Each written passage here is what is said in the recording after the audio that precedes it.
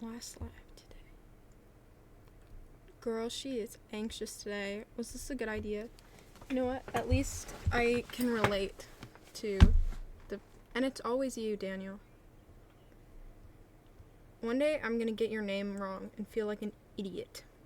Anyways, I haven't opened my own Not Gonna Lie link in so long. Like, since like April. So I'm scared, but it's fine. Oh shit.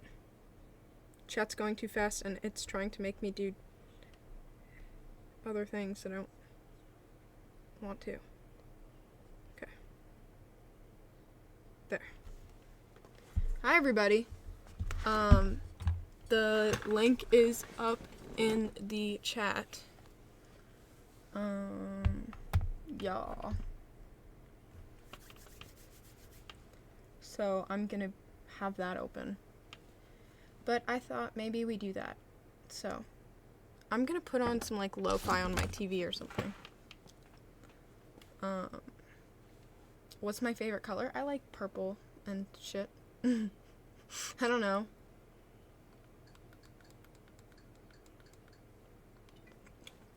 I liked your edit and you started crying? Wait, were you the person who posted the video of it?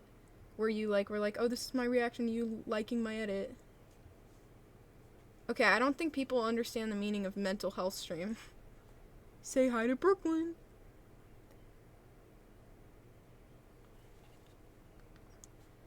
What is your favorite color? I already said.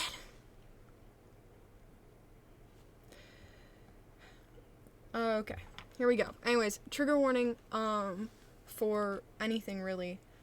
But on that note as well, I'm probably gonna stop in about half an hour. So I'm not gonna do this all night. So if you are not in the mood, come back in about half an hour and I should be a little different vibe. You know what I mean? Or maybe not. We'll see. But I'm putting on some lo-fi. Thank you for the sub. Lo-fi, lo-fi, lo-fi. Please don't give me an ad. That'd be really restaurant awkward. Quality meals and actually. Sorry, give me a sec. I'm pretty sure Lo-Fi Girl is uncopyrighted, right? Am I wrong? Thank you. Okay. Anyways, for anyone who's new to the mental health streams, I don't read the chat that much. I usually really stick to Not Gonna Lie. Okay. They said, I don't know how well you can hear that. I don't know. I've been struggling with body image for ages, and it's been overwhelming to the point I want to stop eating. I've been there.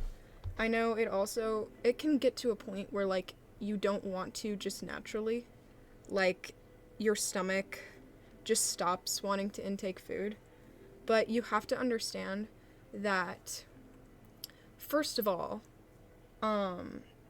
you struggling with your body image is a mental thing. It's not your actual body. And so there is nothing you can actually physically do that will change how you view your body because it's in your brain. It's not a real, like, thing that you have to fix. So that is never gonna be solved if you go the, like, stop eating, dieting, trying to fix it route, because you won't be able to fix it because it's in your head. But also, when you don't eat, you start to eat away at the fat, you start to eat away at your muscle, so you'll lose muscle, you start to eat away at your organs, like your body's trying to get the nutrients it needs and the protein and all the chemicals that it needs to survive, and so it's going to start eating your muscles, like it's going to start burning your muscles, and so I doubt you want that. And so I think that you have to understand. I mean, when I wasn't eating enough, I started losing my hair. Like, I would shower and half my hair would just be gone. Like, if you look at photos from me at the time, my hair was so thin. And that was just because, like, I wasn't giving myself the nutrients. My nails stopped growing. Like, it wasn't good. And so you're not going to end up looking like these models or drawings or TV shows because they aren't real. You know? Like, in real life, your nails start falling out. Your eyelashes, your eyebrows, your hair. You know?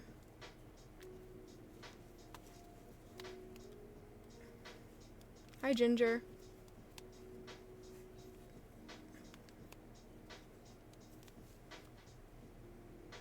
Oh, wow, there are so many here.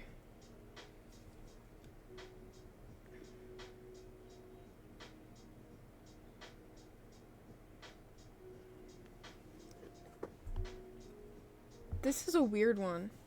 This says, not gonna lie, I have this ex-best friend, and she's mentally draining, but she started calling me a transphobe.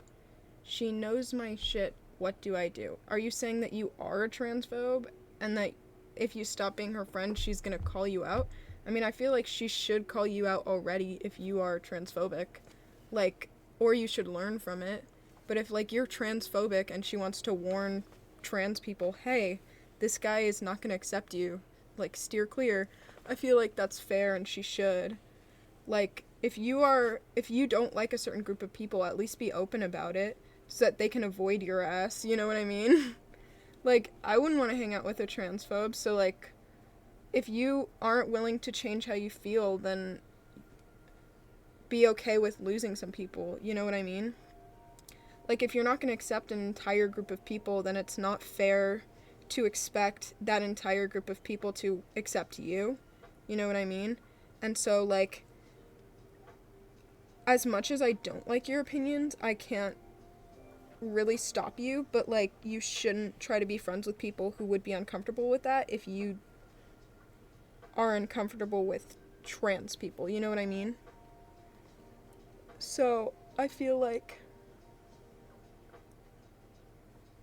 I don't know, if you are transphobic, that's your own issue, and that's no one's problem but yours, and you have to, like, take responsibility for that, because that, you can't just make that other people's issue. Like, that's not fair. Oh my god, which way am I writing this? Guys, if you have messages, send them to the link at the top of the chat. I don't know if I have mods present right now, but I'll probably repost the link every so often.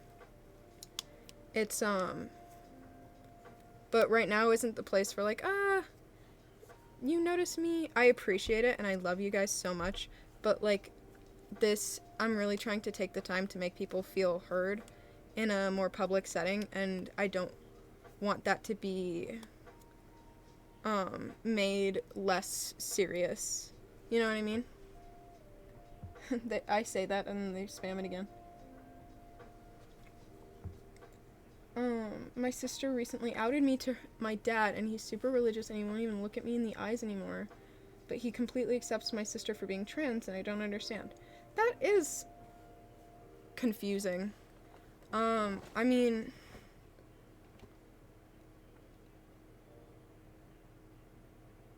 I don't know. That's confusing and stupid, I'm sorry. You deserve acceptance.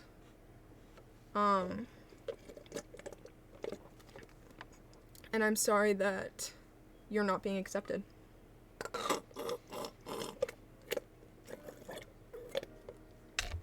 I don't know. I'm sorry. I hate how clingy and needy and insecure I am. When my friends go out with me, I'm over the moon with happiness, then when I get home, I convince myself that my friends don't actually like me and hang out with me out of an obligation, and then I cry. I think you honestly need to just have, like, a open conversation with them of, like, hey, now is the time. If you have an issue with me, tell me. But otherwise, I'm gonna keep living with the information you give me, because it is too exhausting to, like, wait or assume that someone's gonna tell you something. You know what I mean? So wait for there to be a problem. Like, yes, do the right thing, be kind, do all that, but if there's no point in worrying about it after it already happened, because if they had an issue and they don't bring it up to you, then you're ignorant to it, and then hopefully if they're your real friends, they'll understand that if they don't bring it up to you, you can't change. You know what I mean? And so just have a conversation with them of like, please be honest with me. I'm gonna assume that what you do is what you mean, and so if it's not what you mean, you have all the means and ability to tell me, and I will understand, and I will hear you, and I will listen to you. But right now, I'm like twisting myself in circles trying to figure out what's going on and overthinking everything, and I just need to know that I can trust that if you have a problem, you'll tell me, you know? Because that's how I am with everyone I know. You know? I haven't been getting out of the house, going out with friends or family, same, or anyone, and each time people are over, I'm in my room for hours, same, and I'm becoming less and less social with the people around me. You're not asking a question that much, but I relate to that, if that is helpful. Yeah. I trust Chaos. Chaos, if Chaos reposts the link, I give you guys the go-ahead to click on it, but don't click on anyone else's. So Chaos has that little purple present and the little purple star next to his name, and it's Chaos917, and so only trust links from that person, because we know and love him. The boys in my class always criticize me, like, swear, body shame, and a bunch of stupid stuff. Teachers know, but they don't stop it. They get to me something. I don't know what that word is supposed to be. I think too much. They get to me too much, and I don't know what to do. Oh, thank you for the sub. Honestly, there's never a reason to, like, bully someone like that if it's not personal. Like, if you were being a shitty person and being like, oh, I hate all gay people, like, that would be a different story. But if they're like, oh, you wear ugly glasses or something, like, there's no... You wearing weird glasses hurts absolutely nobody. You know what I mean? And if it helps you see and it makes you feel good, then that is a net positive. And so when people make fun of things that are net positives, like someone kissing their partner to say hi at an airport, or a couple holding hands on the street, like when people are bothered by that, that is their own weirdness, you know? It is never about you. You know what I mean? And so, if someone's making fun of you for stupid shit and picking on you, that is definitely, like, their shit. You know? It got censored? Okay, then I'll send it again. It's pinned, though. Yeah, jealousy, all that. Or, like, even anger.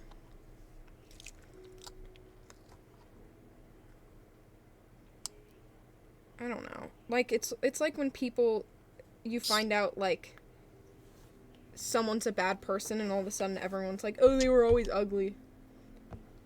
It's just anger. But don't take it to heart, because they're just finding things. No matter what you look like, it doesn't hurt anyone else. So, it's stupid. There was this stupid fucking incel that said something once that I actually feel like is true. Which is funny.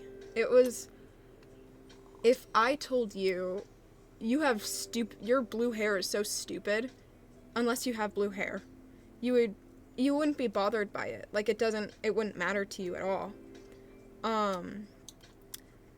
because it's not true, and to you it's obviously not true. But if I said, oh, you're ugly, and you got offended by it, it's not fucking true. That's equally untrue as the blue hair part. But you feel insecure, you question things, and I know it's a lot more complicated than that. There's obviously objective and subjective things, like your hair can't be subjectively blue. Like, I can't have an opinion that your hair is blue, but just things like that, of like, oh, you're stupid. Like,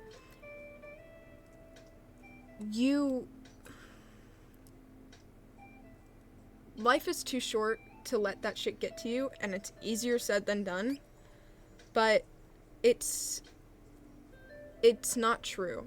And so treat it like it's saying your wrong hair color, you know?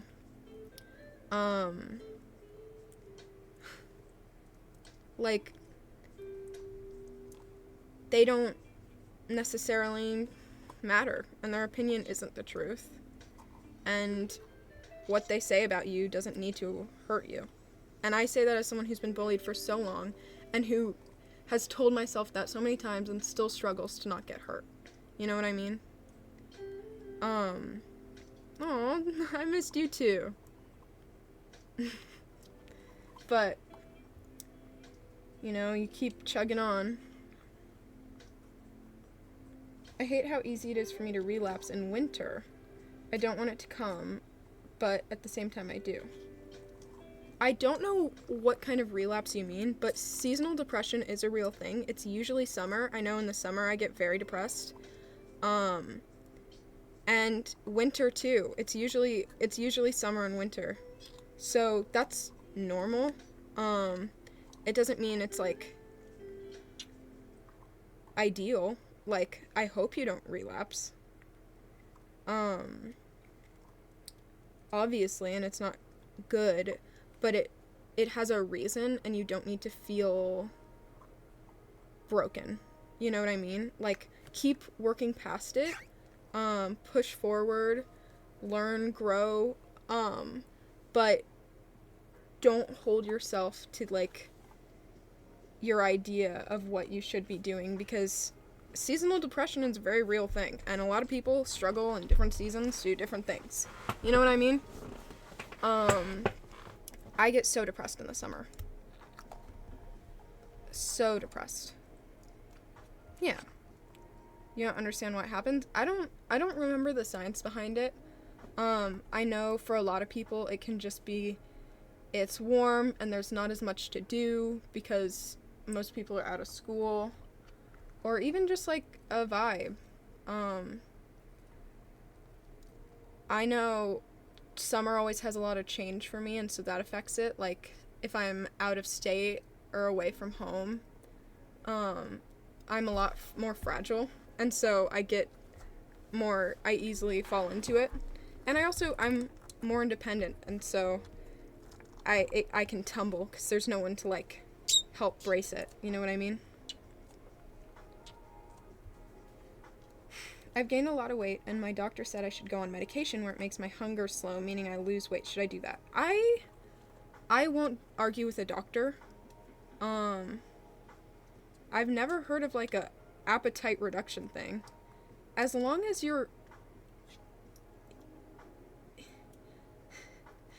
if you're, like, abnormally hungry and, like, eating more than you medically should be, I don't want to argue with a doctor, but I don't want to promote, like, eating less. You know what I mean? So that's your doctor and your conversation, and if it works, it works. Just don't... You still want to be eating 3 meals a day. You know what I mean? Like, you still want to get your calories... Oh, I have hiccups. You still want to get your calories... Sorry if there's weird noises. I'm, like, fidgeting. I keep relapsing, and it's getting, worse more often than I think others are noticing. I talk about SH so much, on here, because I feel like it's the most common thing people bring up, like, how do I stop, and, like, I don't know what to do, and I think the most important thing is to look at the root of it. It happens because people want to externalize what they feel inside. And so I think for a lot of people, is it lagging for everyone or just you? For a lot of people, when they're going through that and they feel all these things inside, they want to validate it and see it and have it be this physical thing they can look at and feel, you know? And so I think when you consume media that has a lot of that, like, I think, and I'm not saying that you are influenced by other things and that's why you do whatever you do. Even me, when I was 9, I did it. And I had never been exposed to any of that. I was at summer camp, and I was just trying to externalize things, and I was so upset. So, like, I know that it's not necessarily, but I think that the reason it is the most common way to externalize it is because of that. Like, it can be crying, it can be all sorts of things. That you don't need to spam lag if it's just you. But you could use ice. You could eat sour candy. I don't know. Tickle your nose with a feather. Sneeze. I don't know.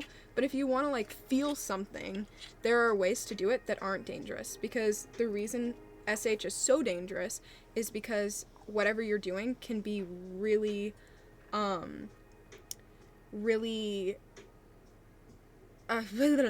it can get infected really easily, you know? And so infection is very dangerous, and you don't want to lose an arm. You don't want to lose your like, you don't want to lose a limb because of you trying to externalize, what you're feeling. You could write a diary, scribble on some paper as hard as you can. Like, don't use your own body as a vessel for that, because there are so many other things around you that aren't going to be a danger to you. I don't like the hair tie thing. I know it works for other people, but I think it still is, like, punishing. Like, I feel like pain is a bad solution, you know? I think there are some people who use it as, like, a punishing thing, and I feel like if you're still doing the rubber band, like, you're still punishing yourself in some ways. And so I think there are other ways to do it. I would rather if you did that than, like, hurt your body. But yeah. I was just very open. Me and my sister, when we both were at our worst with it, told each other about it, and so we could kind of hold each other accountable. I also started wearing, and now I wear only shorts, like, pretty much always, unless I'm outside. I wear shorts constantly because back when I used to hide in pants and long sleeves, and so I started wearing shorts and short sleeves so that my parents and my family would know if something was wrong, because they'd be able to see it, or I'd change my clothing or things like that, you know? And so that was a way I was able to, like, hold myself accountable. And I also just like shorts more, just as a sensory thing, so.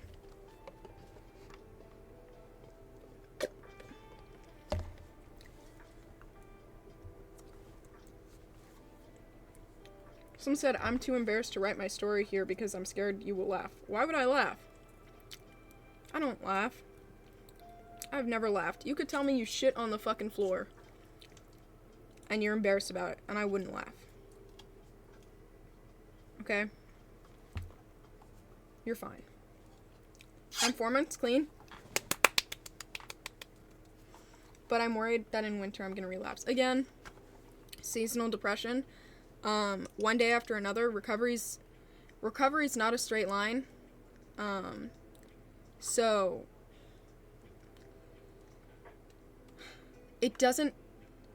making a mistake doesn't mean you're not recovering and you're not getting better, but the longer you can go, and hopefully you never will again. It gets easier after time too. At the beginning it's hard, and I know that, but clean from SH. But at the beginning, it's hard, you know, because you start relying on this form of expression, and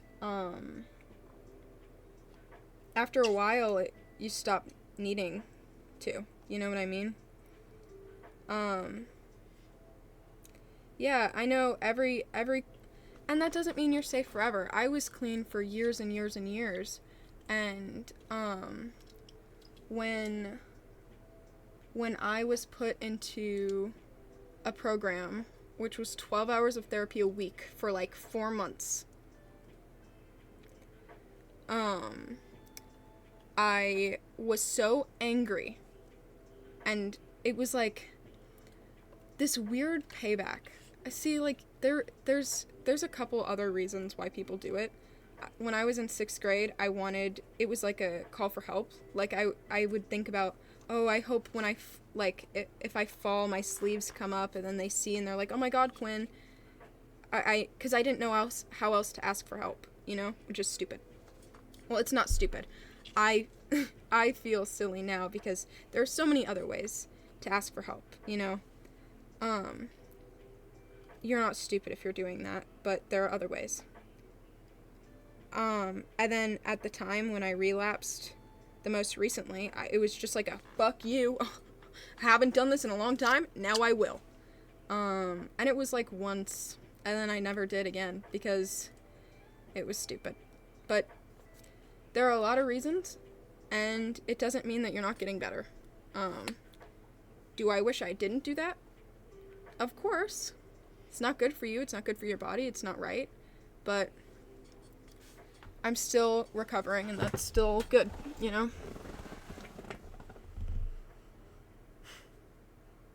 I don't know how to help my SH because when I do it, I can't cry, which is like all the time, and it's the only thing that can... Wait, what? Oh, I do it when I can't cry, which is like all the time, and that's the only thing that make me cry. I can't cry without it.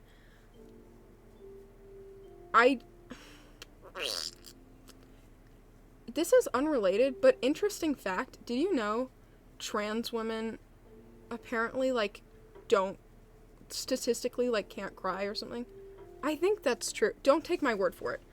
One of my old friends during her transition was telling me about it, and I was like, that's really fucking interesting, but I don't remember if I'm remembering it right.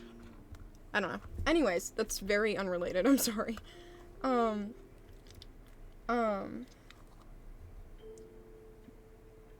Crying is good, and it's healthy too, and it releases endorphins, but if it's a guilty thing of like, oh, I should be crying, I don't know why I'm not, I need to make myself cry, or I'm weird, crying, if it's the guilt of like, I should be crying about this, you're not crying about the thing if you're causing yourself to do it in other ways, you know what I mean? And so that's not a solution to the problem. You just need to remind yourself that not everybody reacts to the same things in the same ways, and your body is going to handle it the way it's going to handle it, and there's no right way as long as it's the way that makes you feel the best, and is not dangerous to you. So don't feel like you need to force yourself to cry. If it happens, it happens, and you should let it out, but don't force yourself. You know what I mean? Cut onions. I don't know. If that's really... If you want to cry that bad, cut onions and go. Okay?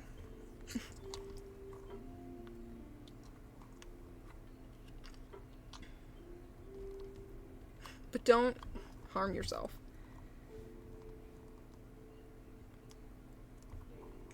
My parents saw my SH scars and started yelling at me. Now I'm scared of asking for help. Your parents are always going to be different from regular people you talk to. Because imagine, I can't think of a good scenario for a kid. If you have a little sister, imagine if your little sister did it. Like, all you want to do is protect them. And so if you see that they hurt themselves, imagine how angry you'd be if someone else cut your little sister, or your little brother, or little cousin, whoever it is, your older sister, whoever, someone who means a lot to you. Imagine how much it would hurt, and how angry you'd be, at whoever hurt the person you love. And so a lot of the time when it comes to parents, they feel that anger towards whoever hurt their kid. You know what I mean? And so sometimes if you're hurting yourself and you're their kid, they are so angry at you because all they want to do is protect you, and they feel like they can't. Because they can't get inside you and separate you from it. So it's even harder. Because it's not like they can go blame someone else or keep you away from them. Like, it's yourself. And they can feel guilty, like they didn't do enough to help you. Or like they're not good enough. And so don't take it personally if they lash out. My parents lashed out. Like, it doesn't mean you shouldn't or can't ask for help. There's hotlines out there. There's counselors. There's online forums. But don't be very fucking careful. Start off with the hotlines and go from there. But yeah, don't be scared to ask for help. Because thank you so much. Thank you for the sub. Sending much love.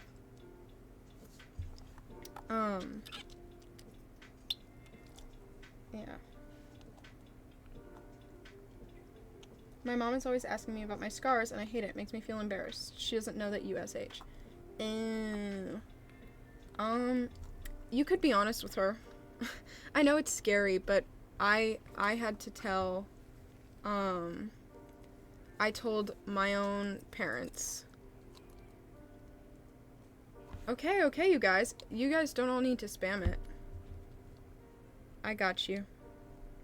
Guys, I see you. It's okay.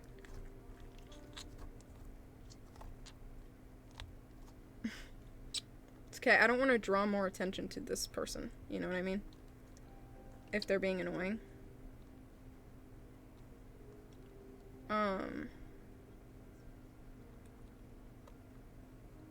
Damn, they made an account like yesterday and they're here today.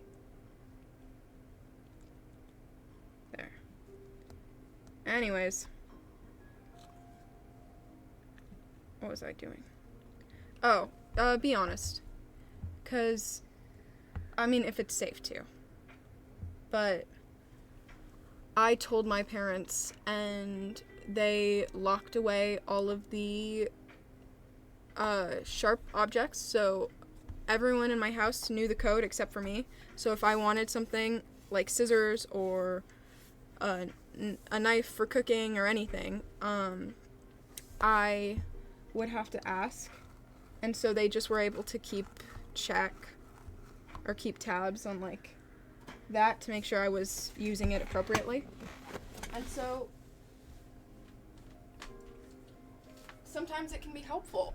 And it depends on the kind of parents you have. I know my parents have been with me for a long time through my mental health journey. And so it wasn't always easy at first. And I've definitely been honest since the beginning. So they've been able to kind of ride that wave with me. But, tomorrow is worse than today. You know what I mean? Not in that way. There's no better time to start than today. Because tomorrow will be even later, you know?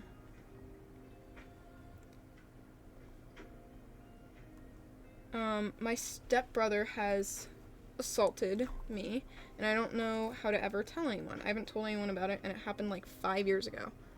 Well, you told me, and you were brave in that, and I'm proud of you, and it is hard, I'm sure, but you did it, and you can keep doing it, and it's not your responsibility to prevent him, you know what I mean? But, what happened? Oh.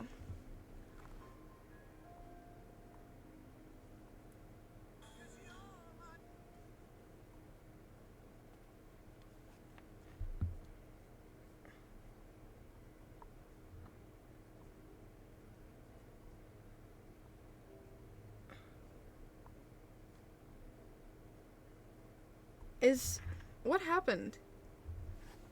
I'm trying to understand. Are you guys friends or no?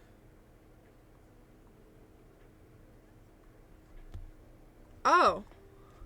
I thought you were being serious. Oh my god. I thought you were telling the other person to shut up. I was like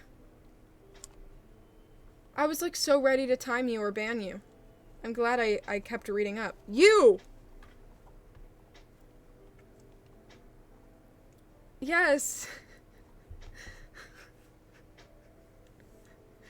I totally thought you were, like, being mean to each other. I was like, what is this drama? Why is no one talking about it? I was so confused. I was stressed. Okay. I was like, okay. Anyways, even though it's not your responsibility, telling someone can mean that he doesn't get to do it again to someone else, you know? And it's hard, and it's not your responsibility, but if it's weighing on you, maybe letting it out can help that change. You know what I mean? I am this weird friends with benefits thing with my old boyfriend / guy friend, and I'm 100% a lesbian. And I'm doing things I don't really want to do. But I also don't have a lot of self-respect, so it's hard for me to stop when I feel like I'm almost relying on his friendship because he's been a super supportive. What do I do?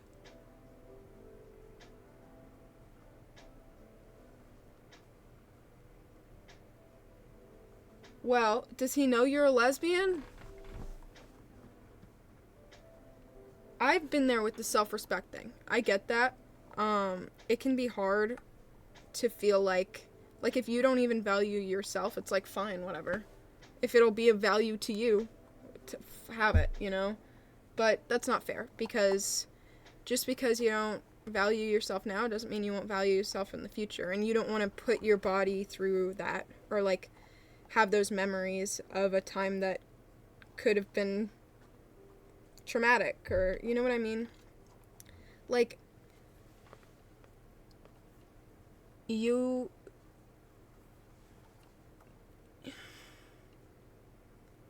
if you don't want to do something, that can weigh on you for a long time, and you will get through it. You're not ruined. Your body doesn't get ruined, but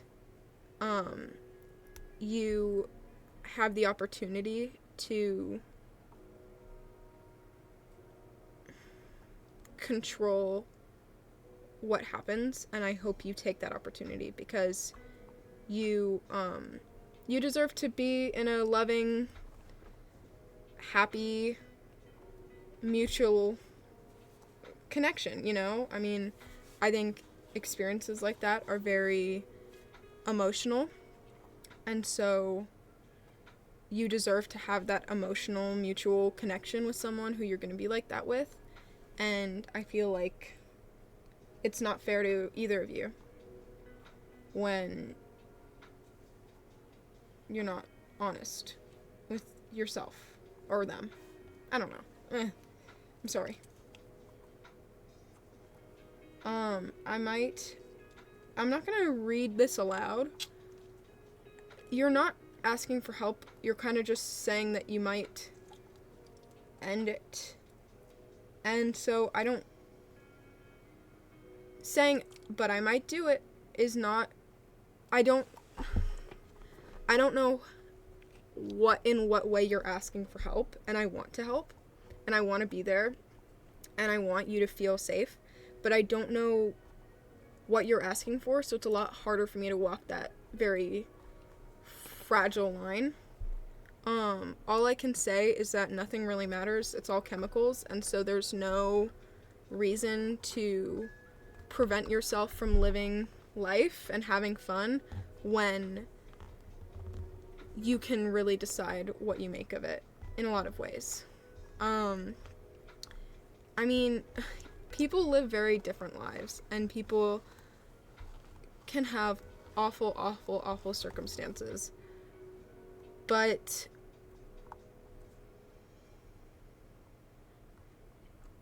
everything you feel is chemicals. And so if you can try to focus on the yellow sun coming through your window and the dust dancing in the light, or birds dancing with each other. I guess I like dancing. But you can see birds falling in love and all these like small things, and you can start to feel more okay, you know? Because we all reach the same end anyways, and why not enjoy it for a little longer, you know?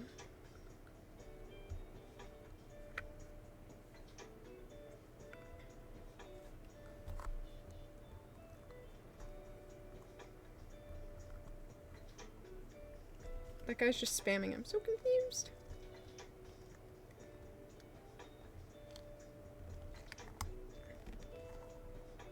I don't know what happened to me counted as SA, but my mom's old. I'm not gonna say it, but I read the beginning because I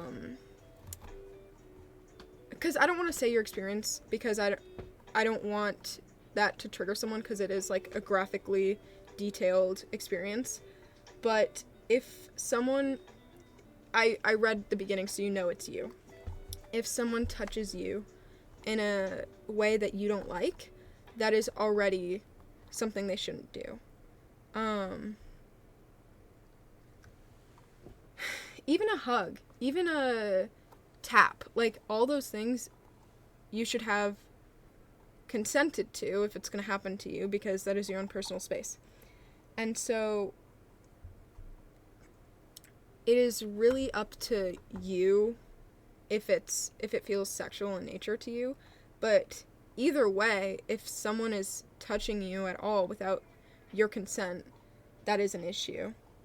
But in general, if an adult person or anyone with power over you is touching parts of your body that would be more sensitive in general, that could be waist, that could be thighs, that could be, I don't know, neck, like anything, especially if they're doing it secretly, that can be very sexual in nature. And so I would honestly tell your mom. Yeah. But if anyone ever puts their hand on your thigh, I already feel like that's pretty sexual in nature, you know?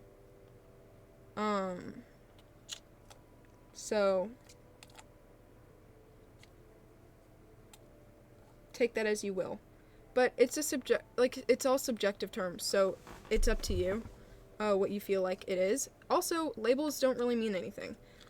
Language is communicational, and so if you feel like you identify with a label, and people's experiences who had that label and how people cope with their experiences where they use that label helps you, then whatever it is, you can use that label with yourself, you know? That's why I don't have a huge issue with people who self-diagnose in a way where if they're like, I relate to depressed people, I'm gonna look up how people with depression cope with it, or how they try to handle it. Like, do that. Absolutely do that, because if you relate to a label and those things can help you, then try to use it, you know? And so if people who use that label relate to you and you relate to them and their experiences can help you, and they're like, then learn from it, and that's amazing, you know? Oh, good night, Ginger. Have a good night. I look chopped. Did you know that's actually that's a Gordon Ramsay show? It's a cooking show.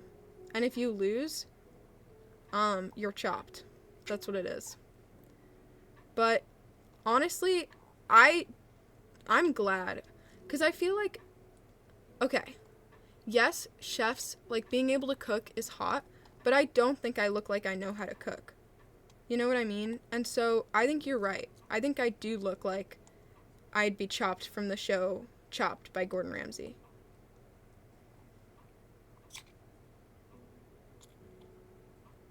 Just food for thought. I agree.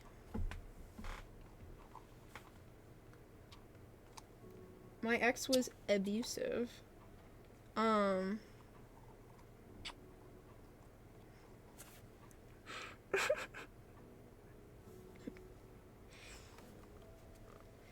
He means Chopped as an ugly, Quinn.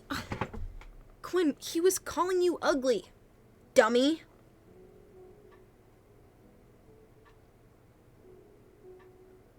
I know. I just don't care. Quinn? They say ignorance is bliss, but I think you should know. He thinks you're ugly.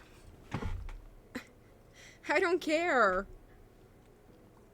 If I want to believe that he's saying that I look like I don't know how to cook, then I'm damn right allowed to believe it, okay? Oh, shit, okay, my ex was abusive and tried to assault me, and everyone took her side, and I don't know how to explain it to my mom. It happened a few months ago. I don't know what happened, but your experiences are valid, and try to, it depends on how you feel about it. Like, if, I assume you are very affected by it, and so find whatever could help you cope, you know? No one else has to validate your experience for you to get better. You know what I mean? Y'all, this is not the appropriate time to try to flirt with me. Okay? Ooh, thick fire. Right now, this is not time to flirt with me.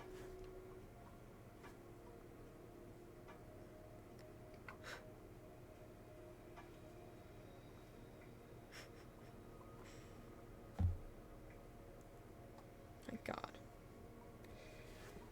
I am 14, and I think I have a relatively big butt, and I'm extremely insecure about it because the girls my age have flat butts. I'm jealous of you. I told my mom, and she asked if I could have some kind of plastic surgery. No! So my butt could be small. She said that I should be grateful. Tips on how to get a small butt. Your body is beautiful, okay? Your body is beautiful. Don't try to change it. Your mom was right. Girl. Your insecurity, your feeling is valid, but your insecurity is not. Like, your feelings, I can say that your feelings are very real to you, but you are wrong that it's a bad thing. You know what I mean? Yes, I validate that you feel that way, but you shouldn't.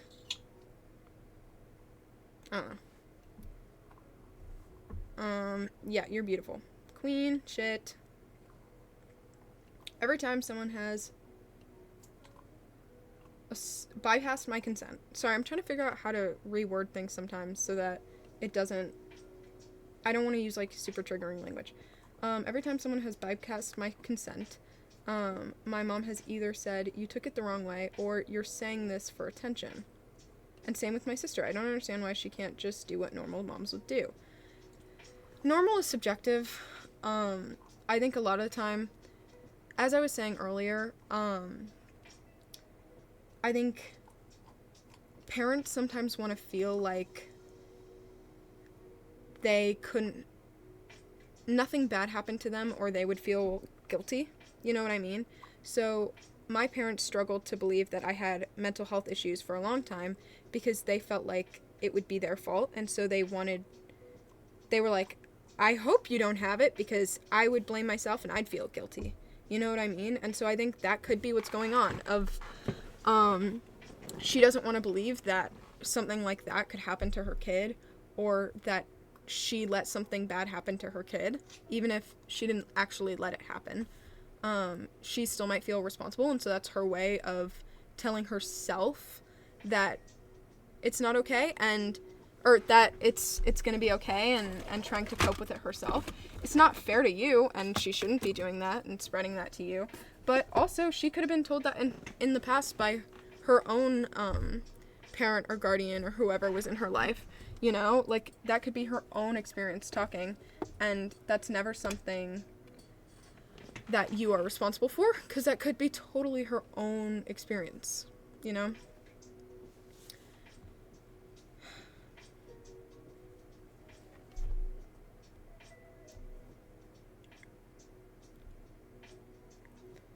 Guys, please know that I take these streams very seriously, and I think it's not funny when you try to be funny. So, you're also very new to the chat, so last chance, bud. Anyways, oh my god, this person is spamming the same message over and over. I'm proud of you for, oh my god, did you really spam? That was like 6 times. I'm proud of you for being clean for so long. I think the more you think about trying to get it off your mind, the harder it'll be to get off your mind, you know? So don't don't bug yourself about it. You know? Sorry, I'm trying to read. What?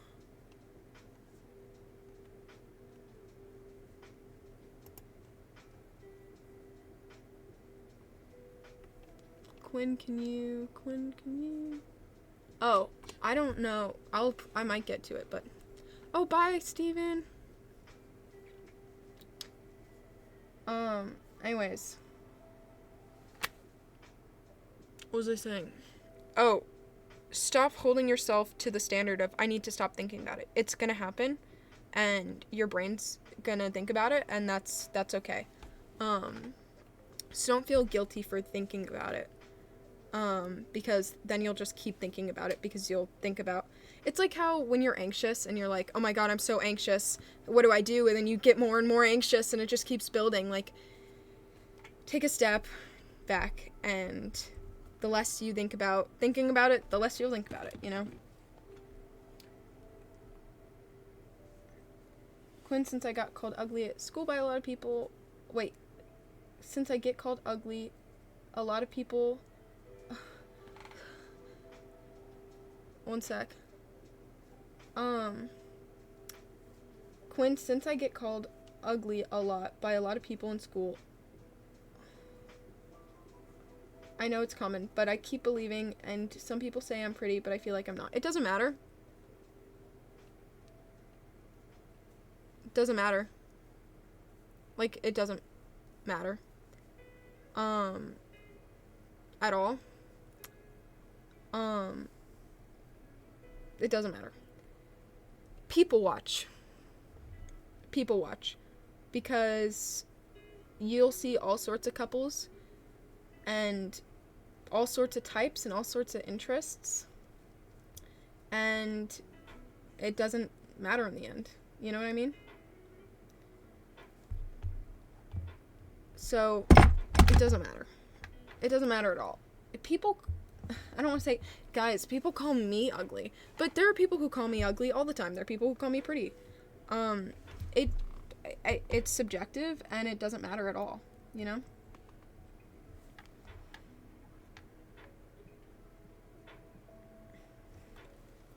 I'm 14, and I've been dealing with an ED since I was 12. I've been in 2 hospitals and a psych ward, but now it's getting bad again.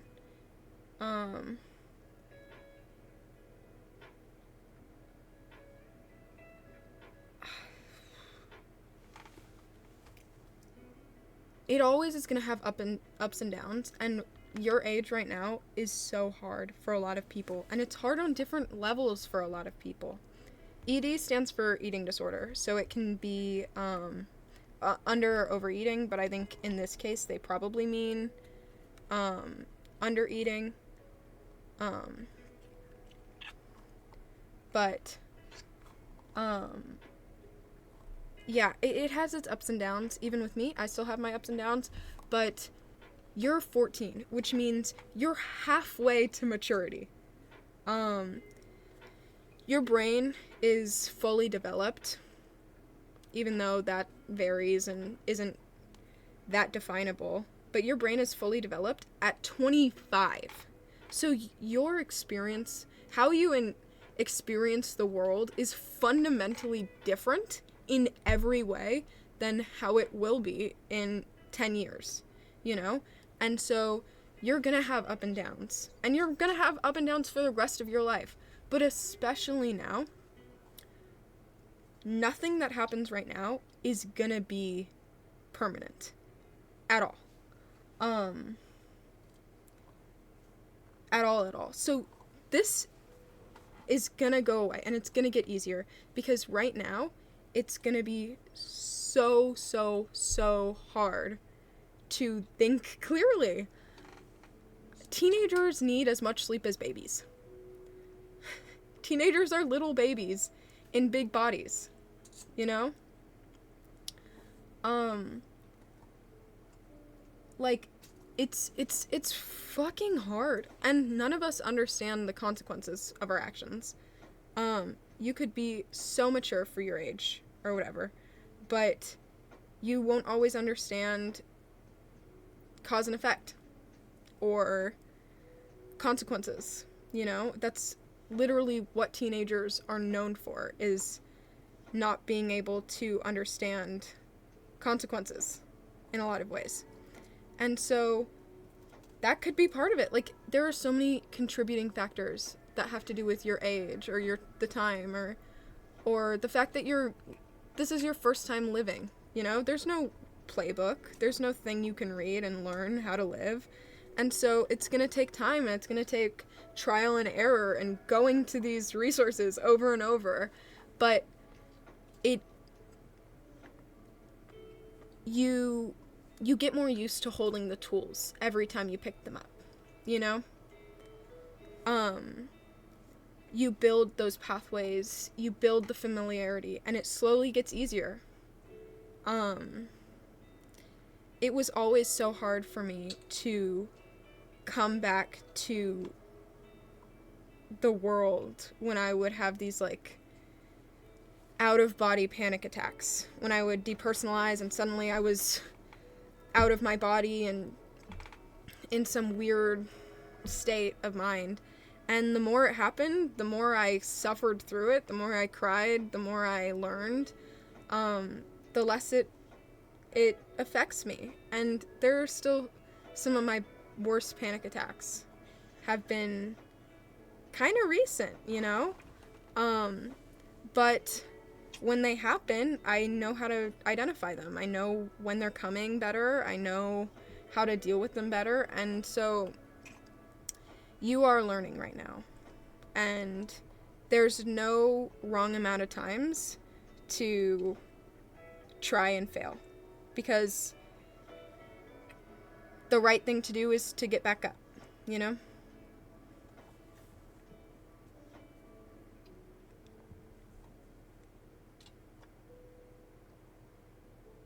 I found out my boyfriend has a whole second girlfriend in another town, and she thinks I'm the side chick. We've both been dating him for over a year. What should I do? Break up? Moving on. I know it's not that simple, but obviously, like, break up. Like, even if you truly believe in your heart that he could change and be a better person in the future, you don't have to be that person. You know what I mean? And I think it's great that you want to be that person for this person that you so clearly care about, but you don't need to be that person, because you are more likely to accept bad behavior because you're used to it. You're more likely to not notice it because you've been hit with it so many times. You know? You could be struck with so many bullets that when they start to become Cupid arrows, you still see them as bullets, you know? And so you need to find that fresh page, and they need to find that fresh page to be that new person and to have that change, because they're not going to be able to change if they don't have a clean slate. And so if you really think that they can grow and be better, you need to give them the space to grow and be better, and that can't involve you. You know?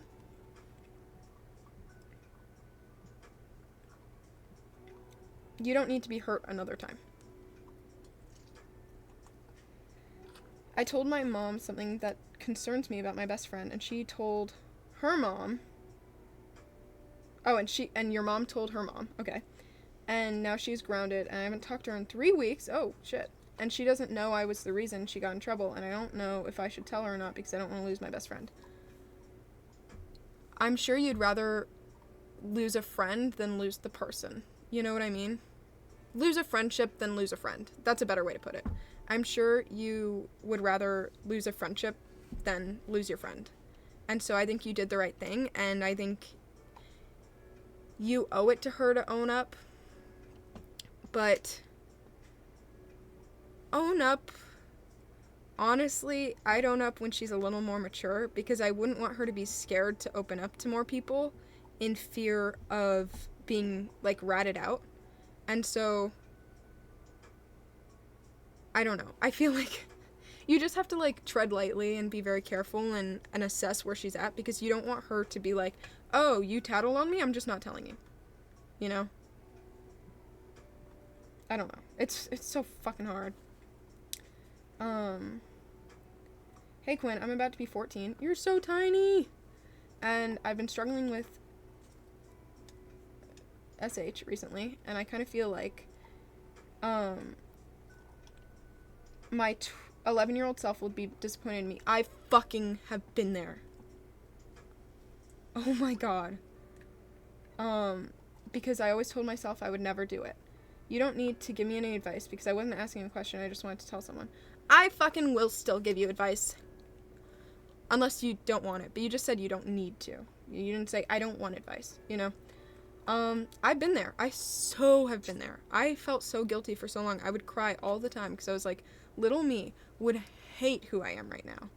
Oh my god, would they hate who I am right now. Are you kidding me? But I think you also have to realize that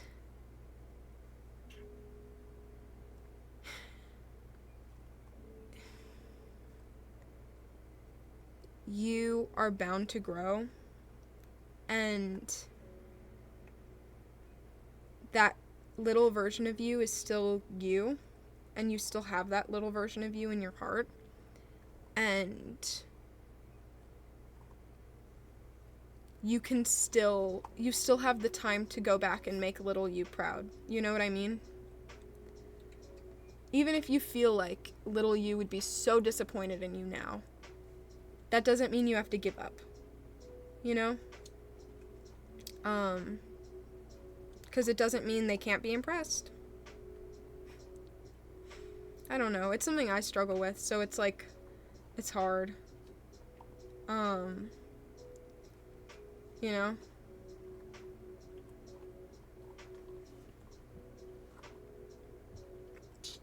Guys, please be careful what you say, because if you say anything inappropriate, I'm just gonna, remove you. Like, I'm gonna time you, because I don't want this to be an unsafe place for anyone, even if you aren't normally like that, or you're kidding, or anything.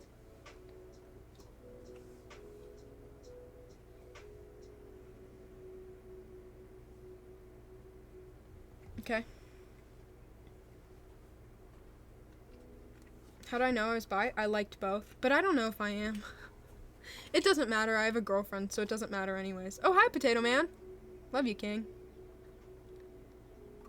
Oh, there it is. Stop spamming.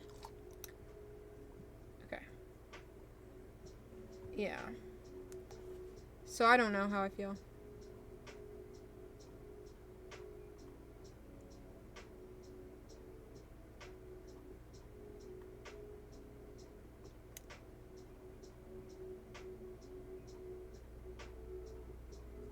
I'm confused on who that is. Wait, did they say something in the past? Did I time them or something? I'm confused. Oh, you're talking to someone else because you were talking about... Were you talking about... Girl, I don't know what you're talking about. Huh. My best friend of 4 years has been very distant lately. It happens. That's the first thing I want to say. It fucking happens. Don't worry. She barely responds to my text and keep making excuses when I see if she wants to hang out. I really don't think I did anything, but when I brought it up to her, she said we're fine, and she doesn't get what you mean. People grow apart. It doesn't mean you did anything wrong. It doesn't mean you fucked anything up. As I was saying earlier on the stream,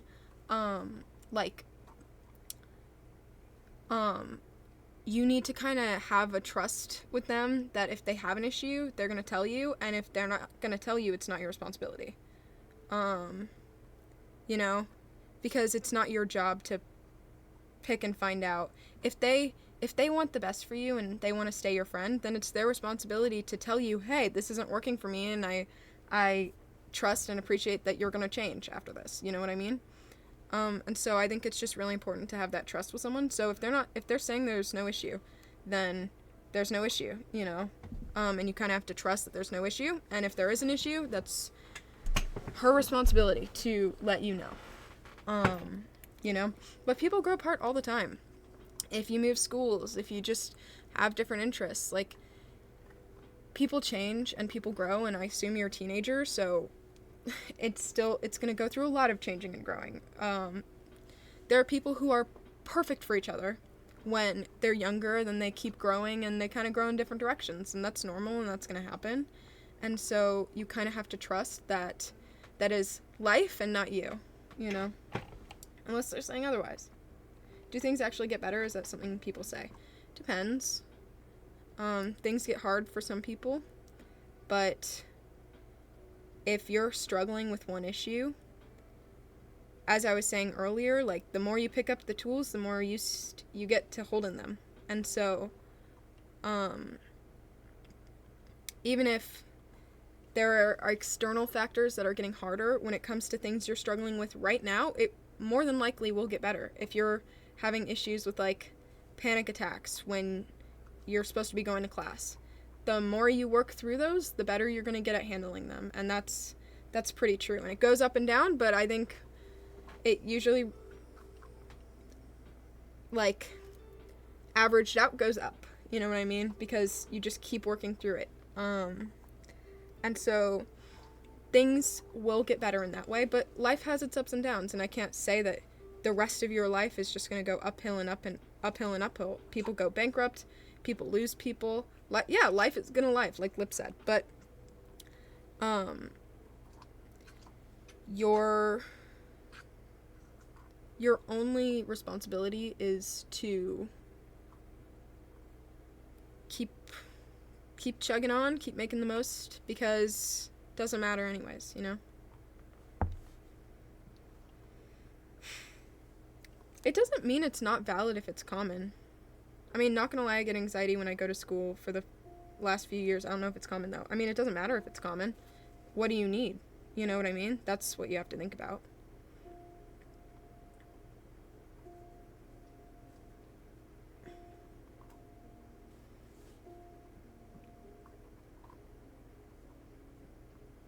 Hey, Quinn, my friend claimed that ED is connected to COVID.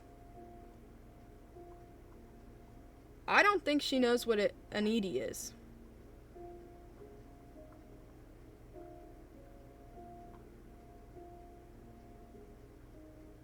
I didn't think that was a symptom of COVID, but maybe talk to her about it.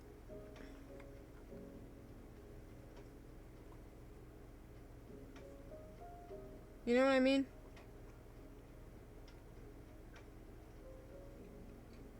Hey, Kaylee, I appreciate that you are brave enough to share how you feel, but please, when you share, please put it in the Not Gonna Lie link so that I can read through it and censor what I need to, so that it could be less triggering to anyone else.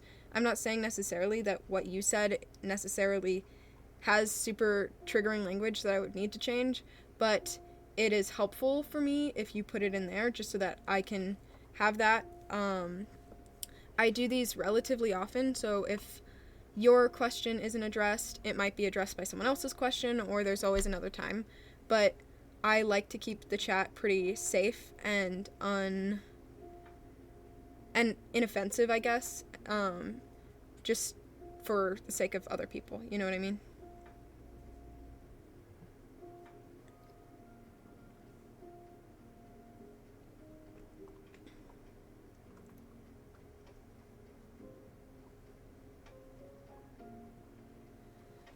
I appreciate that you guys are helping each other, though. I think that's really good. Anyways, my classmates often told me I look like a witch because my nose isn't completely straight.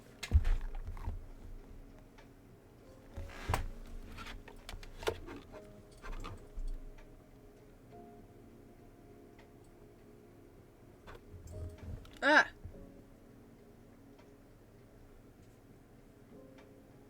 Ah! Mine is pretty straight today, but it changed. Have you seen Kaylin? Who cares? Have you seen Dina? Oh, shine bright like a diamond.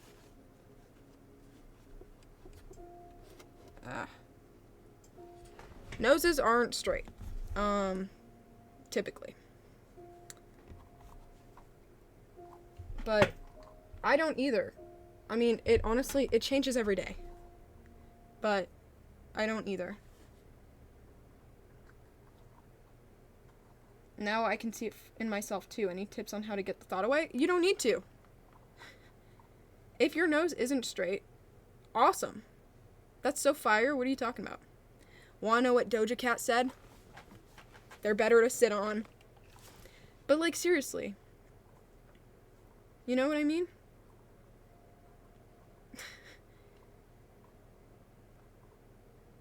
Also, some witches are so fucking hot. Hermione Granger. I mean, I guess she's a wizard. Just saying. Ugh. Hocus Pocus. The blonde chick from Hocus Pocus. Are you kidding me? Like, come on.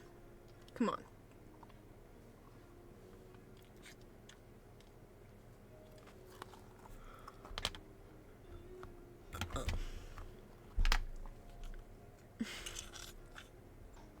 That's so funny. Are you kidding me? But no, my arch noses are running. They run in my family. My grandma has, she calls it a honker, and my dad definitely has.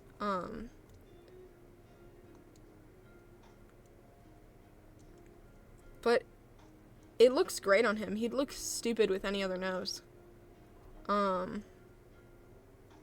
Same with her. Same with any, like, features are features.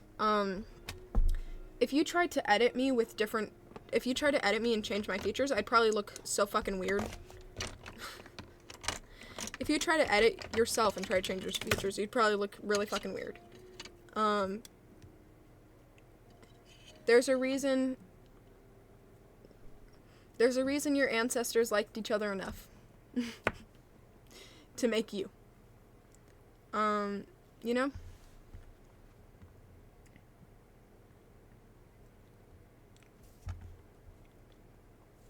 I have a fear of going to school because I get bullied. One time I got it so bad that I came home and didn't talk to anybody for 2 days. That is a long time, and I'm so sorry.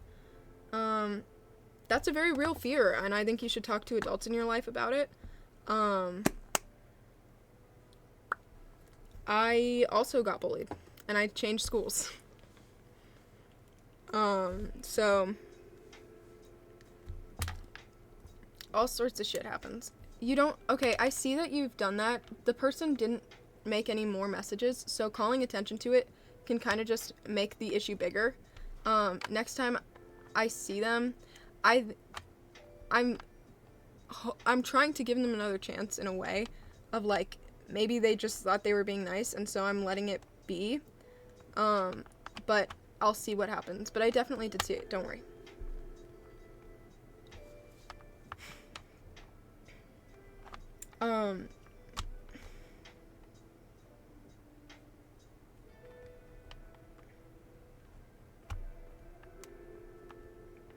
This is a graphic story, in a way. It's about someone who lost their father, and people, after doing an art project about it, people laughed at them, which is so awful. They're losers, that's all. It has nothing to do with you. They're losers, and they can suck dicks. Like, I'm so sorry for your loss, and anyone who laughs at you for whatever you're doing is, like, that's just...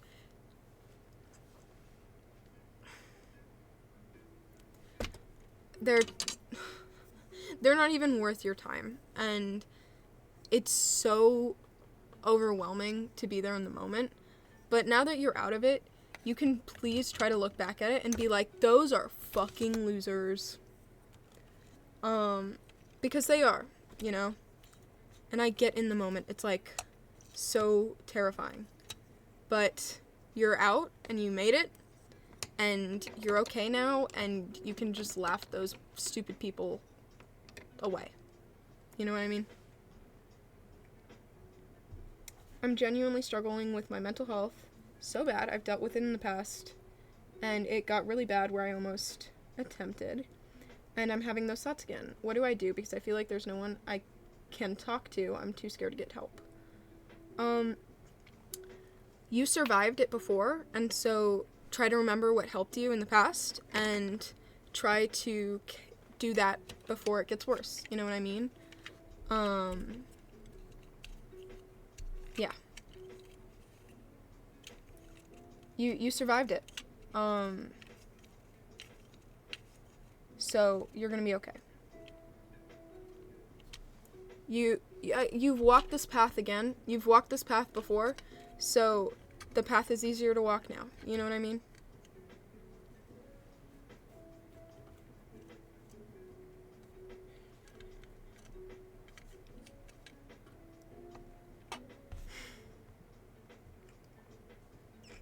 I'm genuinely terrified for school to start again. Same. I have no friends. Same. And I get bullied constantly. I used to. Just because I'm somewhat overweight. It's not because you're overweight. It's not because you're overweight. And I know it feels like it is, because that's what they say it is, but it's not. They're picking on you because they are trying to prove to themselves whatever they're trying to prove to themselves, but it's not about you, because being an overweight is a non-issue to anyone else. Being overweight doesn't affect them, and so their comments on it don't reflect you. You know what I mean? They don't reflect you because it doesn't affect them, and so they're talking about it because they want to. And so it's not because of that. It's not, they would pick on anyone for anything. Don't say it's because you're overweight, because that puts the responsibility on you. But it's not you. It's not your fault, and it has nothing to do with you. And it's out of your control. And so it's very real to get bullied for those kind of things. And it happens to people all the time. And it's more likely to happen to people with those kinds of more commonly made fun of. I don't know. There's a bunch of random fucking things where it's like considered out of the norm, and so it's picked on. And yes, it is more likely to happen to people like that. But that doesn't mean it's your fault or that you should be putting the responsibility on yourself. So I'm not saying you shouldn't have said, because I'm somewhat overweight. Obviously you're communicating that they're making fun of you for that, but I just want you to know that it's not you, it's them. And I'm sorry that you get bullied. Tell on them, tattletale. I'm a fucking tattletale, bro. There was this kid who was always, like, yelling grape in the halls and, like, being a nuisance and, like, said the N-word, and he's not someone who should. And he would, like, point at me and be like, oh my god, she's gonna get me, because I told him to fuck off when he yelled grape in my ear as a joke with his friends. And I was like, do you think that's funny? Like, that is a very real thing that happens to so many women, and you think it's funny? Like, I don't understand the joke here. And so he made fun of me for so long, and I fucking snitched. I told on him to the principal, because fuck him, like, I honestly don't care. Everyone was tired of his bullshit, and someone had to eventually, and who the fuck cares?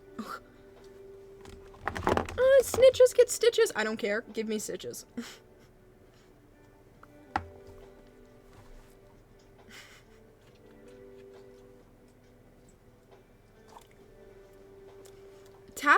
Tattletale, bro. Who the fuck cares?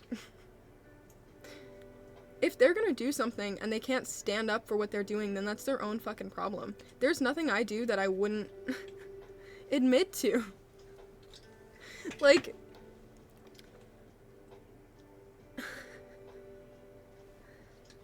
there's nothing I would say to a classmate of mine that if they told administration, I'd be like, how dare you? How dare you do that? I don't care. Snitch.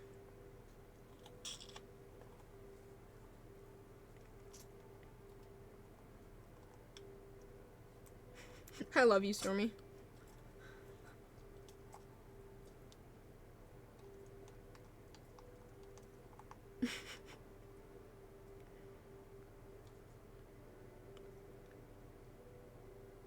You shouldn't have said it, but that's... Honestly, I'm so sorry you didn't leave your room for a month, but I'm glad you felt... I don't want to say I'm glad you felt ashamed, but I'm glad you grew from it. I'm glad you grew from it.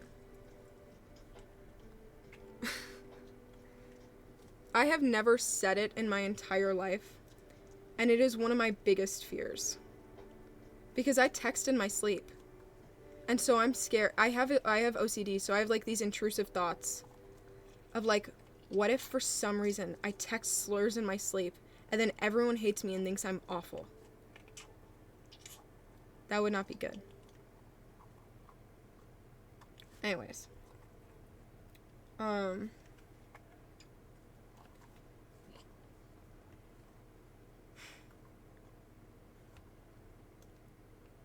I hate when people say looks don't matter. I used to be super ugly and I guess I had a glow up, lol. Anyways, I used to get bullied for being ugly, and now the same girls who call me ugly and made me cry literally every day comment that I'm pretty on all my videos. Looks don't actually matter, but people treat it like they do. You know what I mean? Like, pretty privilege is so real. So real. People who... there are studies that show that people who have pretty privilege are more likely to get hired for jobs. Like, pretty privilege is so real. Like, so unbelievably real. And so, yes, I understand that it does matter to some people, but I'm saying it shouldn't matter, and it doesn't actually matter, but people try to make it matter. You know what I mean? Looks affect people, but they don't matter on a real fundamental level non-societally. You know what I mean? I'm saying if someone's calling you ugly, that doesn't matter. Like, being ugly isn't something you should be insecure about, because who the fuck cares, and it's subjective, and so you're not ugly. You just look a certain way and they think you don't look good, and fuck if they like... Honestly, the way I got over my insecurity, I mean, I'm not...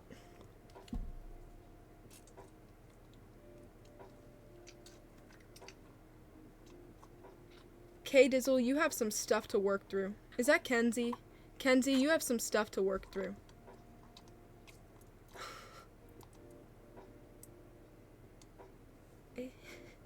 You mean...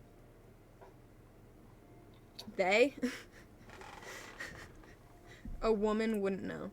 No, but Oh, it's not you? Okay. K Dizzle.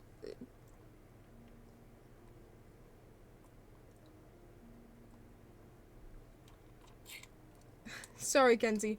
Earlier, when they and someone else were fighting, someone said it was Kenzie and something. I was like, oh, okay. I accepted it as their name. Anyways, you need to, where do you live? You need to get out more. People are not they're not, if you think they're all scary, then yeah, you probably are still racist, buddy. That's more worrying than...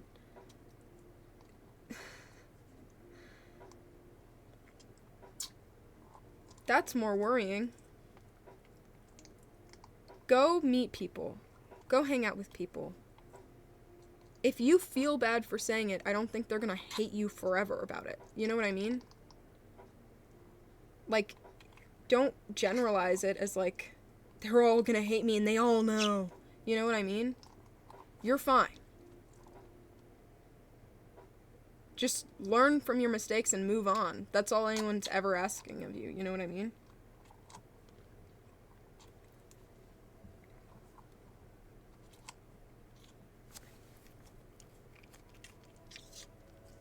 I love you so much. They said their mother passed and they discovered the streams soon after, and it's made their days better. And usually I don't reply to the nice things that people say, but I just want you to know that I love you so much.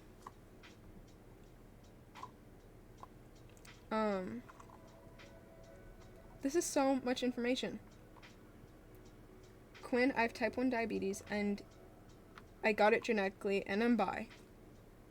And I already get bullied for my diabetes, and I'm scared to come out as bi, even when I don't know how my friends and family will react. So, like, you're scared it'll, like... Oh, no! Okay, Dizzle, don't be scared. One of your friends said it and they got jumped. Well, did they feel bad for it? I don't know. Also, maybe... I don't want to say take the punishment, but, like...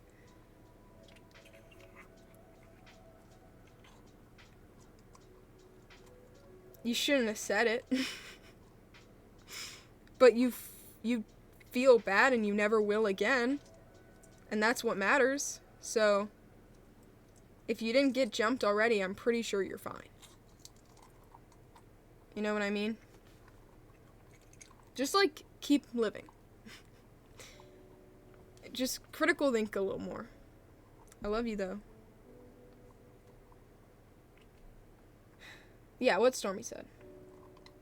When I have type 1 diabetes... Oh, I read this already. You're scared it'll, like, add up. Well, it's so stupid for people to bully you because of diabetes. Yeah, you have cancer, huh? Like, it's an illness. I'm sorry. Stupid. Kids are stupid. Their brains aren't fully developed for another decade, so... Oh my god. I'm banning this guy. Dude, you were spamming, and I told you stop spamming. And look at you. You're back 600 seconds later.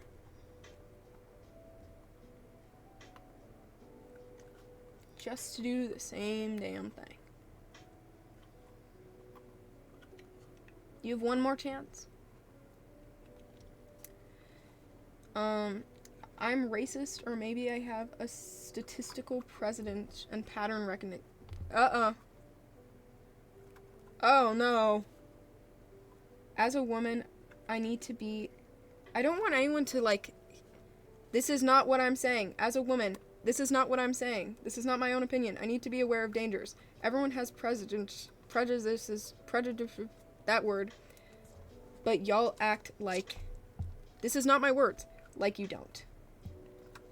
You don't have pattern recognition in the way you think you do. So, I'll explain this to you. Race actually plays very little in your genetics. So, we'll do a little lesson here. Race actually plays very, very little into your genetics.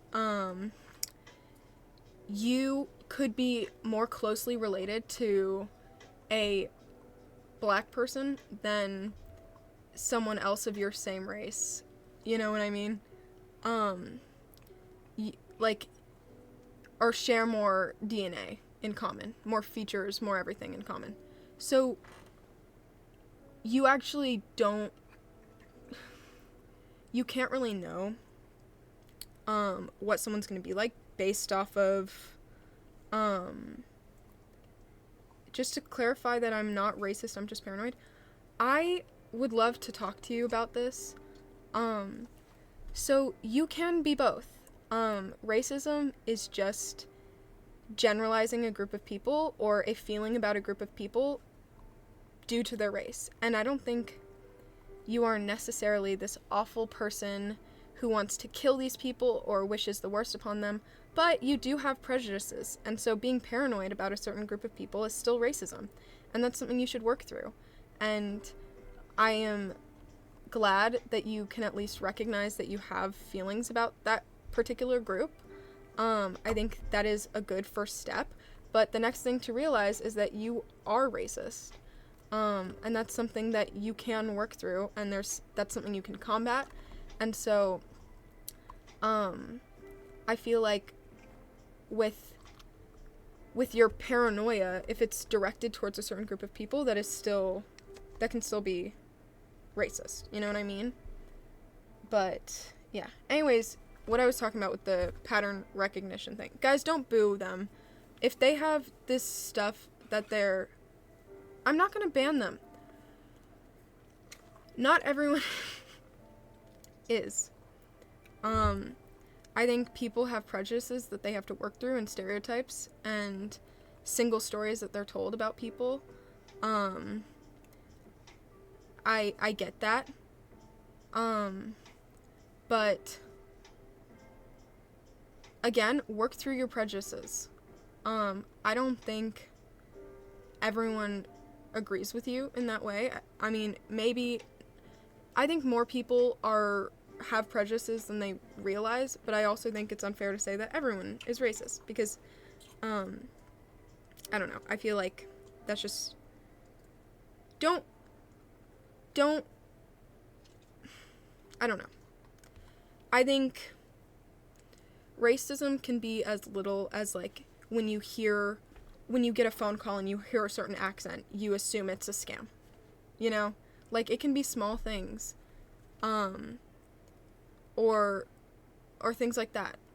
You know, small things that you don't even realize. If you assume anything about anyone when you first see them, that could be through racial, see, like what Jamo just said.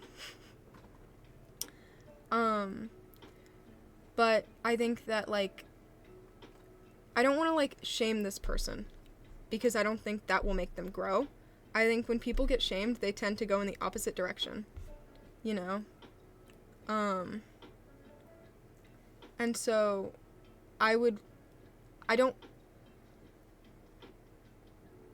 you are welcome here as long as you are willing to grow. And I think that's a fair philosophy to have. So I don't want to, like, shame or attack this person for how they feel. Because I want them to know that they can grow. You know what I mean? I don't know.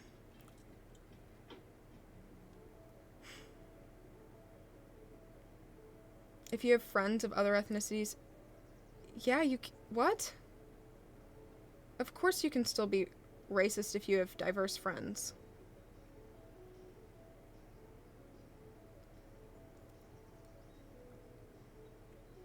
Yes, it is genuinely just prejudice against people. You can be racist and not have negative opinions. You could have positive opinions about a group of people and that'd still be racist. Like the people who think Asian people are naturally smarter or assume that they'd be a doctor or something. Like, if you assume that about an Asian person, then that is still rooted in racism, even if it's technically positive. You know what I mean? Can you sing the N-word in songs if you're not African American? Black people aren't all American. So if you're British and you're black, I feel like saying, like, let's, I don't know. That reminds me of, there are people who seriously go to, like, Britain or other countries, and they're like, oh my god, that person's African American. Buddy, they're British. Where's the American? Where's the American part? So, yeah. But look at me, I'm not the one to say whether or not you can say it, but if you're, I wouldn't if you're not. If you're not someone who would be called it for, my philosophy with slurs, if you're not someone who would be called it for being it, being in quotes because slurs aren't who you are, then you can't say it. Like, I'd get called the F slur because I'm gay. And I am gay. So someone who gets called the F slur and they're straight, they can't say it because they're not the intended meaning of the word. You know what I mean? You know what I mean? You know what I mean? You know what I mean?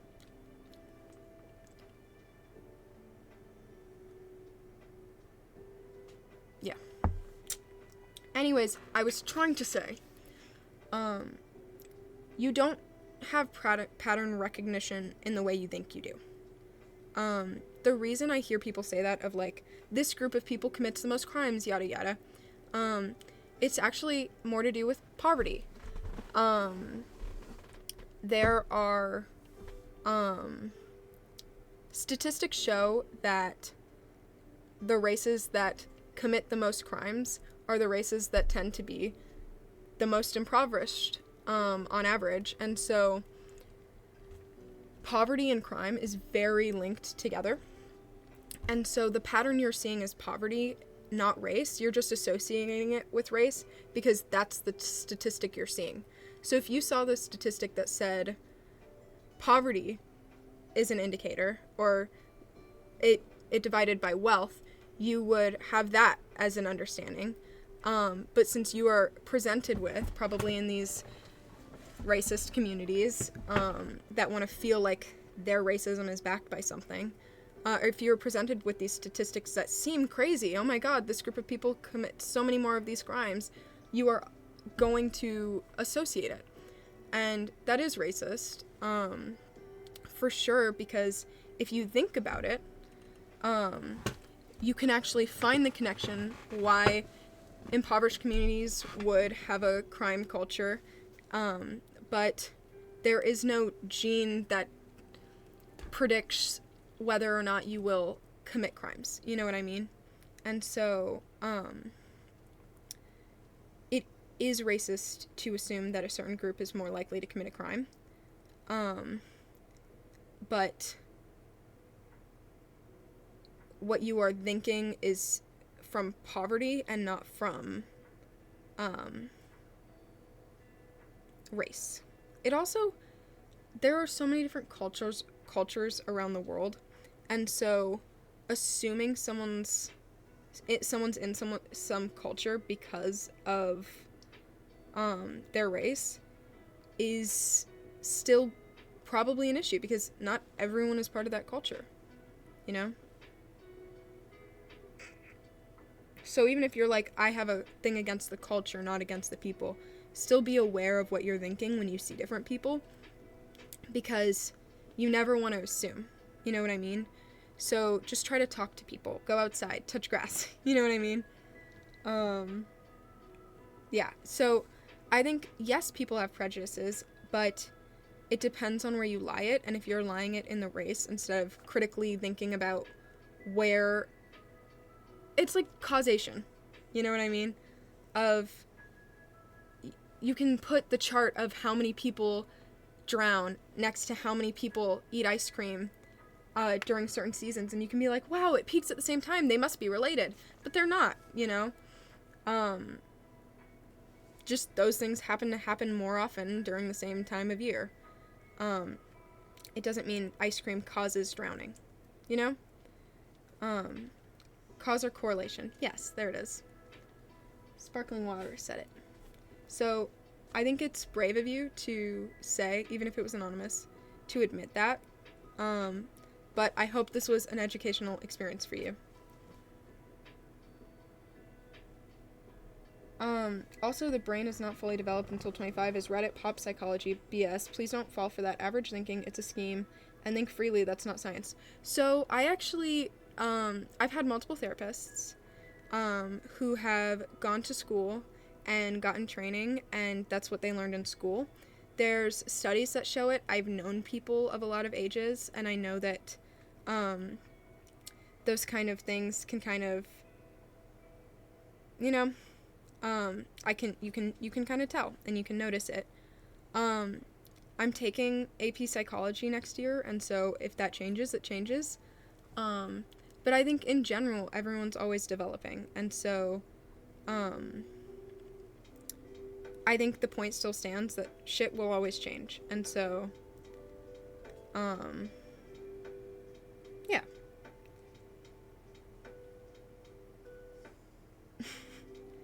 Average thinking is kind of crazy. Average thinking scheme. The world isn't a scheme, buddy. I've been dating a guy for a while, and everything seemed great at first, but I found out he's been messaging other girls, like flirting with them and stuff. What do I do? Break up? I know, my camera's bad. I know. I wish it weren't. But, alas. I think I might have ADHD, or relate to a lot of the symptoms, and some of my friends who said it think that I might. When I tried to talk to my mom about it, she was really skeptical, but I do want to look into it. Then look into it. If people online say, hey, this worked for me, this is a coping strategy I use and it works, try it and it might help. You know what I mean? But having a label is a communicational thing. It doesn't define you. And so, even if you don't have it, but you have some of the symptoms, what people do to help themselves with those symptoms can also help you. And so, use it to help yourself, even if you don't necessarily have it. Don't just be another clone you can afford to think freely. Okay, buddy! Anyone who says that is not someone who thinks freely. Zero critical thinking when they say, you're just a clone. Have you ever seen The Matrix? Have you... red pill or blue pill? Please think about the Matrix. It is not right-wing. It is very liberal, and I think you have to rewatch the movie. Psychology is not a hard science. Ask psychiatrists if the brain doesn't fully develop till 25. I don't mean like Vanity Fair psychiatrist. Buddy! Where is your source that says it isn't? I've asked real psychologists. My psychiatrist said so, and all my therapists, and literally anyone who went into psychology. So please, you prove it. What are you saying? You are yapping. Any advice on how to brush your teeth more? I know it sounds really stupid. I've been struggling with doing it often. Okay. No, you are so relatable. I promise. I think for a lot of people, it's just a sense of control. Like, I know for me, a lot of my life, it was like, this is one thing that I can control. Like, people tell me what to do all the time, but this is my one act of rebellion that I get. Especially as a kid, when I was little, I would fake brush my teeth. I don't know why. It would have taken equal amount of time. I saved myself no time. It was just like, haha, I get to choose this for my life. Honestly, I don't know. I'm working on that. That's why my teeth aren't great. But we're in this together. That was a handshake. We're in this together.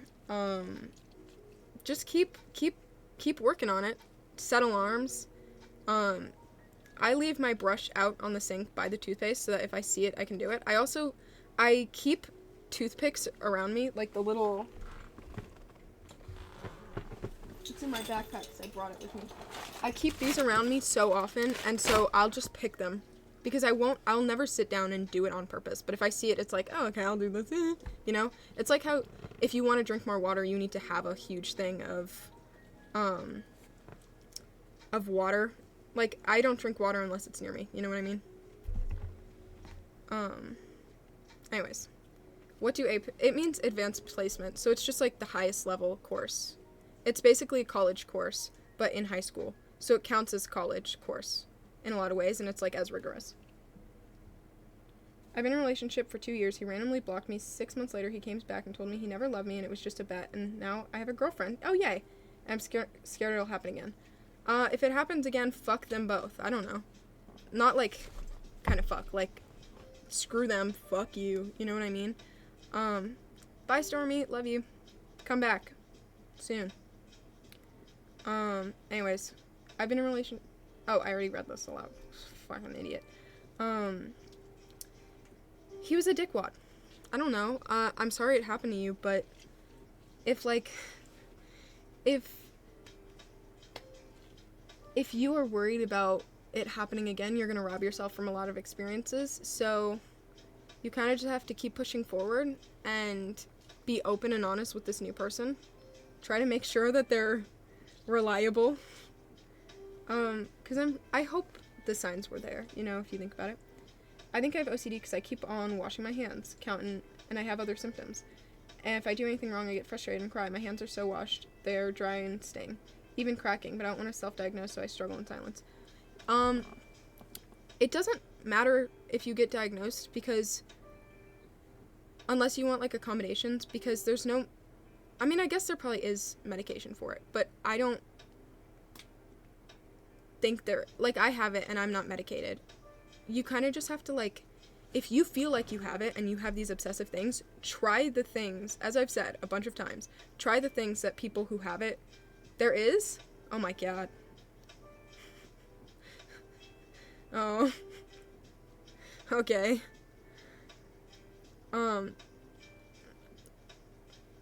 Really? I guess there's meds for it. But in the meantime, look up resources. Damn, I didn't even know there was medication for it. My psychiatrist was just like, you definitely have it.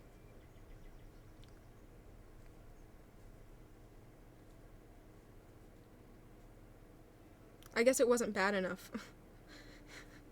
She put me on enough anxiety stuff to help it anyways, it's fine.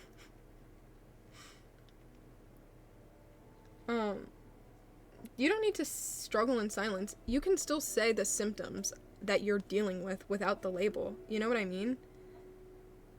Like, if you are trying to talk to someone and you're like, hey, friend, I have OCD. Here's how you can help me. Sure, that could be easier if they are already familiar with it, but if you say, I struggle with these things specifically, here's how you can help me, they can still help you. And so it doesn't actually change anything, it just makes it a little easier. It's just like how people say pronouns instead of saying the name over and over. Like, Quinn went to the store and she bought ice cream. Like, Quinn went to the store and Quinn bought ice cream. Like, yeah, the second one is harder, but it still makes sense, you know? And so you can still tell them your symptoms and have it make sense and have it work. And get help, but you don't necessarily need the label. You know what I mean? So you don't need to suffer in silence if you don't have the label. You can still communicate in other ways. I know to 99% that I am mentally not stable because I tried to end my life multiple times. Yes, that's true. You don't... Guys, no matter why someone is doing it, even if it's for attention or for some silly, in quotation mark, reason, your body isn't supposed to want to do that in general. So no matter what it's for, it is still dangerous and still something that should be taken seriously and something that you still need help for no matter what. So, like, even if it's, yeah, if someone is hurting themselves for attention, then they're clearly struggling. Absolutely. Even if it's to guilt someone else, they still have something that they need help with. Even if it's not the same as if someone... Miles, or not Miles too, I really think it's brave that you shared this in the chat.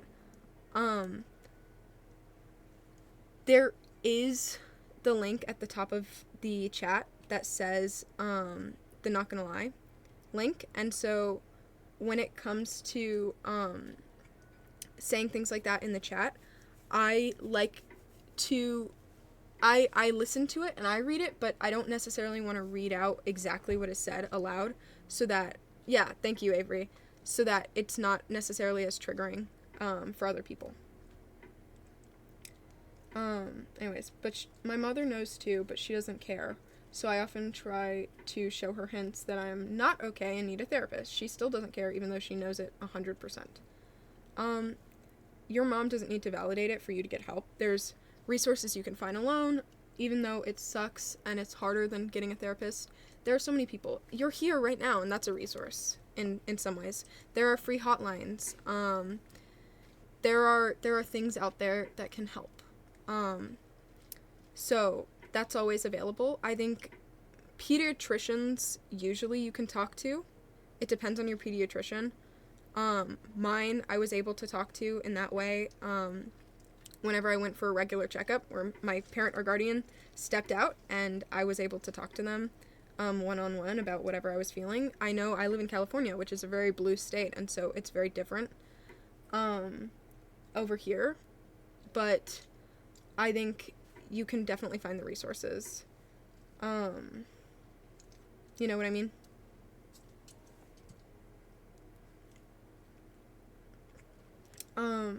I think I found it just by coincidence. I don't like looking for specific people's things because I think everyone's equally deserving of an answer. So don't spam me asking me to read your thing over and over because I'm not more likely to. You know what I mean? Anyways, my friend is pressuring me into smoking and I'm 14 and don't want to. I'm scared. Then don't. No is a complete sentence, and so once you say it once, that is the once, and they don't need to ask ever again. And if they're continuing to pressure you, you don't need to hang around them.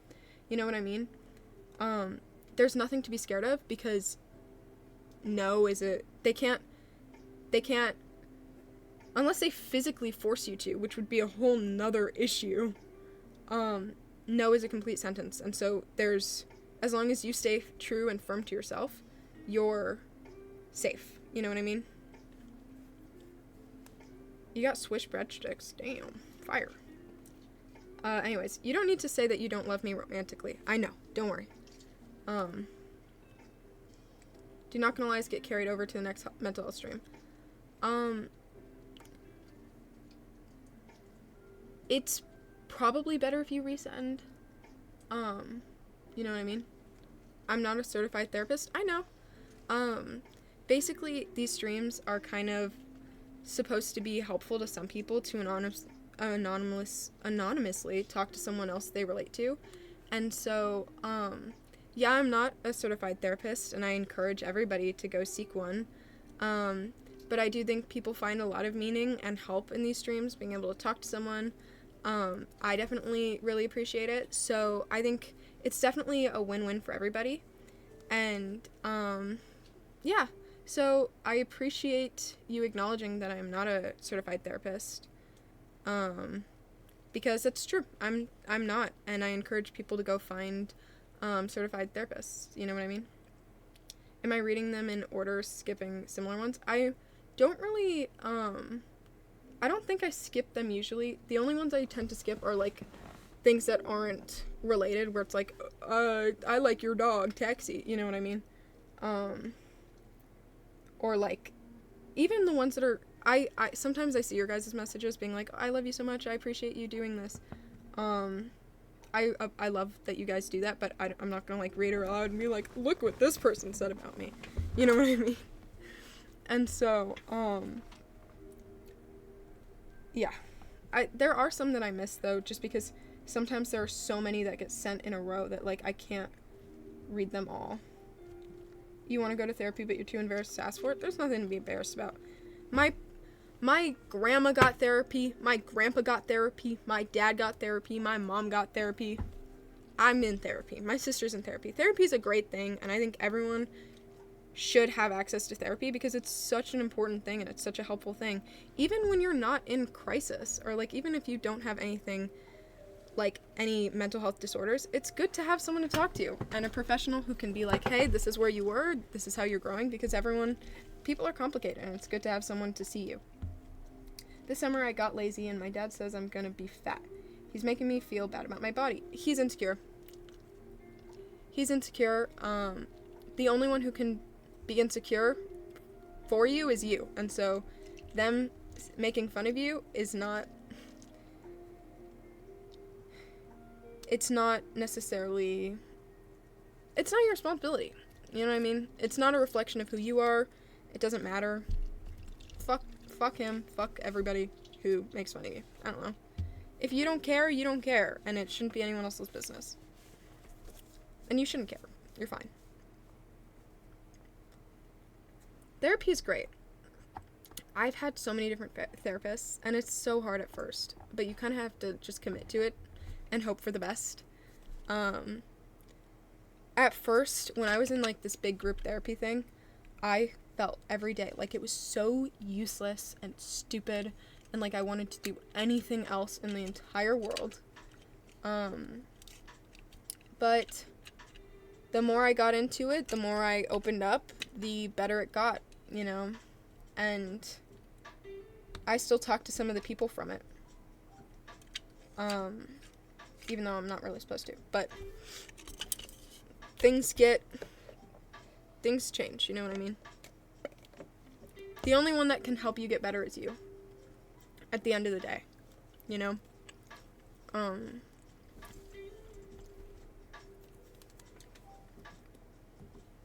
I love you, Nuri. I like this girl, I am too, but she's straight, and she said it out loud, and ever since that day I feel dumb for liking her. It's not your fault. Because it'll hurt more the longer it goes on. You're not dumb. You can't really control who you like. You know? You can try to move on, but it's not like, even if you did know, it's not like you can control, so. You have nothing to be ashamed of. You're 11? Tips on how to make my nose pretty. That, I can tell you're 11 now. Girl, your nose is pretty. I'm not even answering that. Your nose is pretty. Next. I talked about this earlier. Girl, you are 11 years old. Your face isn't even halfway done. You're still in the oven. Why are you so worried? Fucking 11-year-olds, man. How the fuck are you 11 and trying to look like a fucking model? Ugh. Okay, I'm so sorry to any 11-year-olds in the chat, but you... Oh my god. I cannot... I'm so sorry if you're 11. In general, I can't stand 11-year-olds.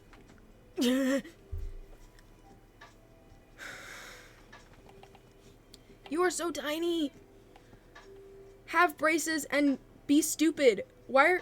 Oh, no, I like 7-year-olds who...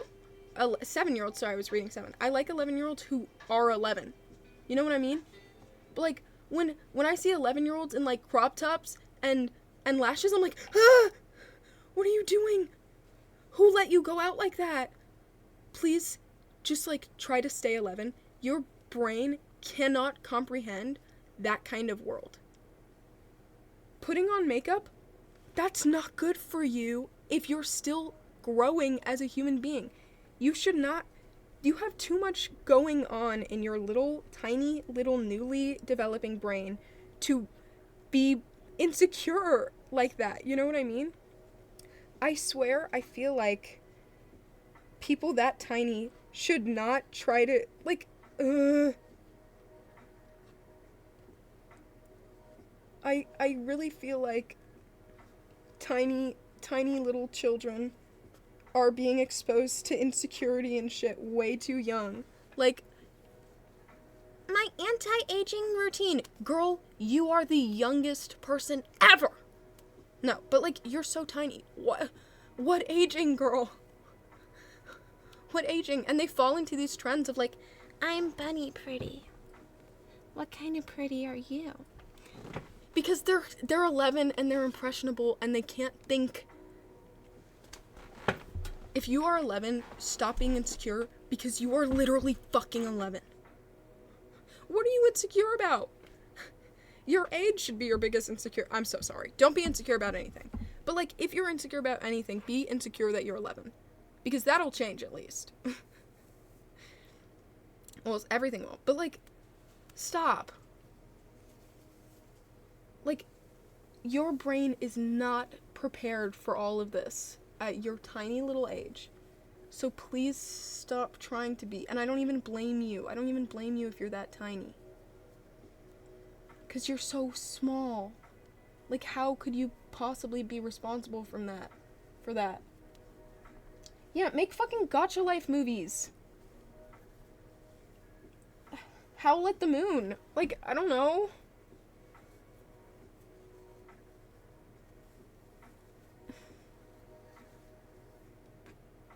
Hi, my wiener. I'm talking about how pissed off little 11-year-olds piss me off.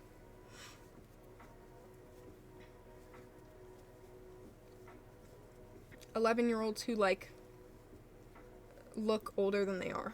You know what I mean? When I was 11, I looked so stupid.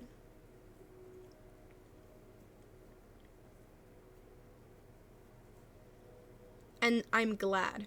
Because I had more to grow from. I don't think my little brain at the time could have handled, like, trying to look good with makeup. You know what I mean? Of course I love them.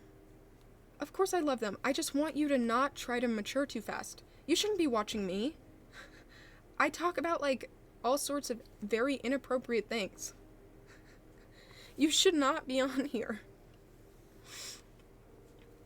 You should be watching, like, Vsauce and the Magic School Bus. I don't fucking know, but, like, don't watch me. I curse in every sentence. And please, like, don't deal with makeup yet. Don't wear makeup yet. Don't be on TikTok. You should not have TikTok. Okay? You shouldn't have TikTok. You shouldn't play The Last of Us at 11. That's not good. Yes, watch Bill Nye, bro. Yes. Like, I want you to watch good creators. Like, you shouldn't be watching, like, fucking... I don't know. Guava juice. Those fucking idiots. But, like...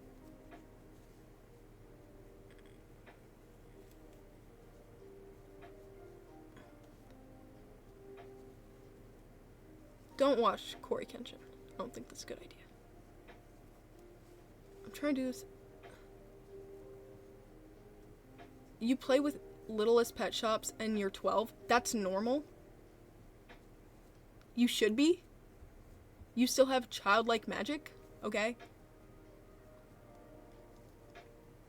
Like, yes. Childlike magic, bro. Childlike magic.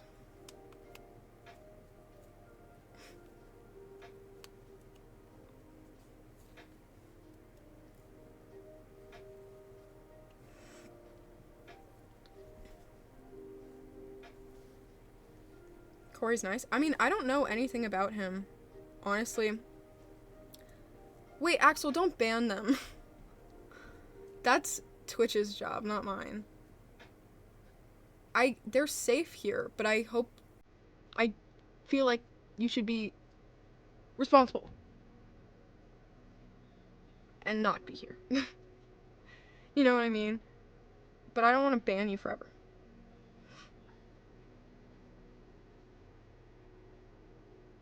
It's my responsibility.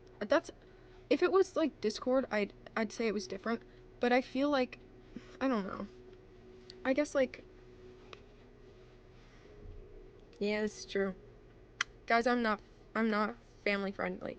But I just know that if I was their age, I would be watching. Like, to me, Discord is genuinely unsafe. This isn't an unsafe space. This is just like probably too old for you. But I was cursing at that age anyways. I don't know. I haven't decided. Don't go on Discord. Even if you're my age, don't go on Discord. Don't go on Discord ever. Okay?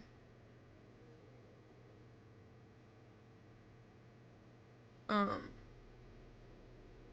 to Hellscape. And my server was so great for so long. For a Discord server.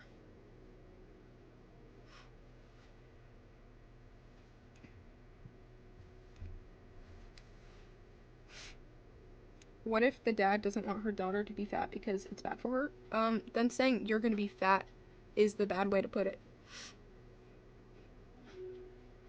Like, if you're like, hey, let's go on hikes, because I care about your health and I want us to be fit. That's different than, you're gonna get fat this summer. You know what I mean? You're 12 and you have Discord. Get out! Get out! Get out!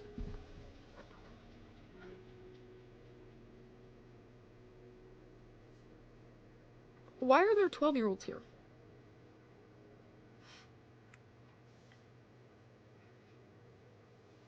Gulp.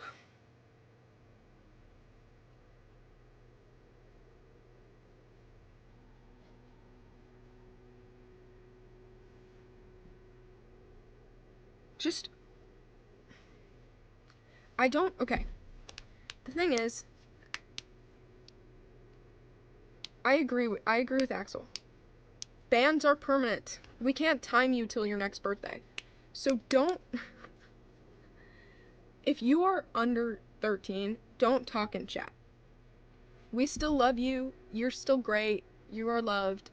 But I don't want you to be having online friends with, being friends with older people online is risky. And so I don't want you to, even though I think this is a completely safe space, in general, I don't want you talking to strangers on the internet when you are so tiny. You know what I mean?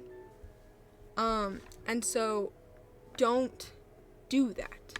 Don't talk in the chat. Because I don't want you to be friends with anybody in the chat, or in any chat, until you are older. Please? Because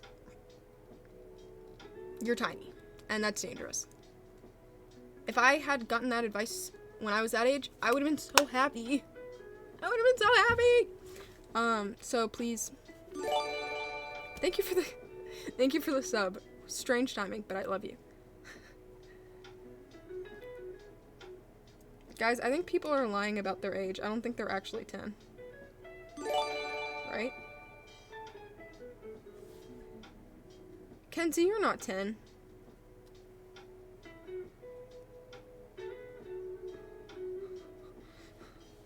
Right?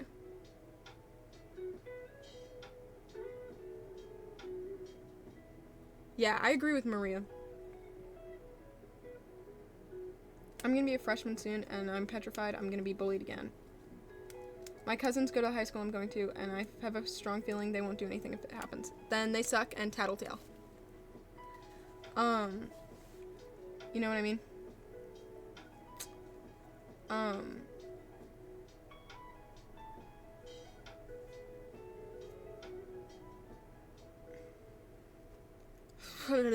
Sorry, I zoned out. I'm gonna be a freshman soon. You're okay. I hope you're not bullied again, but if you are and they don't stick up for you, snitch. Tell your parents, cuz that sucks. And that's wrong. And they should, I don't understand people. I hate that people are so, what streams are you hopping between, my wiener? Anyways, I hate that so many people are like, oh,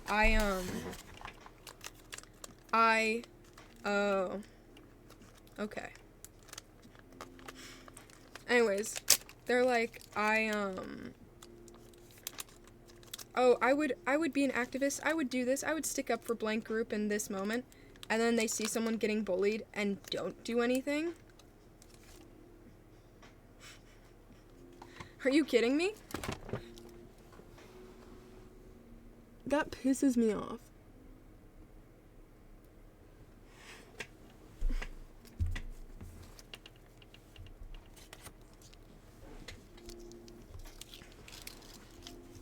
Hi, Stormy.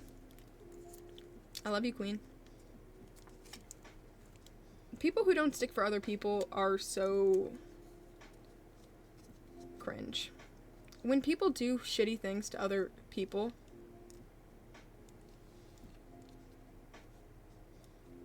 and they stay friends. I have people who, like, were friends with people who did such awful shit to me. Like, one of my old friends was still friends with my ex after she knew and was there for all the abuse. And it's like, why? You know what I mean? Like, genuinely, why? It's stupid. I don't befriend people who do shit to other people. No, the excuse is always, well, they haven't done it to me yet. Okay. Boycott people, how about? If someone does something bad to someone else, talk to them about it. And if things don't change, then, you know? I've been going to sleep consistently at 4 to 5 a.m. and waking up at 2 to 3 p.m. I don't know. I wish I knew how to help you. Because I don't know how to help me either. I have a fear of sleep. Chat might help you. Chat, try to help. I can't help at all.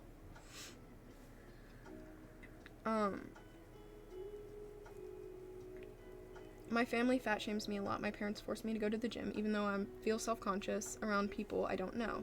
And my mom doesn't let me eat after 6 p.m., but my sister, they glaze for being skinny, and they let her eat after 6 p.m. They always tell me to be like her. My sister's anorexic. I can't wait for you to get out of there. I cannot wait. They clearly have their own issues, and I'm sorry. Because, like,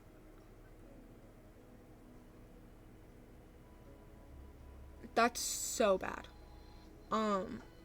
I don't know how old you are, but I hope you get out soon. Also, if they're limiting your eating like that and, like, encouraging eating disorder, call CPS. I mean, CPS also often does pretty shitty things, but, like, do research, weigh it out, because if they're, like, literally starving their child, that is illegal and that is abuse, you know? And so do what's best for you, and your safety.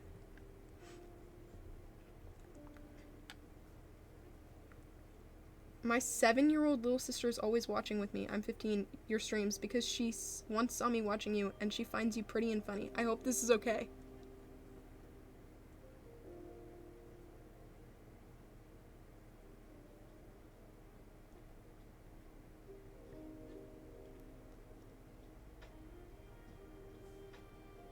Close her get out of... I talk about sex, and I curse constantly.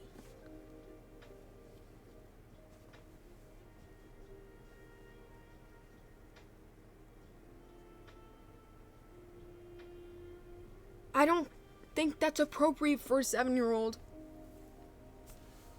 What grade is that even? That's 2nd grade.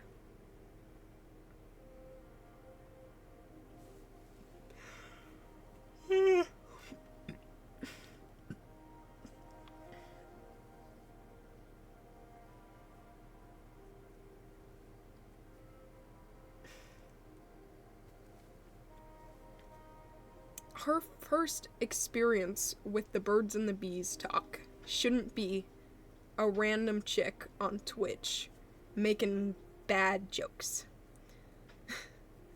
Okay? So, please, you can show her clips, okay? Maybe if you pre-watch something and you're like, okay, but not with the live stuff, because the live stuff is so unfiltered, and I don't think that's appropriate. You know? It's definitely not appropriate. This is an interesting statement. There's apparently an incel in the chat. The link is, if you refresh, it should be at the top. It's pinned. Girls... Sorry guys, there's an incel in the chat. I'm like... Girls love guys who do shitty things to them, or other people, especially if the guys are good looking.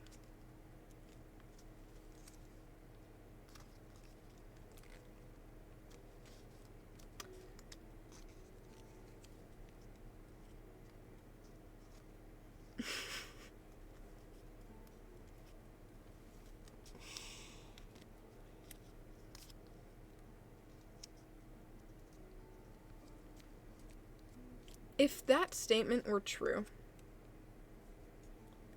my dad wouldn't be a good guy. Clearly some girl liked him.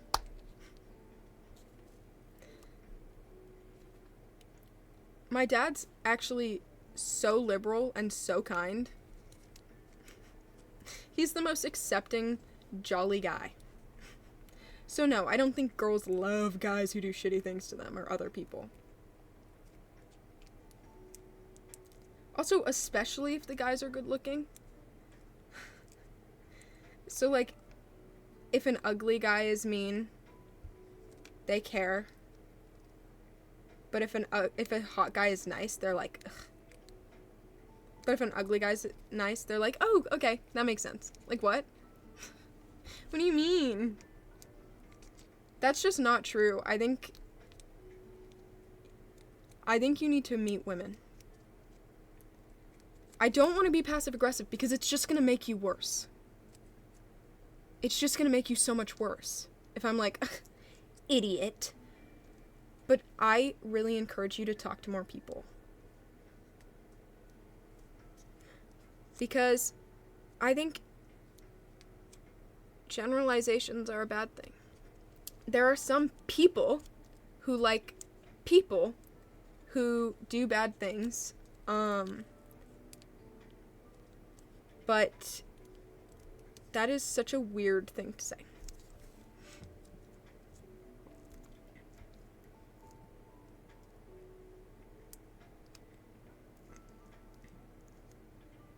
When I was younger, my cousin, 1 year younger, used to... Okay. This is very graphic, but, they basically were touched inappropriately by their little cousin, who probably didn't know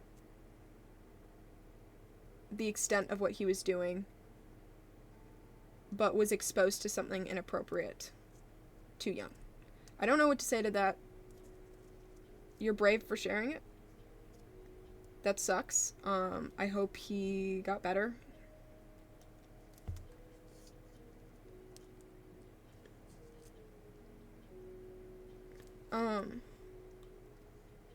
Yeah, you can edit me. You guys can, I'm fine with edits as long as they're, like, yeah. If I reply and I'm like, hey, I don't like this, that's a different thing. But, people edit me to sexual songs all the time. You know what I mean? So, I don't care. Honestly.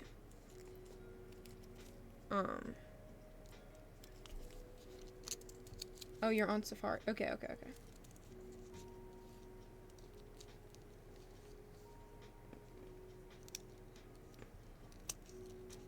I'm not saying hello to anybody, bro.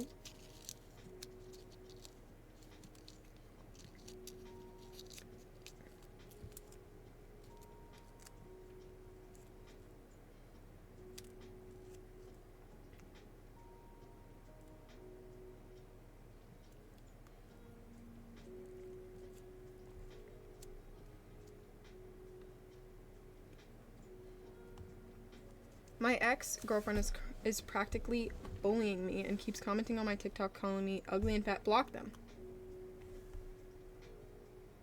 Why didn't you block? That's not practically bullying, that's just harassment.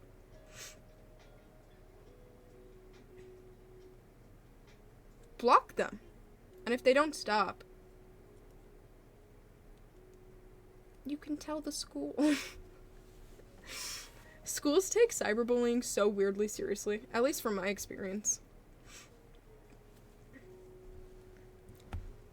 I know a lot about body dysmorphia. I experience it. Yes, Stormy has the right idea.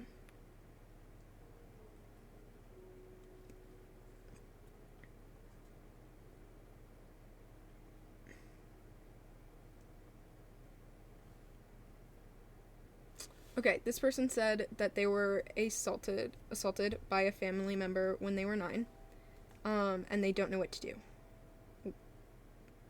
because they've been upset about it since. I don't know how old you are now, but I assume that you are no longer 9, obviously. I hope you are a lot older than that for the sake of being here on this stream, but,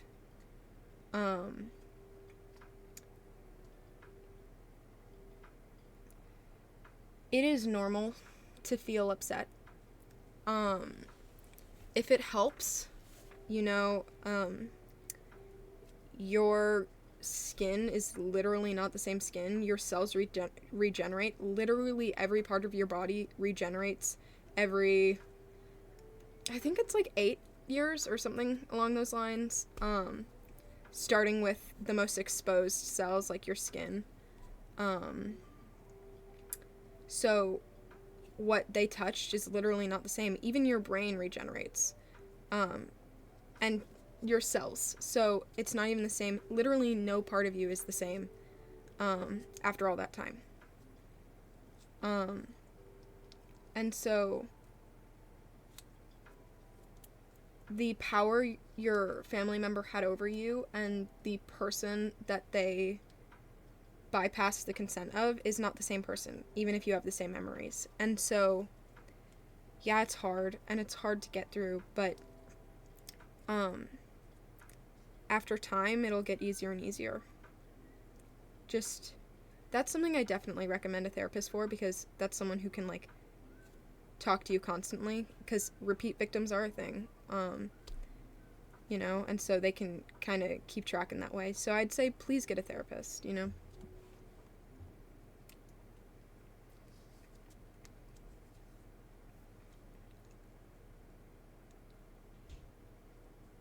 I don't think you sent this already. I didn't see it already, but people made fun of your appearance, and now they're making fun of you by spreading rumors and shit talking. Rumors are the shittiest fucking thing, because people can say literally anything, and people probably won't question it, you know? People have said the weirdest things about me in real life, too. I can't even remember some of them. But it's like, just random shit. Like, one time, someone online said that I dated what was it? It was like a 14-year-old boy from Europe. Huh?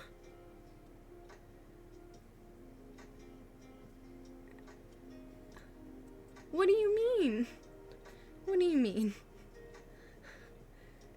And it was probably just because some 14-year-old boy from Europe was like, I'm dating Quinn. And they were like, oh my god.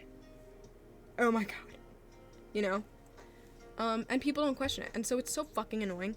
But surround yourself with people who are critical thinkers and who will question things. Like, I question literally everything I can because I don't want to have untrue opinions about people. You know? And that means holding your friends accountable. And, you know? But surround yourself with people who critically think and won't just believe anything, and who actually want you to be successful. You know what I mean?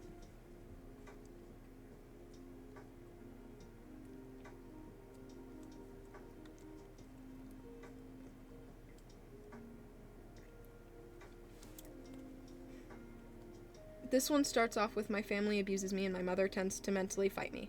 I don't want to read the whole thing because I feel like it is really personal, and they're just saying that they feel a lot of guilt and they feel shut down. And I just want you to know that, like, your experience is your own, and your experience deserves to be heard, and whatever you're going through now isn't gonna last forever. But I get that the pain can last quite some time. But you are always growing, and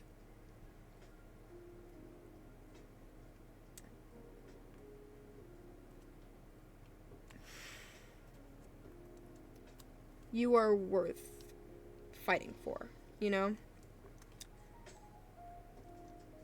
I think a way I was motivated to kind of help myself through all the shit I was going through and, like, to keep trying was to just look at little me. Like, I started collecting photos of younger me all the time. And it helped because I saw that little side of me that I wanted to protect and that I wanted to keep safe. And so I kind of got the motivation to keep fighting for myself. And so you're worth fighting for, and you're worth growing for, and you're worth working through the pain for, you know what I mean? And whatever it takes to realize that, it'll be worth it.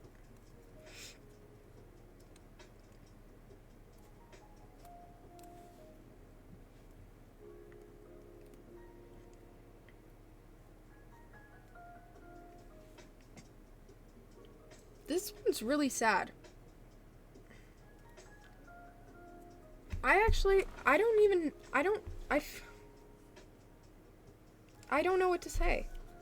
It says, I feel very ashamed to exist. Like, there are so many people that are fighting for their lives and want to live, and while I just don't want to. There's nothing you can do. You know what I mean? The only thing you can do is try to make those people's lives a little bit easier. You know? So, dedicate your time to community service. Help other people out. Hold open the door a little longer when someone's further than you would usually hold the door open. You know? If you feel like you aren't fighting hard enough for the life you have, appreciate it a little more, you know, because not existing isn't really gonna solve that anymore. Like, you already do, and so dedicate it to the people who you think deserve it more, you know? Community service is, I think, a great coping mechanism in general. It just, like, every week I stand there and I talk to so many people and I say, hi, how are you? Can I help you? And I get to have this connection with someone for a moment in this world that never mattered and that never will. And I get to add a little more meaning to it, you know? Like, no matter how much I hate myself, I don't hate the people I help, and at least I'm helping them, you know? And so, I think community service is really a great way to cope with anything, because seeing these stories of these people who come from so many different backgrounds. I give out food at this food drive, so there's a lot of different kind of people there, and you build these connections, you know, and you meet all these people, and you get to make a difference, and I think it's a really powerful thing to do. And so if you feel like you are wasting your life by using it up when other people are struggling, help the people who are struggling. There's no time to feel guilty about it. There's no point in feeling guilty. Just use the life you feel so ashamed of to help other people. You know?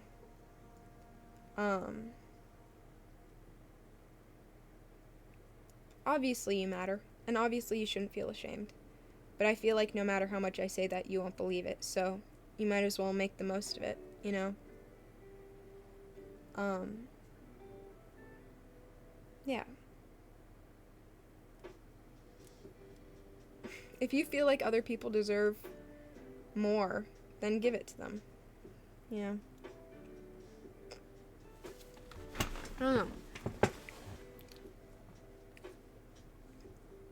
Donate blood.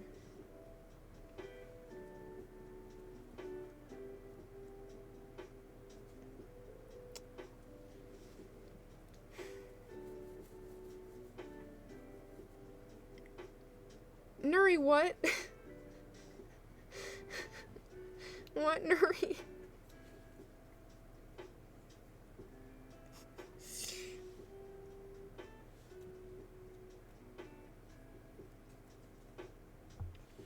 What? People don't believe I'm lesbian in school, even though I am, and I keep getting approached by boys. Should I start dressing up like one? It's a sexuality, not a fashion statement. Doesn't matter. Also, you're in school. Boys approaching you, they'll get over it, you know? Like, you're still in school. You don't need to fend them off. They're gonna live. Just put a, lesbian, I like girls on the back of your backpack. I don't fucking know. If you tell them, I'm rejecting you because I only like women, then you're fine. I don't know. It's also no one's business. Like, if they keep asking you out, that's weird. Someone said, I feel like the world is better without me. Go do community service. If you feel like you are harming people, go do good for people. Because sitting here feeling like you're harming people isn't going to make other people feel any better. You know? Obviously, the world wouldn't be better without you. But if you feel that way, go do good for the world. You know? Community service. Donate blood. Like, compost. Recycle. Pick up trash when you see it on the ground. You know? You can make the world better. Oh, I think it's just one person talking over and over.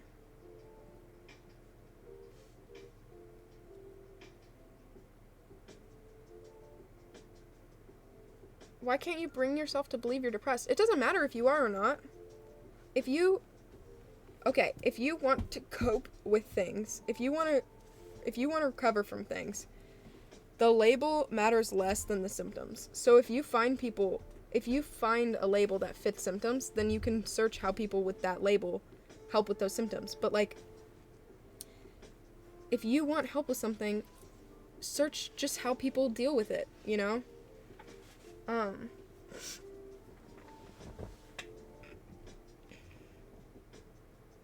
One of my friends told me I'm gonna go to hell, and when I told them I didn't like that they said that. Sorry, I'm changing it up because the wording wasn't clear. When I told them I didn't like that they said that, they said it was just a joke. I don't know what to do about it because she openly told me she's not going to support me. she cannot support you. It doesn't change who you like, you know? That's her problem, not yours. So, fuck her, you know? Like, if she wants to feel that way, then she can feel that way. She's not invited to your sick-ass wedding. I don't know. That's her problem. It's not yours.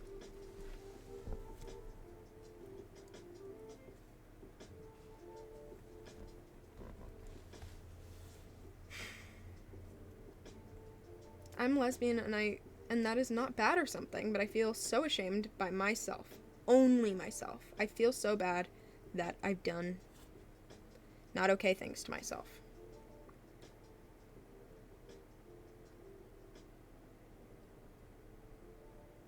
Who do you think you are? Sorry, is it? I'm gonna do an aggressive approach. Who do you think you are, holding yourself to a different standard? You're just as gay as the rest of us. You're just as valid as the rest of us. If you want to bully yourself, bully other people too. Don't do that. But if you're too good of a person to bully other people, don't bully yourself either. I don't want to be promoting bullying here. But no, like, oh, good night. But don't, you can't hold yourself to a different standard. That's not fair to anybody. If you're gonna be homophobic to you, you have to go through me first.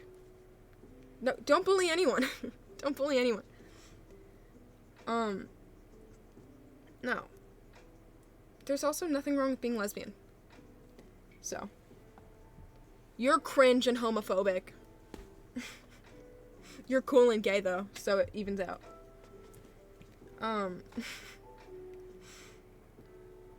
Damn, Daniel came from the depths of the chat to say goodnight to Lip. I've only ever seen you really talk at the very beginning of stream. People who say bring back bullying are so lame.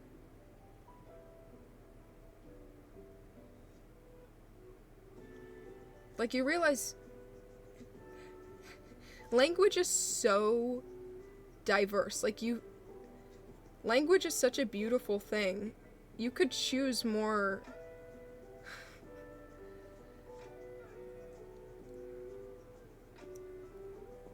successful words.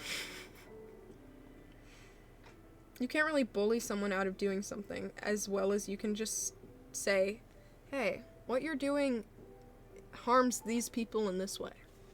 And if it doesn't harm anyone, why the fuck do you want to bully them?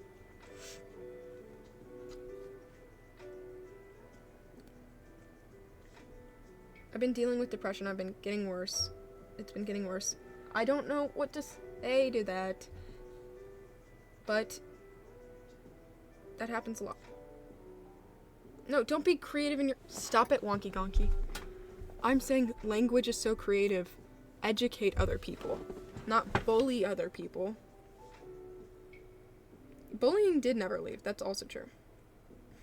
You are mysterious, Daniel.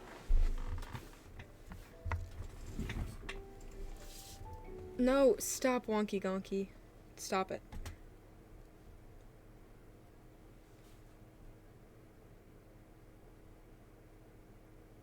You're not gonna go to hell for being gay. Me and Queyoueye had a talk about this in the last stream. There's a couple reasons why you're not gonna go to hell for being gay. Even if you believe in the Bible. First of all, until the 50s, it was a man shall not lie with a boy. So it was pedophilia.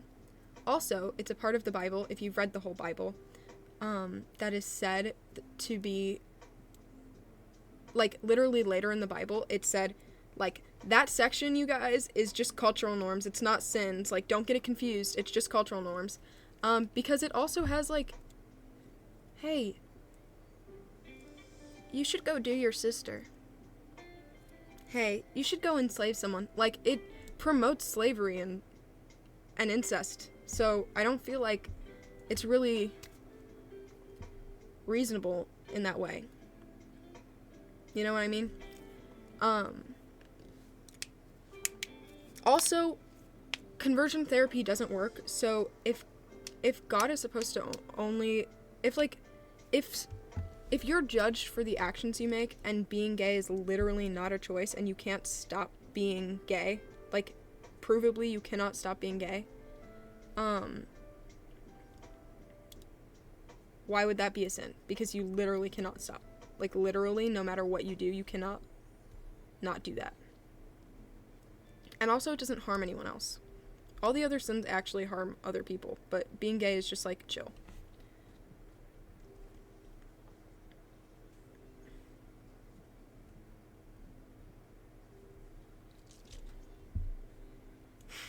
You don't owe anyone coming out. You know that, right?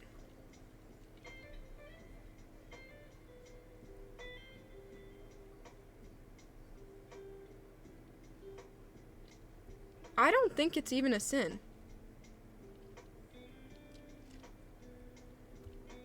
It literally was, a man shall not lie with a boy.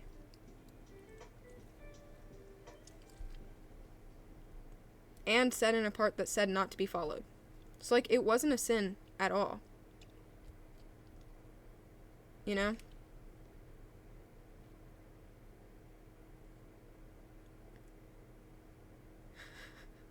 Or a lot of priests would be in fucking trouble.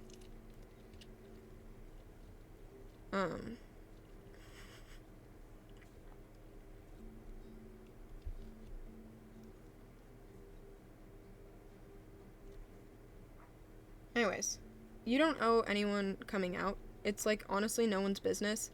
I hate that for some reason there's this weird culture of, like, you have to come out, like, you know what I mean? But it's no one's business, you know? Especially if it's not safe for you, you don't at all need to come out. Like, don't, if it's not safe for you. But, like, no one deserves to know, you know? You like who you like, and if someone wants to know your sexuality, they probably want you. You know what I mean? So if it shouldn't matter to someone else what your sexuality is. So you don't need to feel guilty for not telling someone. You know what I mean? Yeah.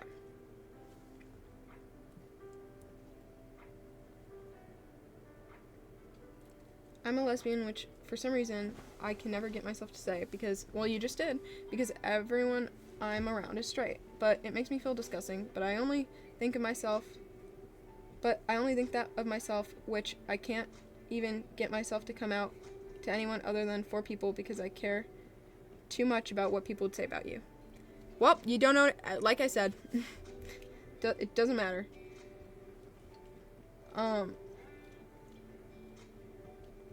Yeah. Guys, the people who say, never mind.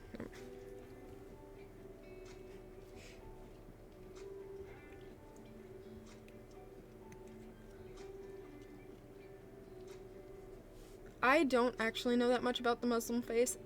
I knew about most major religions pretty extensively, major and minor, when I was younger, but I don't know that much anymore, so I can't talk that much to the Muslim faith specifically. I'm sure there are creators out there who can explain it to you. I'm sure that there are so many things that are sins. I could come up with something, and, like, eating apples on a Thursday, that's a sin to me, or something, you know? And so I can't necessarily say that in any possible opinion, you know? But there are so many religions out there, and so, yeah, I don't know how to help you, but just think about, like, you can't, stop being gay. It's literally not a choice that you can make. And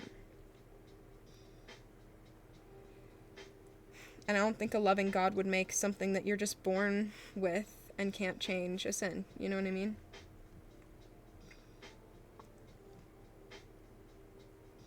Like, a brunette is born a brunette no matter how much they bleach it.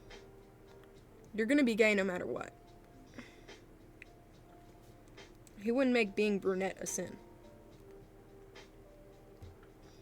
I was suicidal about 2 years ago because I didn't feel like I belonged in this world. Jesus, I really meant to censor that. I'm tired. Because people would tell me to, do it. Oh, I don't know what to say to that. That doesn't have a question attached. I hear you. That's relatable to a lot of people. You want to come out, but you don't know where to start. Make sure it's safe, and then, honestly, it's not as scary as you think it is if it's safe. You know what I mean?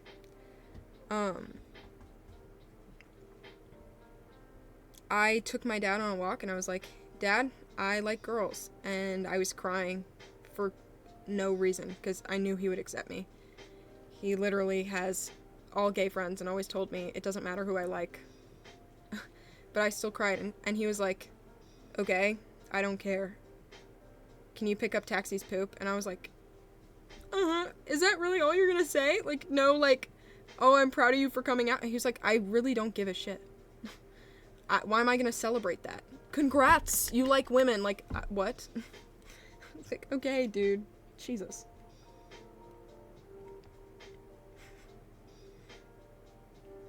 He literally could not care less.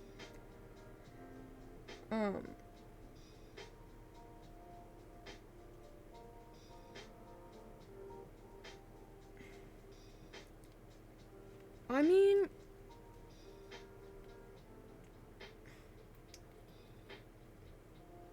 if your mom, someone said, my mother has told me before that she wouldn't be mad if any of her children were part of the LGBTQ community. She would just be disappointed. And now, I don't know if I should trust her with my personal feelings and sexuality.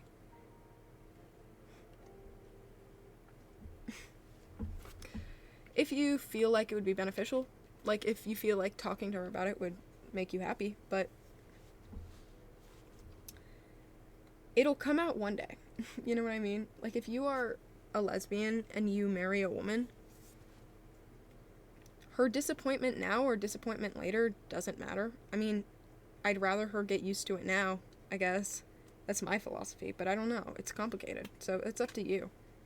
I don't know how to help, but there's so many people who are here for the process with you. Oh my god, literally every Not Gonna Lie right now is about people who are suffering homophobia in their homes. I have the same answer for all of you, you guys. Why is everyone 14? This is confusing to me.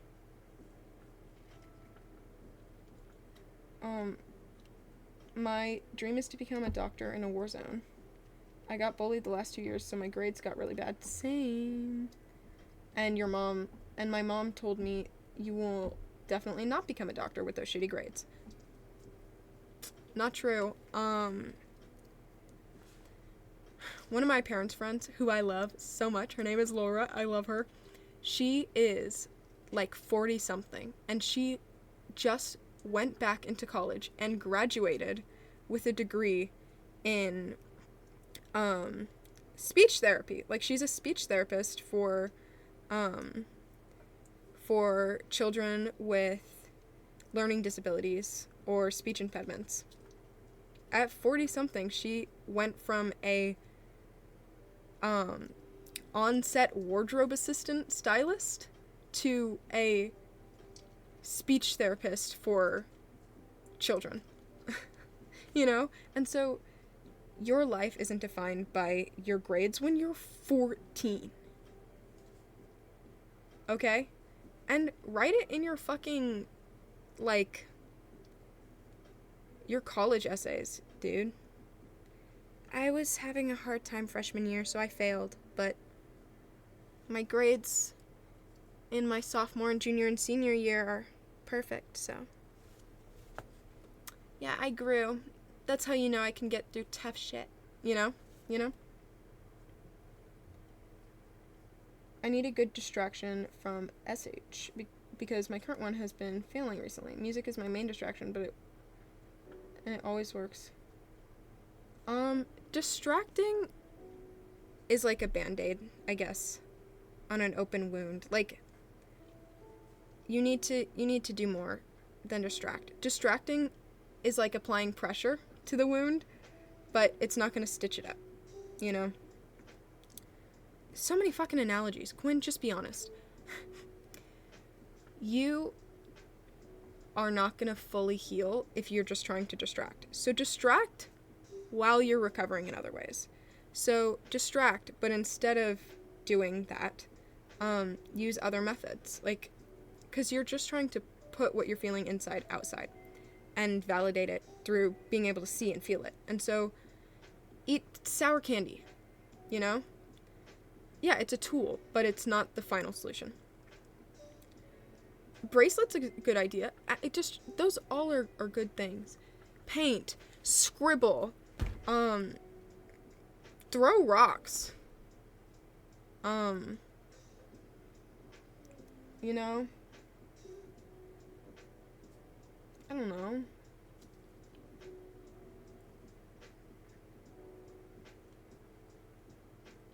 Eat raw onion.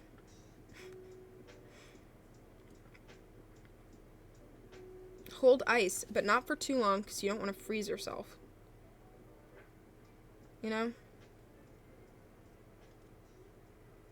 But you don't want to do that. You can risk infection. You can risk hitting a bad nerve, you know?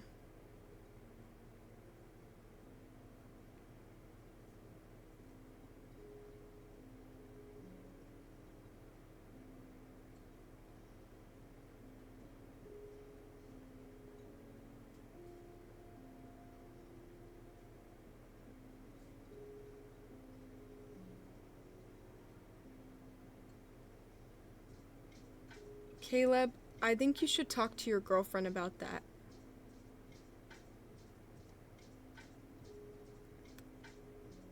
Brother, that was not a misclick. You highlighted that shit.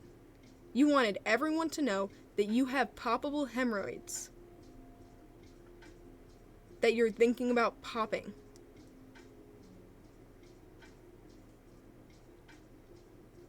Shit. Brother.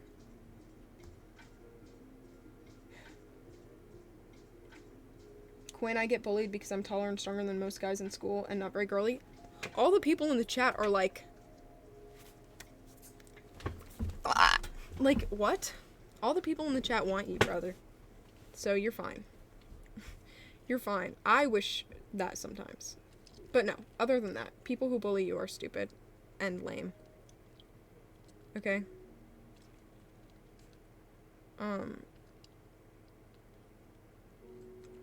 Bullies are stupid. Yeah, it is a dumb reason.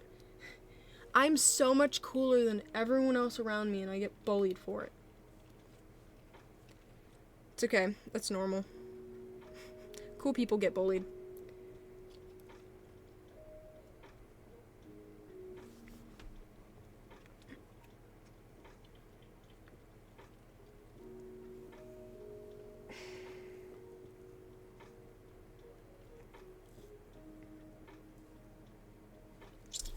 Why am I getting trolled so much today?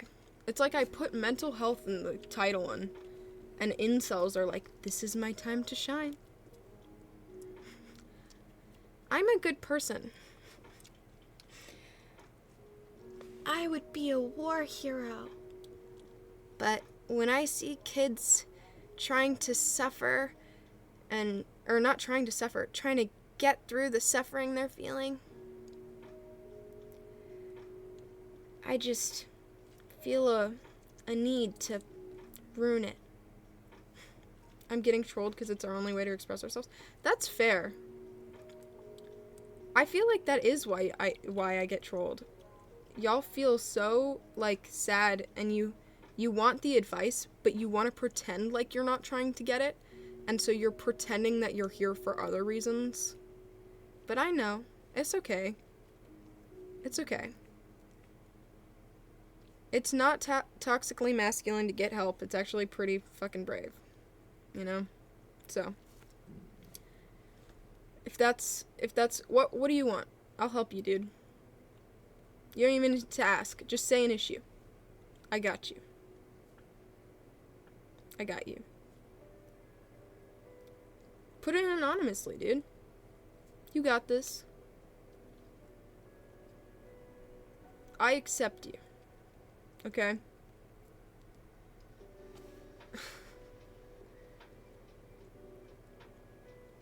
I know that trolling makes you feel a little better. But maybe this will make you feel even better. Give it a shot. Be vulnerable.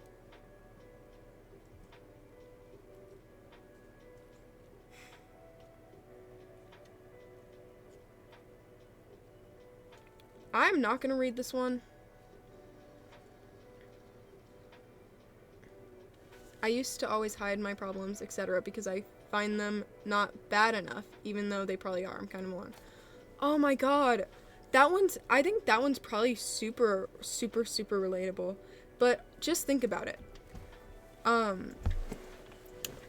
If you went to a doctor's office and you were like, hey, I broke my arm, would they be like, okay, well, Mr. Buddy over here has cancer, so yeah, you can walk that off, you know? Like, even if your issues aren't that bad, they still deserve attention. Even if it's a common cold, you still take medicine for that, you know? And so, your issue not being so severe as other people in the world doesn't mean that it's not worth addressing, you know?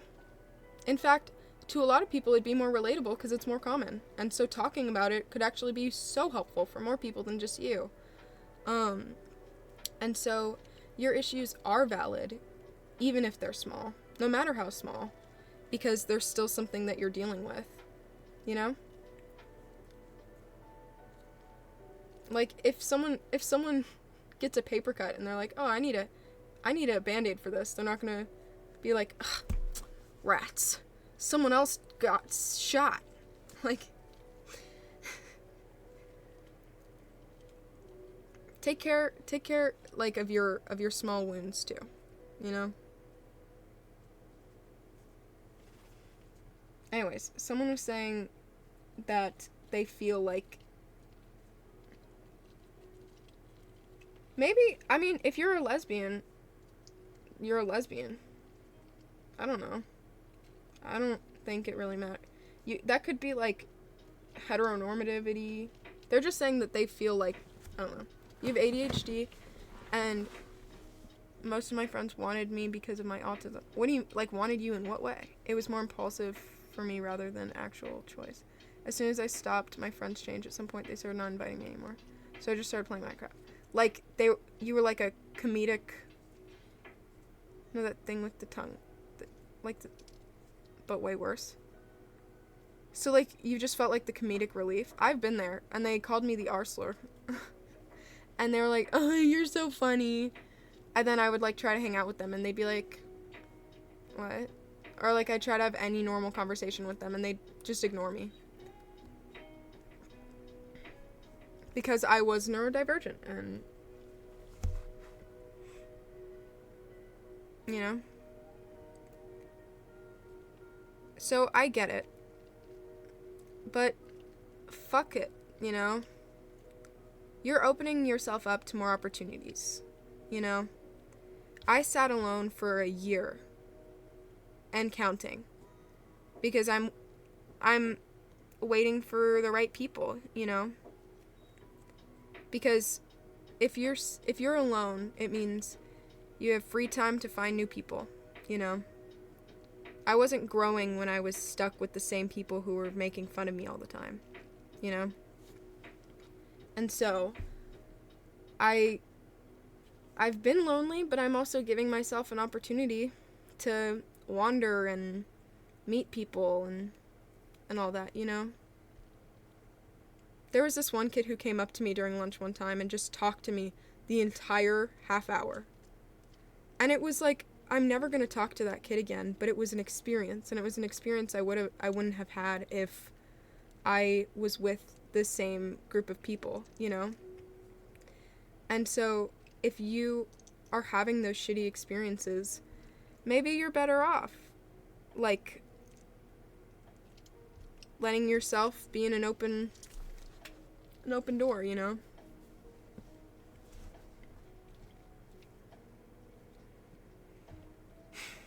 My best friend moved to Australia 2 years ago. She was always talking about her new friends and how they are better than me. And I don't know what to do or how to bring up the topic to her. You don't need to. She's a bozo and she moved on. She moved on. And if she didn't, that's her own problem, cuz oh shit. Cuz you need to, cuz that's a bitch right there. That's fucked.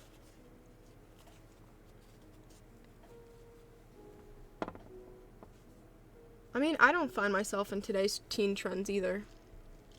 Not as much. Everyone's different.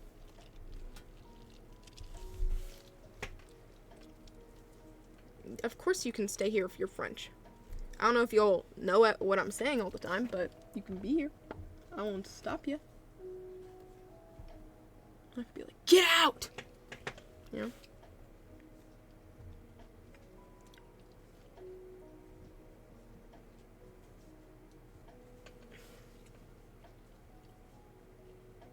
I have a little bump on my lower stomach, and I'm so insecure about it because all the girls in my class have all flat stomachs. I don't know how to get a fully flat stomach. Please don't. The most attractive thing is the fucking...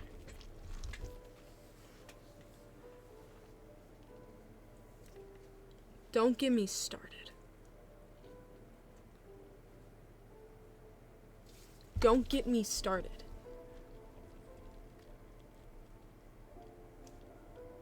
First of all,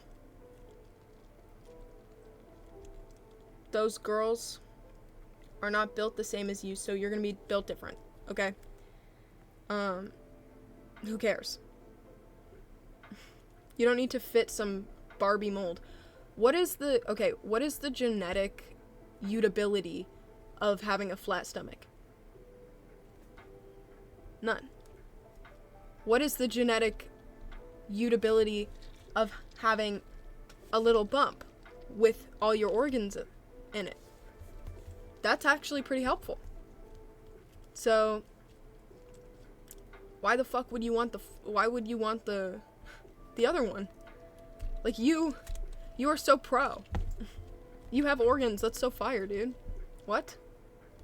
And also, you probably see their bodies different than they are. Just because you feel like they all look like they have this... You're seeing yourself from a different angle. You're seeing yourself at different times. You're seeing yourself differently. Like, you can't judge yourself based off of that. You know?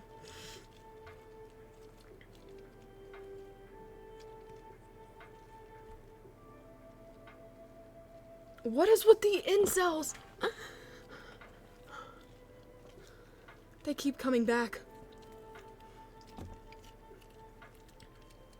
Bullying pretty girls is a natural instinct because female competition is hardwired.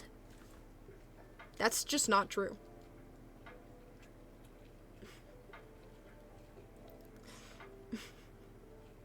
That's just not true. It's hardwired into your brain to hate on other female species. The moment any guy says females, I'm like, okay, dude. Okay, dude. You want some deodorant? You okay? Like,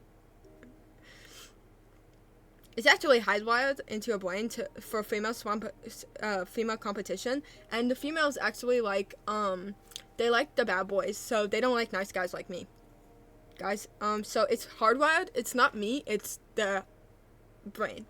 But smart girls like me, who don't do the hardwired thing. The reason is because of modern feminism, and it's hardwired into their brain, and so, yeah.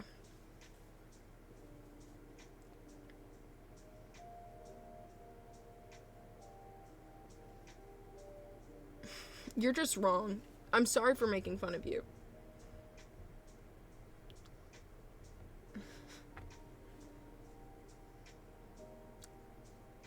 Oh no.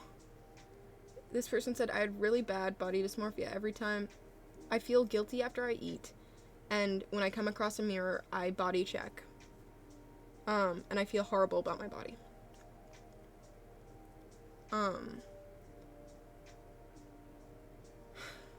I've been there. Try to stop looking in the fucking mirror. Please, please, please, please, please. Your health is more important. Okay? Being hot, in parentheses, in quotes, because I don't think it actually makes you hotter, but being hot isn't gonna make you live longer or make you happier. It just won't, okay? Wanna know what food does? Food makes you genuinely happier. I'm so angry when I don't eat. Okay? I'm so hungry. I'm so angry when I don't eat. You will be happier if you just live. So, just weigh out here. I usually have better advice, but I'm like, just please. You're never gonna be happy trying to change your body, because the issue is in your mind.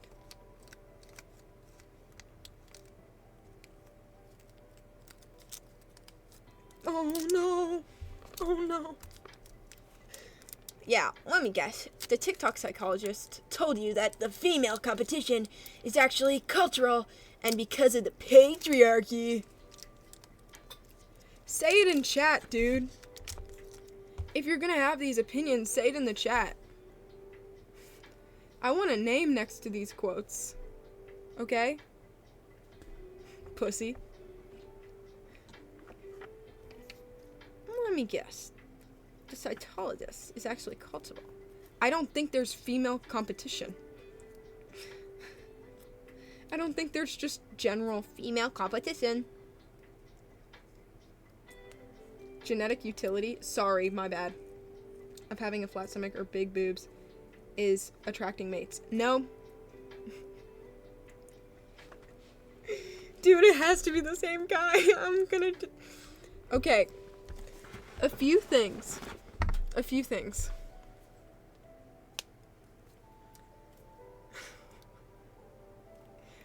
Having a big chest doesn't mean you can produce more milk. So, that already doesn't... Attracting mates, they're attracted to usable things, okay?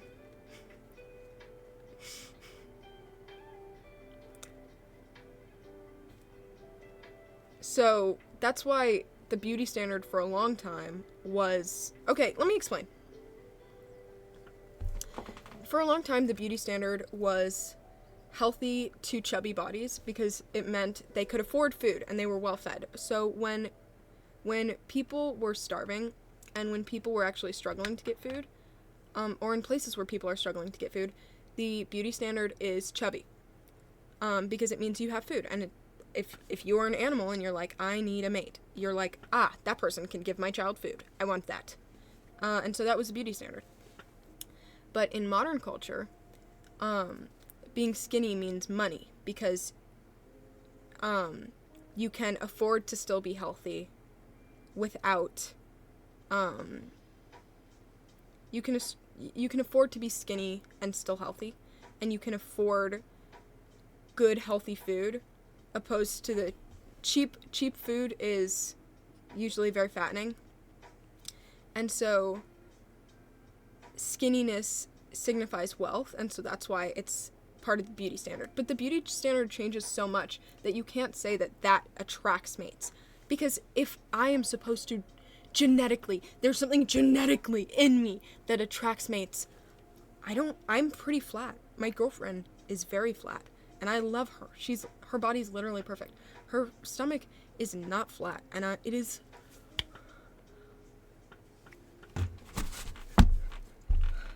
Are you kidding me? Like, she's so perfect. I love her. And her body would survive better in the wild than of a skinny model, okay? So, that, your point is not, I really, you're like close. You're like, it would attract mates, but why would that attract mates? Why would a flat stomach ever attract a mate? It wouldn't. Not in natural standards, you know what I mean?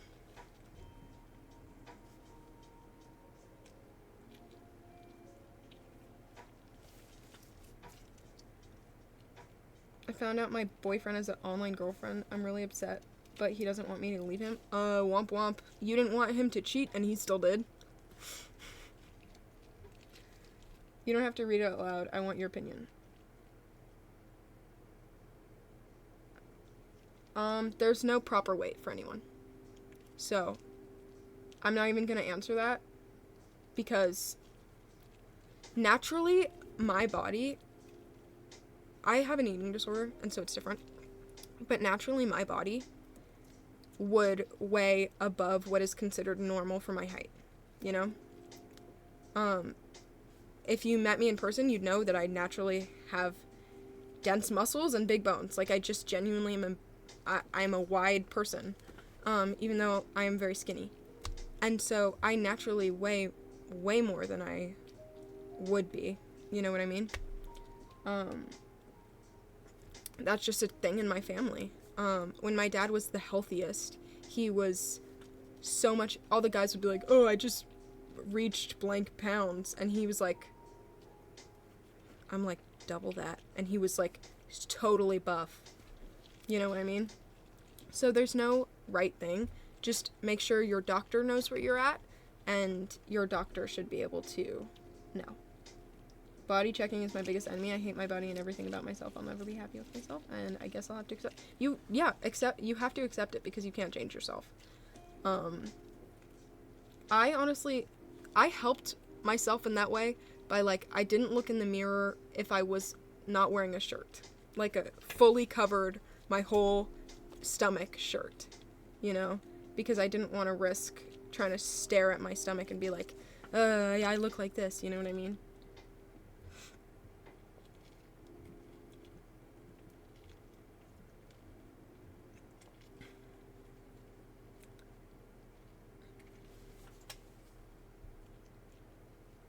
My anorexia was so horrible that my heart stopped about 2 to 4 times, making me have to get blood donated to me. I'm physically better now, but I'm still in that same mindset and headspace I was during the time. I think I'll go back, but I want to stop it. Well, you have another opportunity. And I bet you never expected it to happen the first time, but you survived.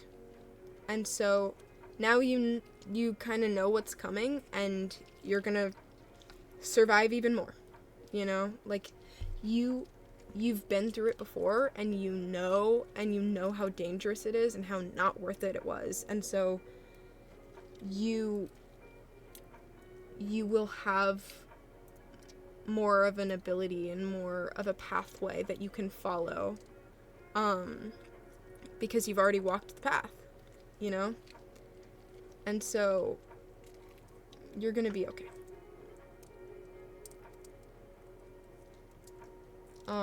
But that's crazy that your heart literally stopped. Of course you can rewatch the stream. Why wouldn't you be able to rewatch the stream? I probably answered some of your same questions multiple times in the stream. If you feel like yours wasn't answered, watch the VOD, because I probably did. But,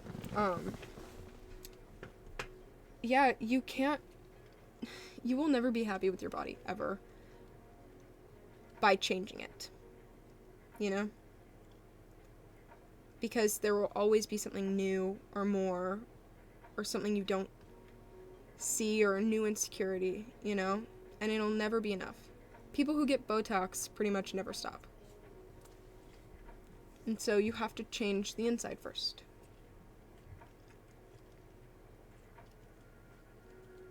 You really went for the you fat, no I just have big bones.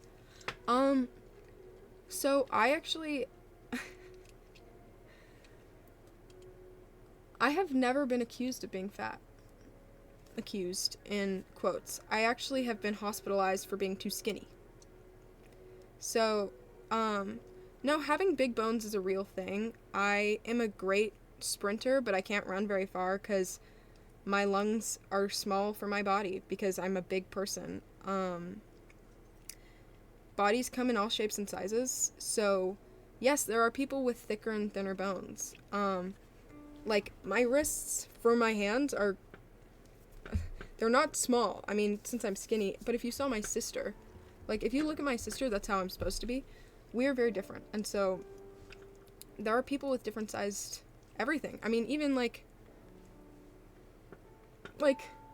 I'm just I'm hitting bone. Like, this is all bone. It's just a big bone, you know? And so I naturally weigh a lot more.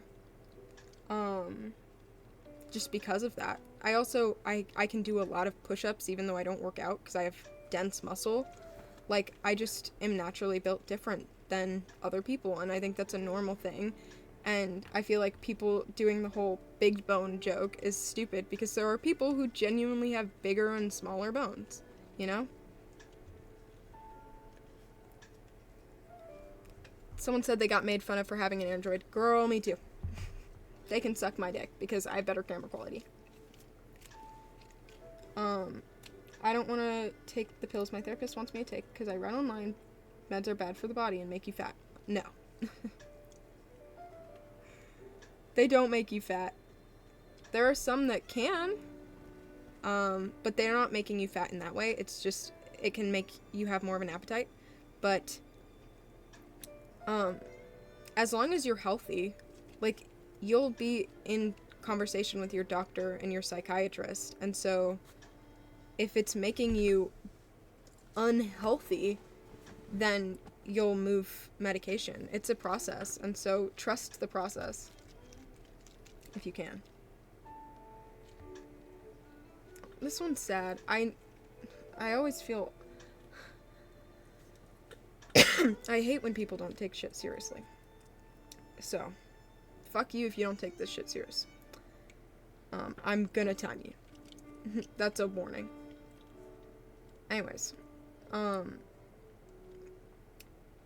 this is gonna be very straightforward, but I'm hypersexual because of the things from my past, and I feel really shitty about it, and I'm disgusted with the things I do to feel loved. I'm not sure what to do. I get it. I do. I've known a lot of hypersexual people. I think part of me is on the line of it for sure. Kaylin thinks I might be. Or I'm just a teenager. Just because, like, I do have a lot of trauma, too, when it comes to that kind of thing. And so, I get it. I think a lot of people become hypersexual in some ways because they want to...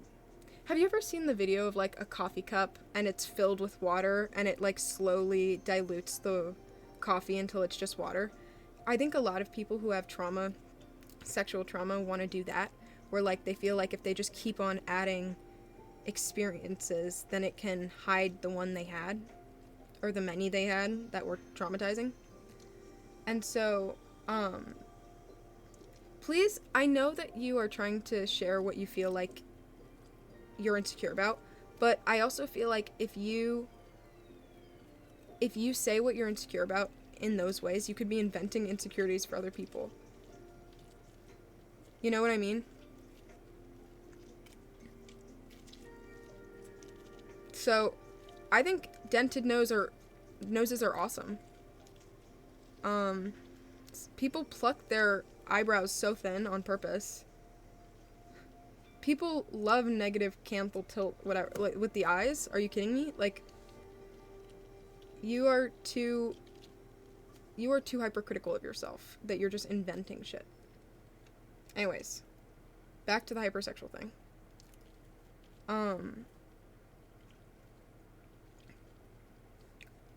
I think it's very normal.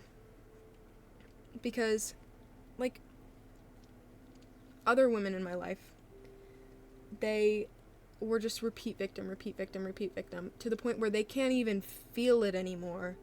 Like, they completely zone out every single time they do things, because that's just what their body does now, because that's what they got used to doing. And so, like, there's no reason to feel disgusted, because if you feel disgusting, then oh my god, how many people are disgusting. But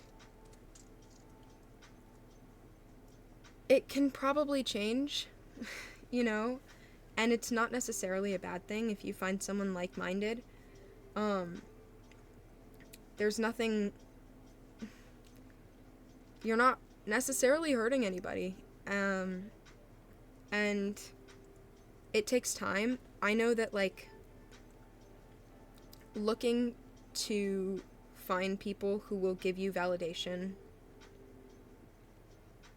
because you feel like they're the people who will give it to you no matter what, and you hate yourself and you feel like you don't deserve it, so you go to the people who feel like will give it to you no matter what.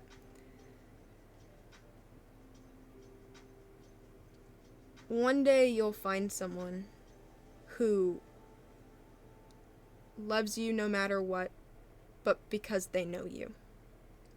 Not because you're young, or not because you're naive, or not because you are hypersexual, but because of who you are. And you'll realize you were never disgusting, you were just trying to cope with all the stuff that happened. And there was a time before what happened, and there's so much more time after. And you are gonna be okay, and you're gonna get through it. Oh, I love you, Avery. Let it out. But I don't, like, it's normal. It's so normal. And, like, I can't explain how normal it is, and how normal feeling gross about it is. Oh my god. Or guilty, or feeling like I'm not even a victim anymore because I keep doing this to myself. But you're still a victim. It's just a victim of the past. You know? But you're gonna be okay.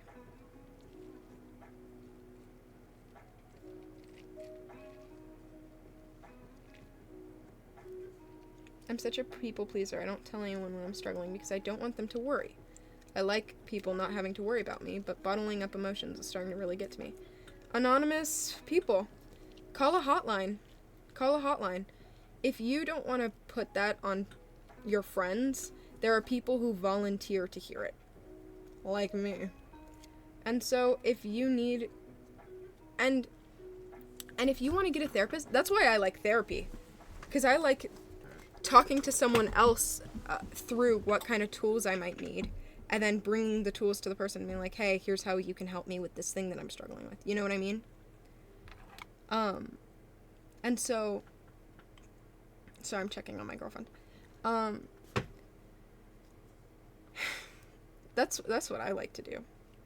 Because you don't need to bottle it up, but you can also feel like independent in a way, or like you're not putting it on unparticipating people, or people who don't want to be there. But I still think you're never a burden, but it helps with the feeling if it's someone you pay.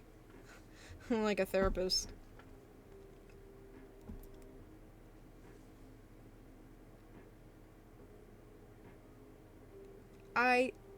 the person who said I'm much better and happier now, I just wanted to share because it's a sensitive topic for me. I hear you. I'm not gonna say it aloud, but I hear you personally. You're not a slut. I did more than you. You're fine. Take care of yourself, though. Be safe. You're okay. I'm not saying maybe it was a good idea, but I'm saying you're not broken. You're not disgusting. It's your first time living, and you're a teenager with teenager emotions.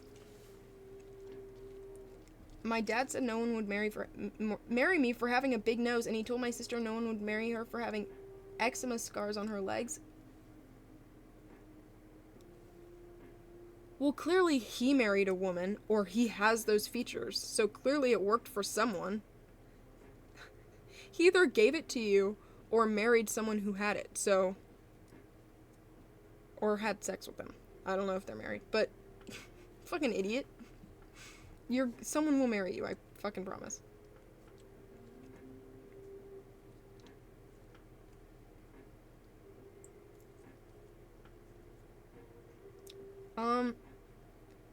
It honestly, again, people are so obsessed with, like, does this count as blank trauma? Doesn't matter.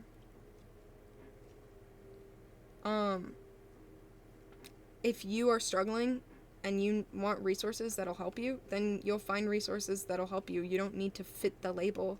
If something works and helps you, then it works and helps you, and that's awesome, and we should be happy for you. You don't need to, like, have it validated as counting. If it helps you, and that's awesome. I validate that. I validate that it hurt you, and I validate that hopefully you'll find this. I'm so conflicted on this human being. No, wait, is that not the same person? Oh, I'm so confused on this human being.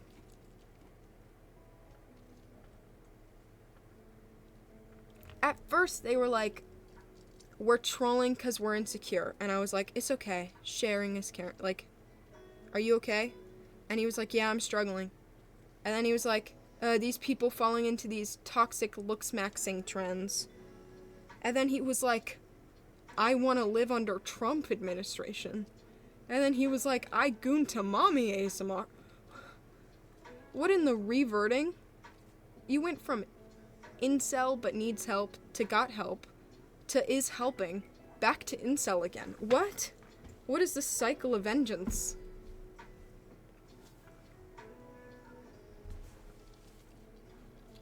You play Minecraft at 15? People play it in their 40s. Most people are over 15, and most people have played Minecraft, so... And Minecraft hasn't been around long enough. My dad played it. Minecraft YouTubers are all in their, like, 20s, bro. There are some that are, like, 30. Like, what? I hate rage baiters, bro. They're so cringy.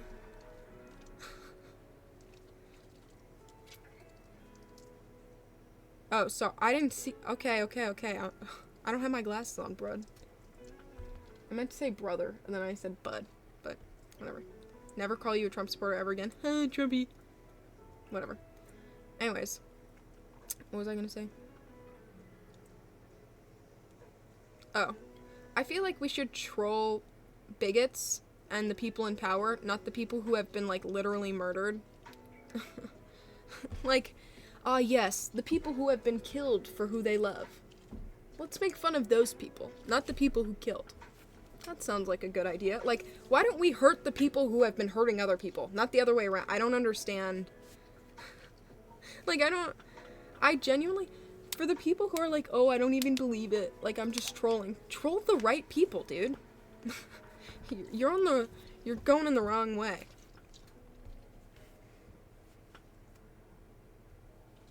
I broke up with my ex because of how forcibly she would be about sexual things. I felt uncomfortable with her, especially because she was 2 years older than me, but she keeps begging to get back with me. I don't know what to do. If you're uncomfortable about an age gap, it's a bad age gap. period. And that could be 1 year for you and 3 for another. You know what I mean? Like, personally, I probably wouldn't date someone younger than me really at all. Like, that would be pretty uncomfortable. If I was dating a 15-year-old, ugh. But there are other people who would. And if it works for them and they're within 3 years, then it works for them and it's within 3 years. You know what I mean? But if you are uncomfortable with an age gap, especially if you're the younger one, get out. That's bad. And if also if they're at all trying to persuade you into, I'm not 19, I'm 17.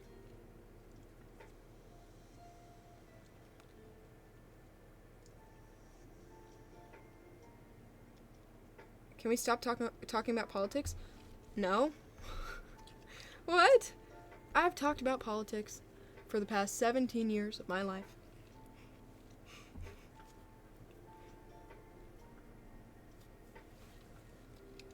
I don't know why I would stop, ever.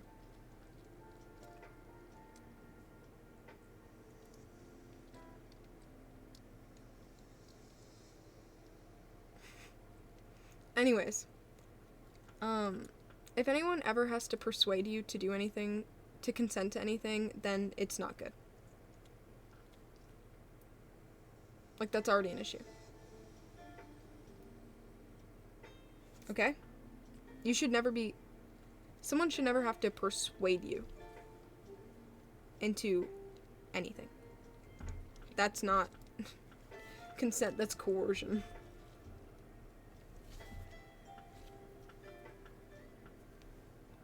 Guys, your true friends, if your friends were true friends, they would find alternative things, okay? My friends also didn't add me to group chats because I had Android, but they were not true friends. So I think that's why they didn't add me. Because I swear to God, I would never have a friend who I was like, when you text me, your texts are a different color. So, yeah, we're not texting. Like, what the fuck are you saying?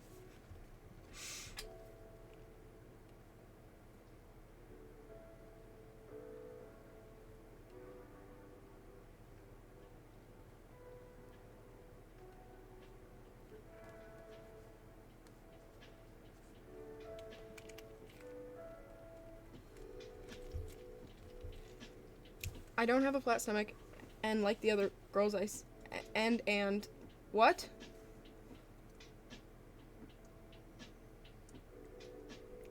Girl? I don't know where the fuck you live. I don't know what planet you're on, but I have never met, okay, I don't want to say healthiness is different for everyone, but it is so rare for anyone, sorry, I have an itch on my titty, but it is so rare for anyone to put their legs on a chair and for their legs not to grow in size. That's literally your skin. Like, you're not just bones. It's gonna do that for anybody. Like, ever. Your thighs are gonna grow in size when you sit down. That's just what's gonna happen. Okay?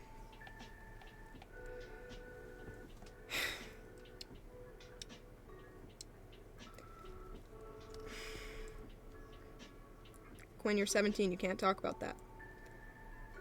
But anyone who has ever done anything inappropriate with a woman knows how amazing thighs are. Dude, there is nothing better than thighs, and I can't say more than that. I can't, but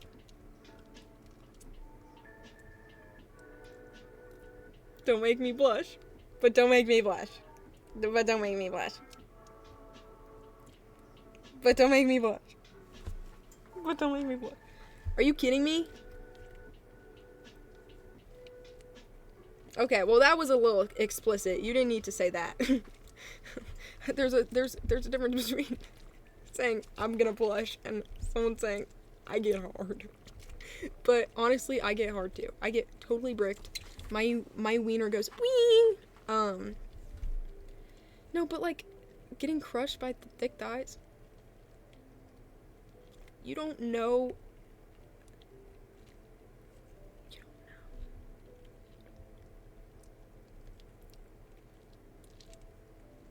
Any munch knows.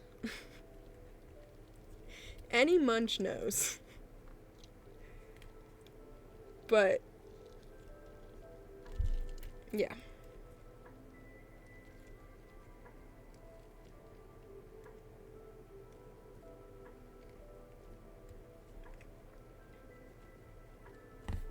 Any munch knows. You shouldn't dress different to attract anybody. No.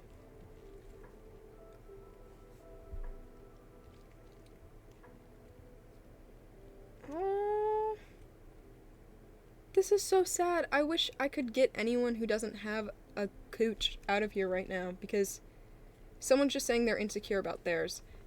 They come as someone who's seen a lot.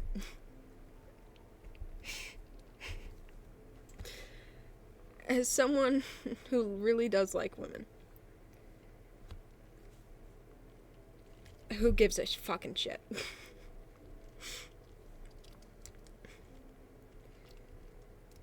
Who gives a shit? I literally, okay.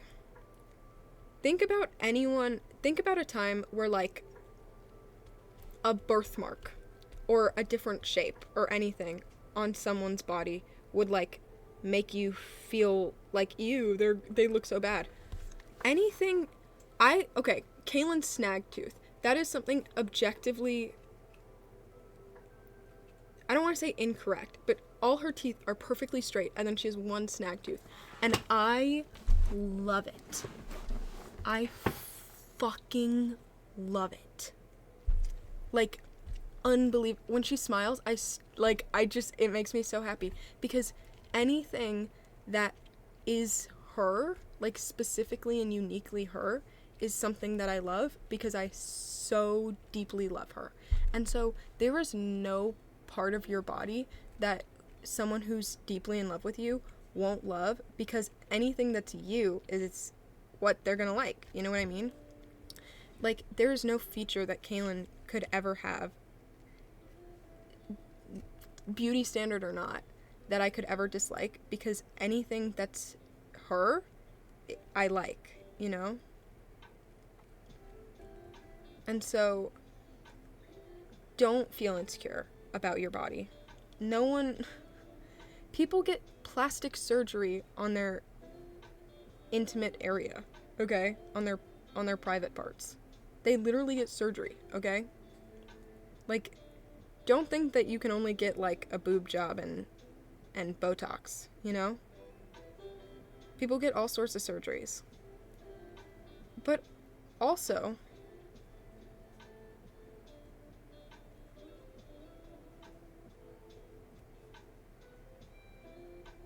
it's all different type. I've never actually met someone who prefers the corn version. You know what I mean? Like, I've never met someone who prefers that. So, don't be insecure about your body, because there's no right way to have a vagina. You know what I mean?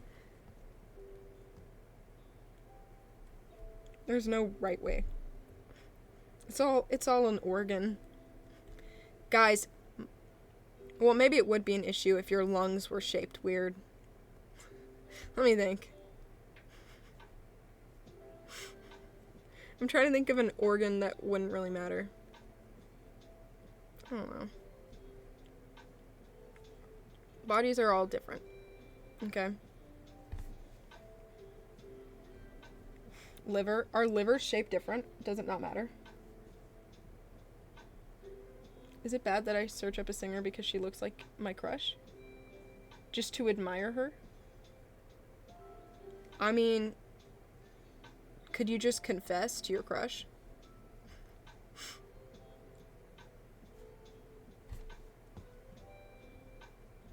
That's it.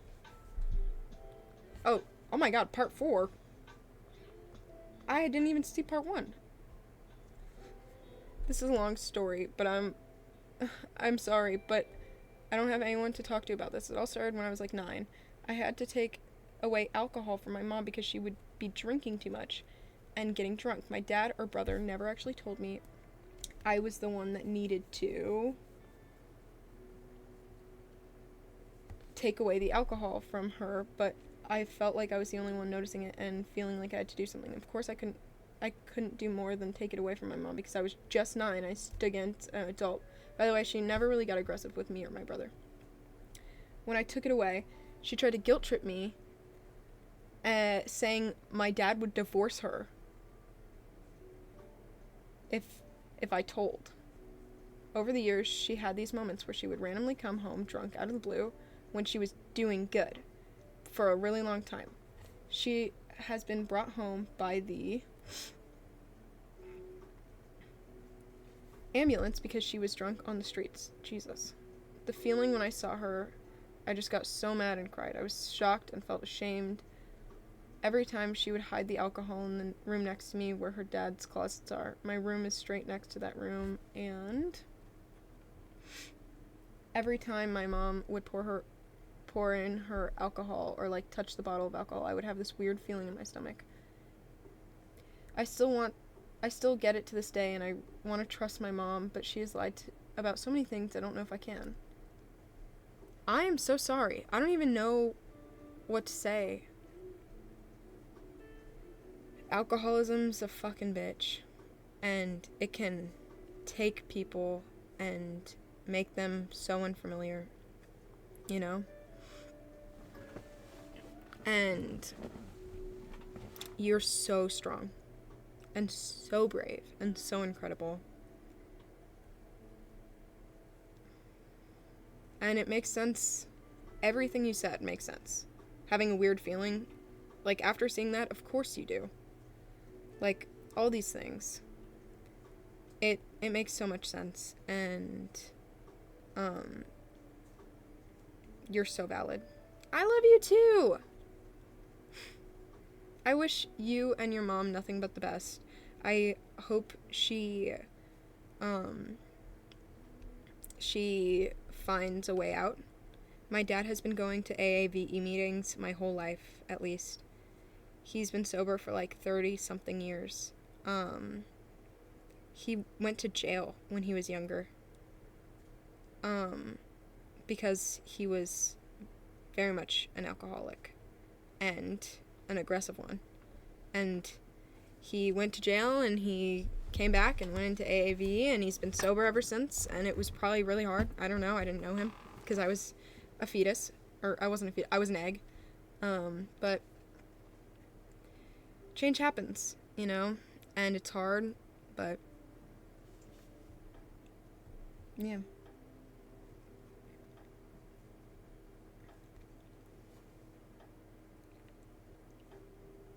Oh, I'm also awkward in person. This person said they saw someone at the mall with a Last of Us shirt and they wanted to go up, but they didn't. And they regret it. You'll have more chances. Before my depression got worse, I always had really bad social anxiety as a kid, and then I was getting better, and so whenever I saw someone pretty, I'd be like, you're so pretty, or I'd be like, oh, your nails. Whenever I see nails, I say, can I see your nails? They're so pretty. And I still do, just, it was like daily at least, where I'd be like, oh my god, I love your outfit, oh my god, you're so pretty, oh my god, I love your hair, like, anything. Because if I thought it, I said it. And then I got bullied even more, and my self-esteem just went, and so I stopped getting as social as I was. But it's not as scary as you think. You're never going to see the people again, and if you do, you weren't trying to do anything harmful, you were actually trying to do something nice, so why the fuck would they be offended? You know what I mean? Like, it's yeah, it's silly.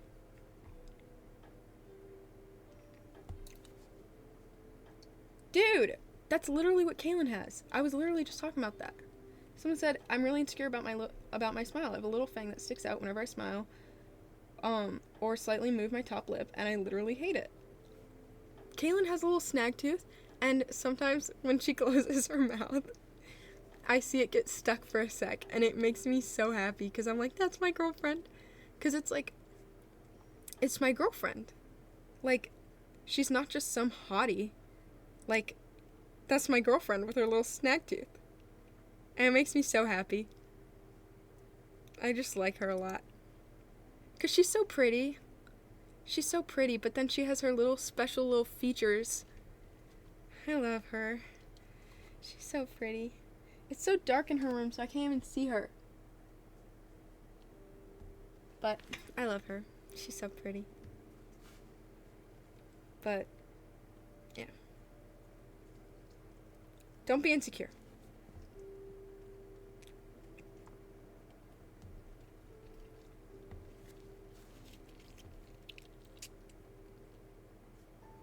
Ugh, I hate getting older is so annoying. Oh, hi, Mel's.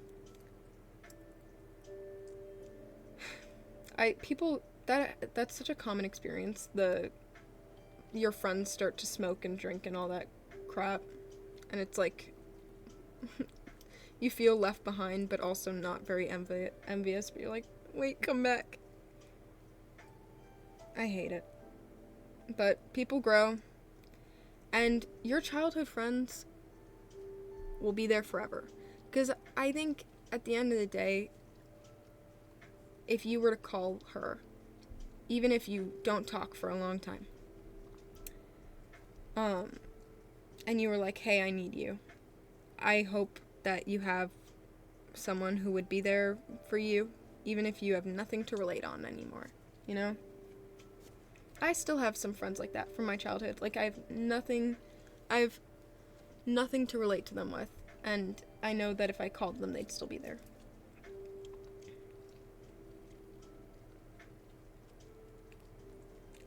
So many people are telling me about their, like, assault stories.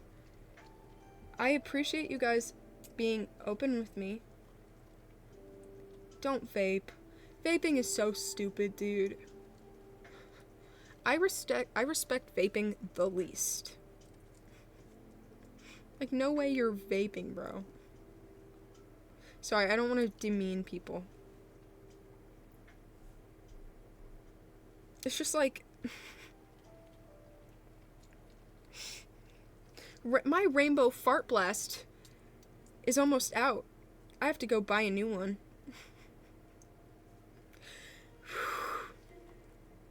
Tastes like cinnamon.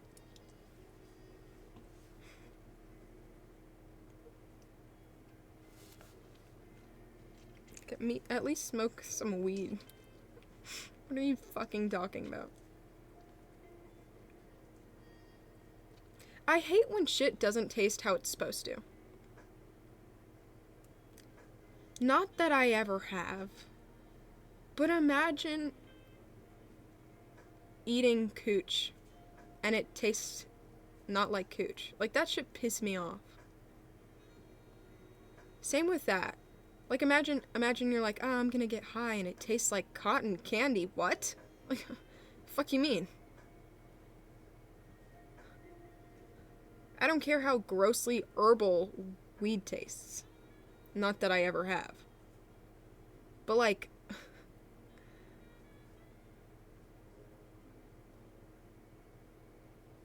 piss me off. If you're gonna do something, it better taste like it. Otherwise, it just makes me mad.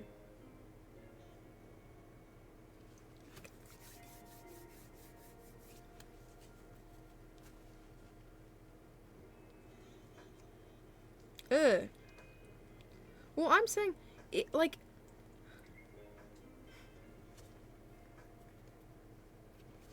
I'd rather something taste worse, but authentic, than, like, cotton candy. But not truth. But not real. You know what I mean? Can we get back to therapy? That is a great idea, Josh. I'm so sorry. I don't know. I can't stop drinking and I turn up drunk to high school. I can't quit. You can. Believe me, you can. You're still in high school. Dude, my dad was like that. And he's been sober for 40-something years. Or 30-something years. Okay? You're totally okay.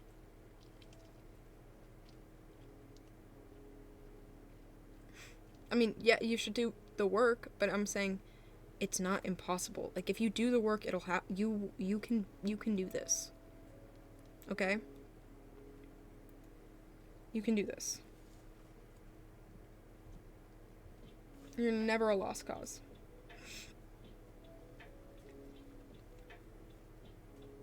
Guys, you don't owe anybody anything to do with your sexuality. You don't need to come out to anyone, okay?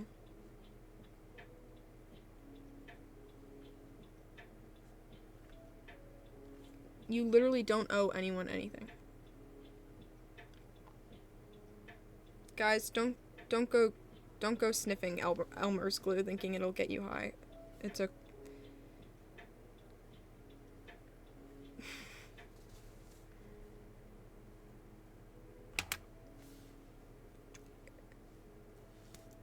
coming out is something necessary.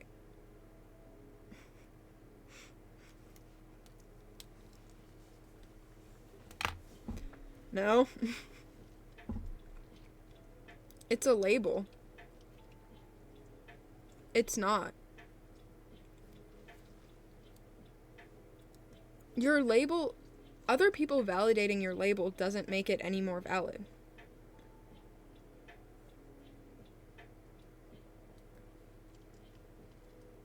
Okay?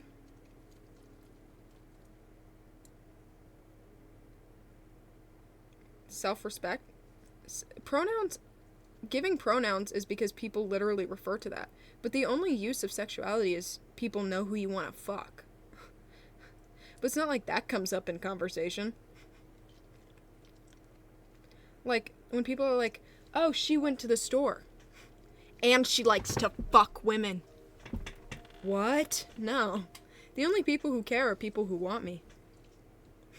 And I only want my girlfriend, so we're kind of chill on that. You know?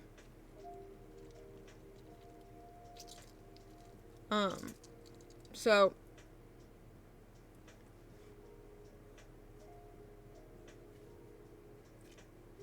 yeah.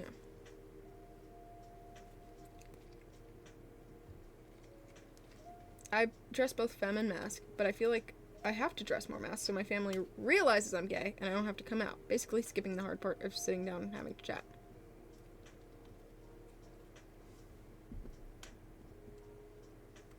If you want them to know without you saying anything, like, get a gay flag or something.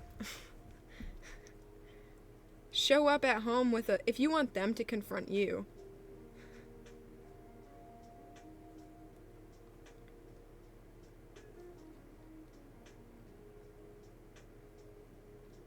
Then just put the flag on your backpack or something. I don't know. Am I stupid? I might be. But, like, if you're not worried about them hating you, you just don't want to sit down with them. You want them to come to you and be like, hey, you're gay, right? Right? Am I crazy? I might be crazy. I agree with Kitty something. It's just a thing you like. It's like, okay. You don't owe someone your sexuality label more than you owe them if you like tea or coffee more. You know what I mean? Like, if you're gonna go to Starbucks, then maybe them knowing if you like tea or coffee more would be helpful.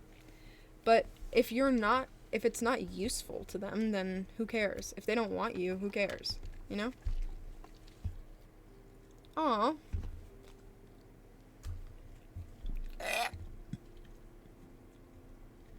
I think ups.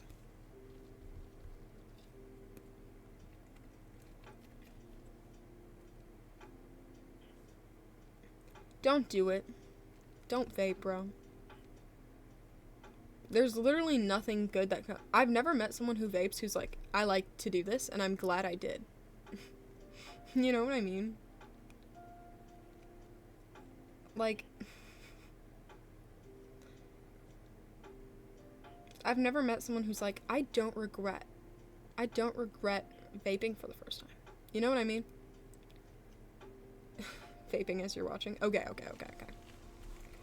But still, this person's saying their sister is trying to get them to vape, and they don't want to, but it's getting to their head. Don't do it, bro.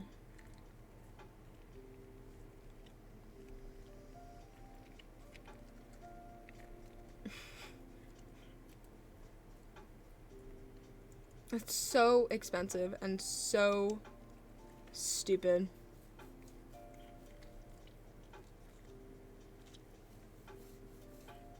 Have I ever laughed at the most craziest and sad stories from these streams? No.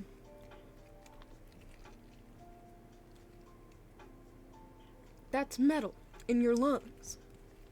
I don't know. Once when I was 9, I made my dad sleep next to me because I was scared. I woke up and he was texting some woman. He was cheating on my mom.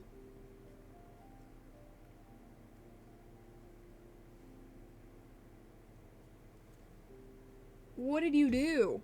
That's not mental health related. That's just, like, sad. I'm sorry.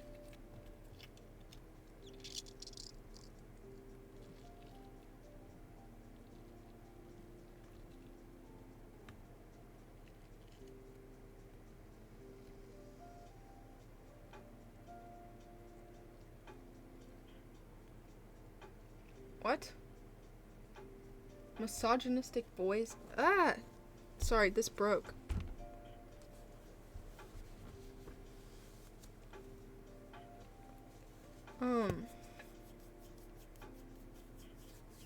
I don't think I saw that.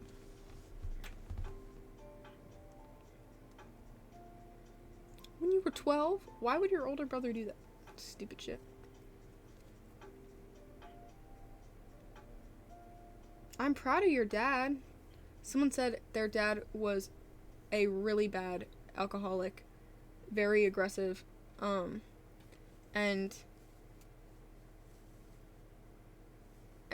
now he's been sober for 5 years. Well, that's good. It makes sense that you still think about it, though. It's still a traumatizing thing that happened. I don't know why it wouldn't. It'd be hard not to. Sounds normal. Am I in Boston? No. I'm just cool.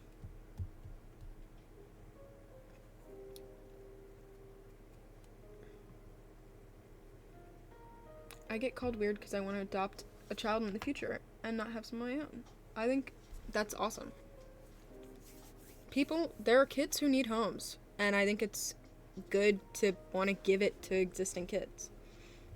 I think it's an awesome thing.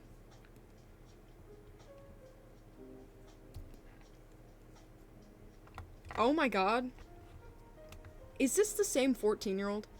Everyone, it's the only do 14-year-olds just like telling people they're 14? Most messages don't say their age, but if they do, it's, I'm 14. Maybe it's all the same person. Maybe that's their name. Hey, it's me again, 14. Anyways, I have an addiction to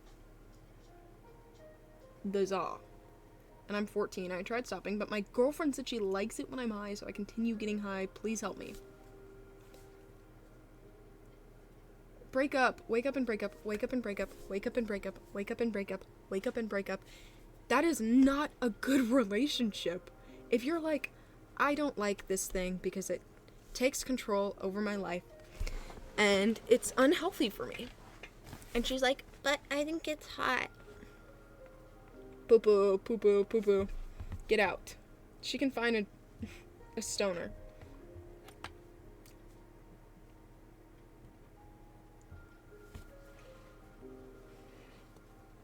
How much? What? Guys, I am not a sex educator. What? How much risk if there is pregnancy and what now? There's always a risk, but why are you asking? You should always wear protection, yes. It lessens the chance, but it's not zero.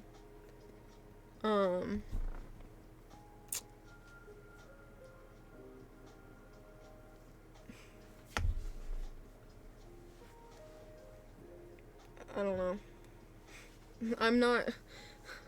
I never even kissed a guy, so never something I've had to worry about.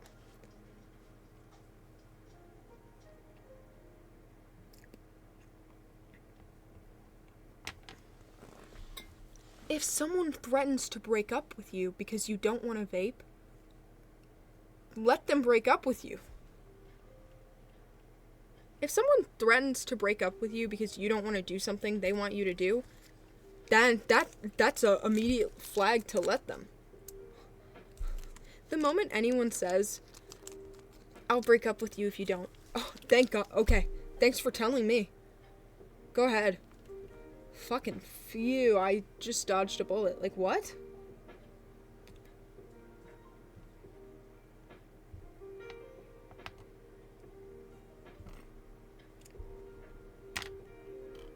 Uh-oh. If your friends are saying sexual things to underage girls, police time, you can report them.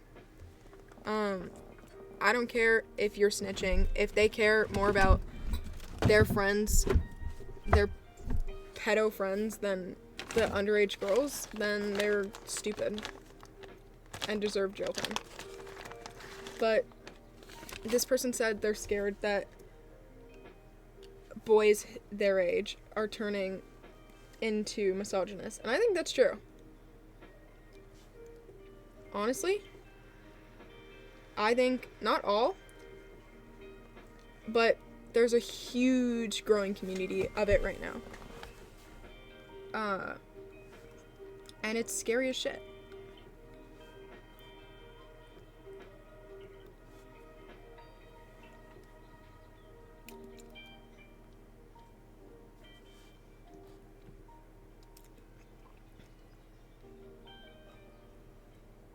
Oh, deadbeat dads suck, dude. I'm sorry.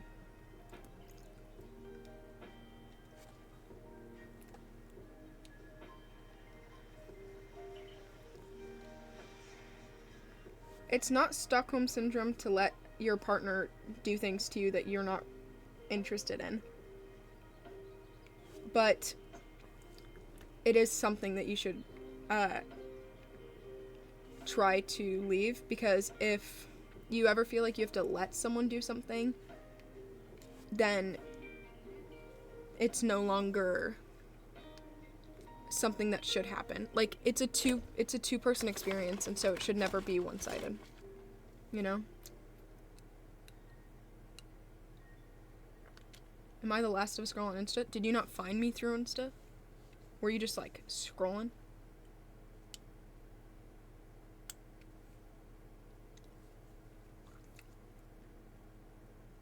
If you can't mate, watch Andrew Tate. I feel like it's the other way around.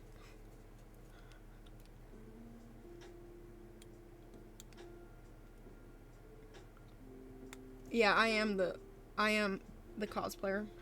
How did you know? I don't look the same.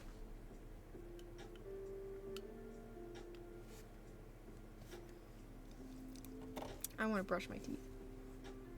It's 3 a.m.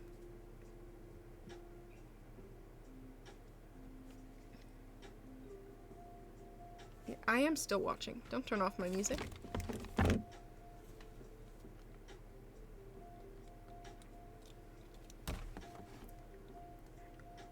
You're good at remembering faces? I'm not. I'm tired. I might end stream soon. I feel like we're repetitive now, and people are kind of not asking for advice so much anymore. Well, you should follow me. I'm kidding. I hate myself. You don't have to follow me. I wouldn't. You can ask for advice, yes, bro.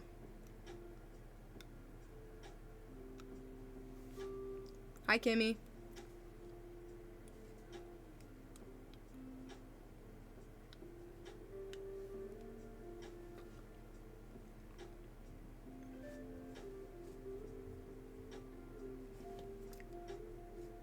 I've been rejected so many times, I'm scared to even go up to a girl for a casual conversation. Well, you're already on the right track. Saying go up to a girl instead of female is already a good plan.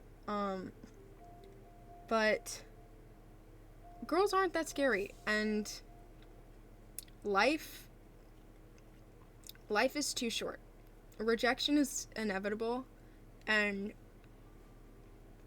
it's gonna happen, and try to figure out what you're doing wrong that they're rejecting, or maybe just what you have that isn't necessarily what they're interested in, or maybe they're taken, or maybe, like, it's not necessarily you, but you can probably think more about that and figure out what it is. You know, I don't know how to help. I've never been that kind of person. How I ask for help without feeling weak and like a coward. Well, you're doing it anonymously. Oh, I would love to moot you. Give me a sec, though. Anyways.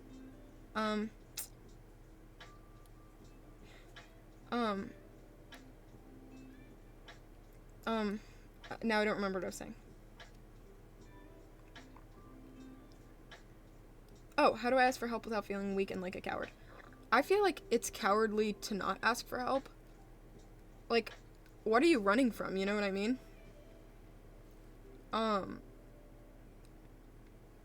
Because you are being brave in going to people and being vulnerable. You know what I mean? So I feel like that's brave in general. And it's not weak. It's resourceful. Like, if there's this heavy fucking boulder, do you think someone's not strong because they can only lift 400 pounds of it? If they need some extra help, they need some extra help. That doesn't take away from how good they are at it, you know what I mean? And also, asking for help is a totally normal thing. It means that you have the motivation to ask, and to improve, and to learn, and to grow, and you have the curiosity, and I think that's a lot more impressive, and that's a lot more notable, or noble, or any positive. It's just, it makes you a better human being if you are brave enough and strong enough to look inward to yourself and know that you need some assistance, or that there's something that you could be doing differently and that you need some other advice on. And I think that's strong. You know what I mean? I think it's really brave to ask.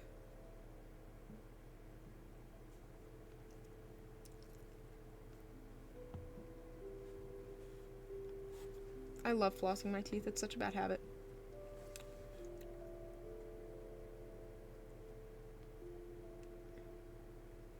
I don't know what advice to give you. You just told me that you got horrendously bullied. They don't matter, and they fucking suck, and I'm sorry, dude. That sucks. If you're mutuals, if you're friends with my mutuals, just tell them to send your account to me. It is a bad habit, because I only do it sometimes when I remember, like when it's in front of me, and so I floss it till it bleeds.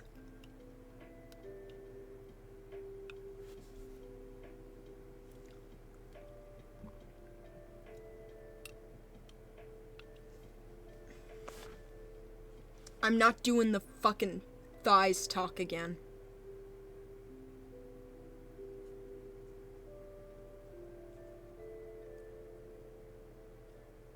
I'm not.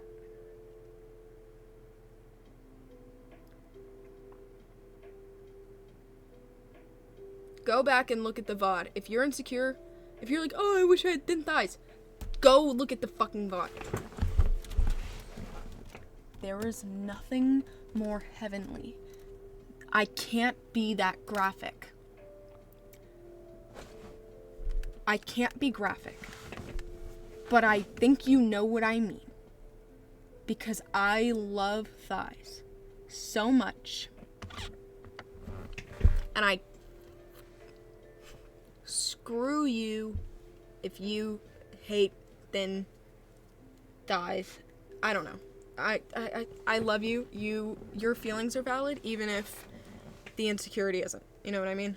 I just hope you get over it, I guess, or like realize how beautiful you are, because thick thighs are so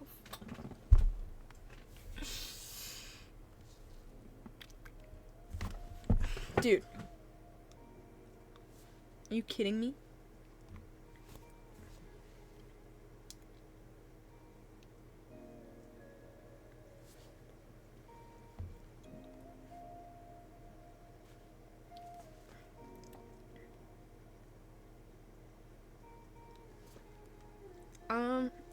I've never really been in a religious community that much. Like, people around me tend to be relatively atheistic, and so I can't give you personal advice, but I'm sorry you feel judged. There's a creator I like a lot. His name is it's Genetically Modified Skeptic. And he talked about his experience, I guess, coming out as an atheist, and I think it was really good. Kaylin watched a lot of his videos that I sent to her and really enjoyed them as someone who's been there too, so I think maybe it's worth giving a watch.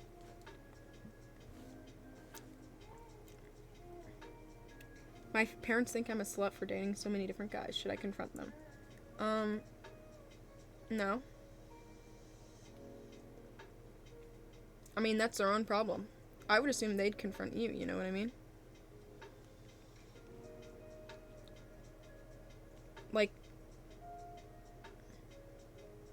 I don't know. Maybe I'm stupid. I'm tired.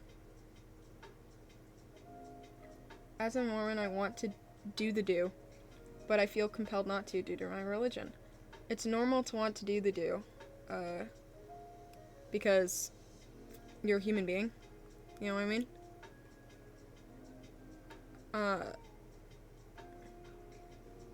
I don't even see what you're referring to. I don't know why it's not showing up for me, Kimmy.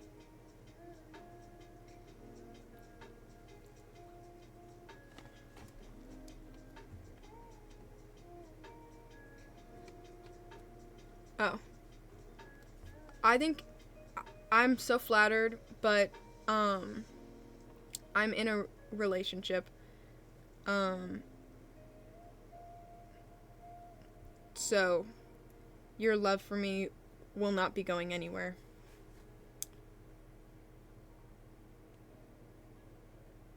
Anyways,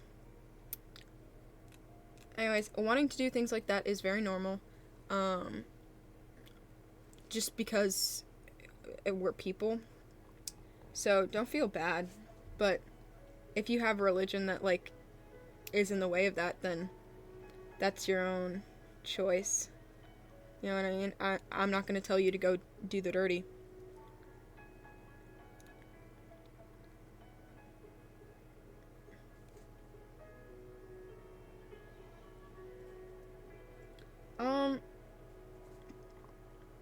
Wow, it sucks you've been homeschooled your whole life and you feel lonely now.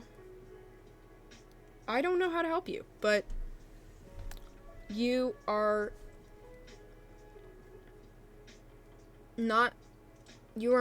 barely at all in your life yet. You know what I don't know how to put it. Your life is just starting. So you have so much time to make friends and to meet people, and you're going to be okay. Anyway,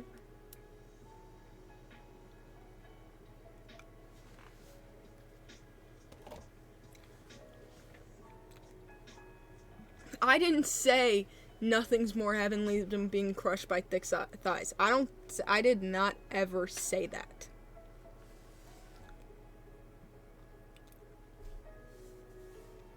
Of course it's normal to have purple red stretch marks on your inner thighs and such.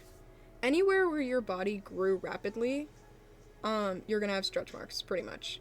And so that can be that can be behind your legs, that can be your hips, that can be, people sometimes have it on their chest, or literally anywhere on their entire body. It honestly just depends on the person.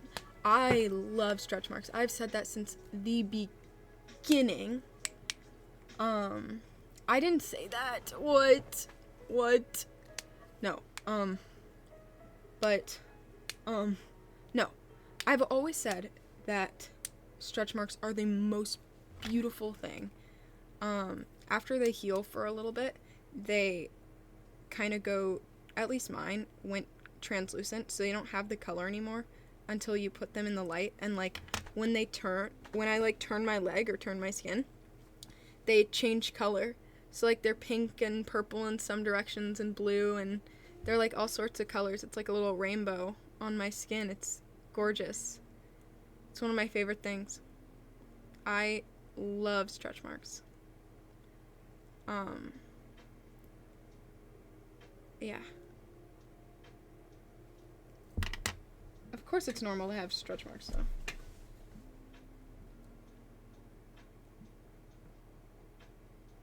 Is there any safe Lex advice for lesbians? You still need to wear protection and get tested for STDs. Or kind of. Basically, if you use any extra things when you're doing anything, you need to wash them.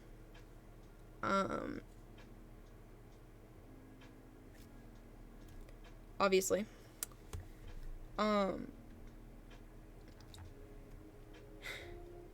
Like, absolutely. Because you can still spread disease.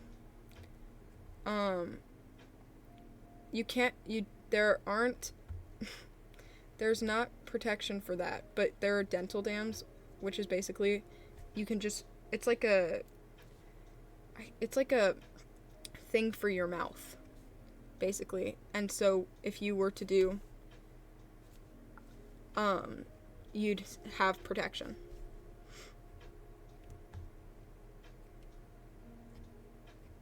Because you can still spread disease.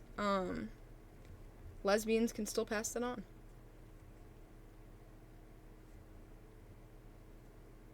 What? Why are you saying Quinn, bro? Y'all asked.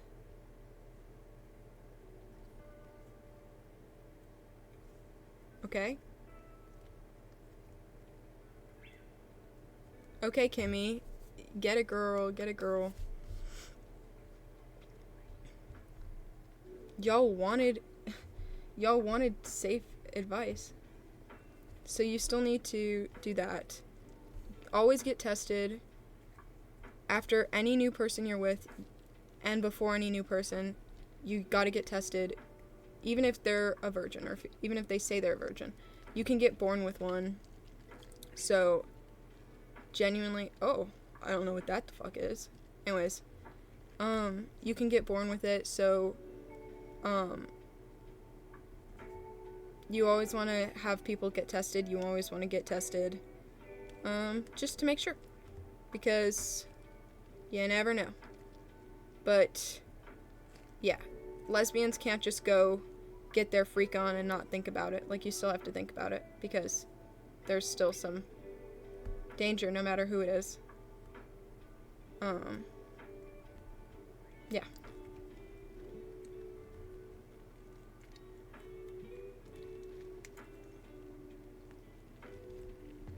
I don't think it's childish to be scared of lightning and thunder. I feel like that's very common.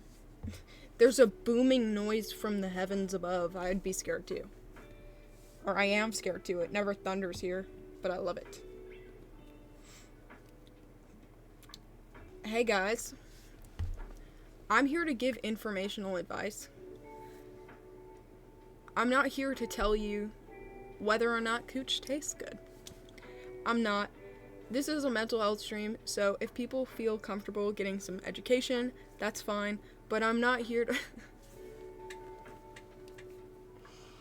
I got off topic, I know, because I'm tired as shit, but guys, please don't ask me if cooch tastes fire. How do I break up with my toxic boyfriend? Hello. We are not meant for each other. I wish you nothing but the best. Goodbye. I don't know. You just have to just go for it. 3, 2, 1, go. Because if you try to slow burn it, it's never going to go well.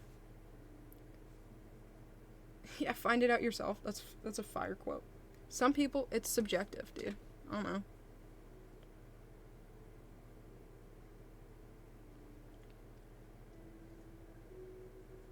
How do I be more confident and be myself when all my friends in my past left me once I started acting like the real me?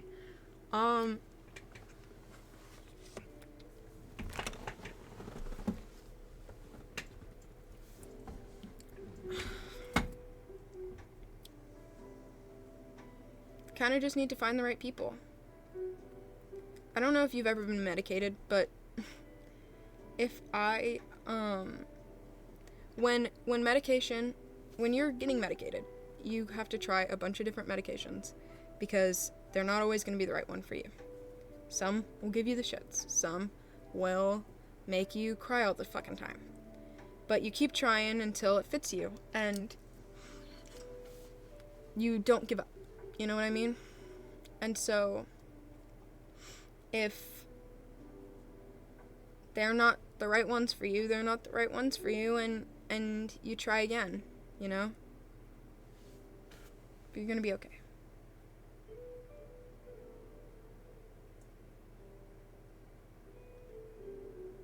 How do I deal with comparing myself to others and not feeling good enough? Not feeling good enough part, I started looking at other people and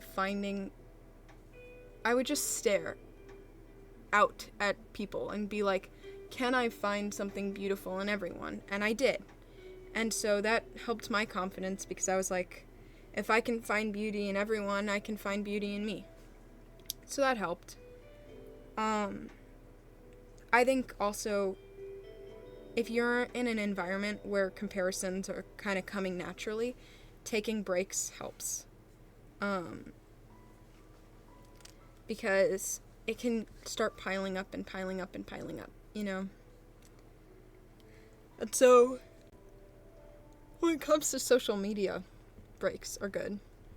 Like, deleting TikTok. And being like, okay, I'm done with seeing all these hotties on my screen. They make me feel like crap. I'm done. You know what I mean? So that helps. But in general, I think it just comes with confidence. I don't know.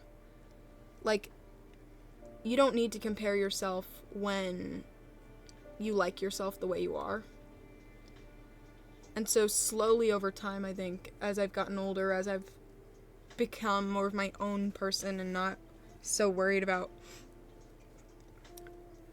all that bullshit, the more I've been able to not compare myself as much. But I still do sometimes. It's so hard not to. If you're a teenage girl on the internet who's being told, this person's better than you, you're better than... God. But the worst is, like, you're my second favorite. You're the second most pretty girl. It's like, I'd rather you call me ugly. Weird fucking thing to say.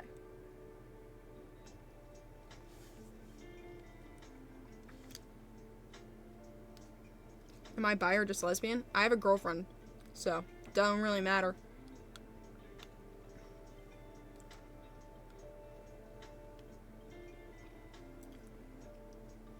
You can say I'm your second favorite streamer, but I would...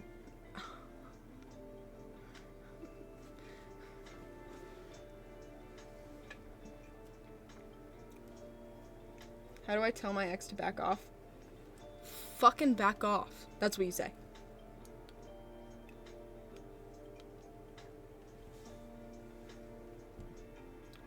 My boyfriend is addicted to corn and wants me to give him a thing that I'm not comfortable with giving him. And he said I'm too conservative. He's a motherfucker and you should leave him. It's sad that he's going through that, but if he's trying to invalidate you not being comfortable with something, you need to leave him. I've been in that situation and it doesn't get better. They don't suddenly start respecting you.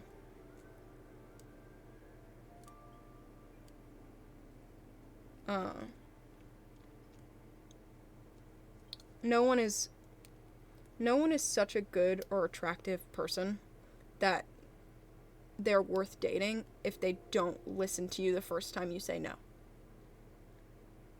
You know what I mean? I agree. Watching that in a relationship is weird. Some people, it's fine, but that's a conversation you gotta have with your partner, dude.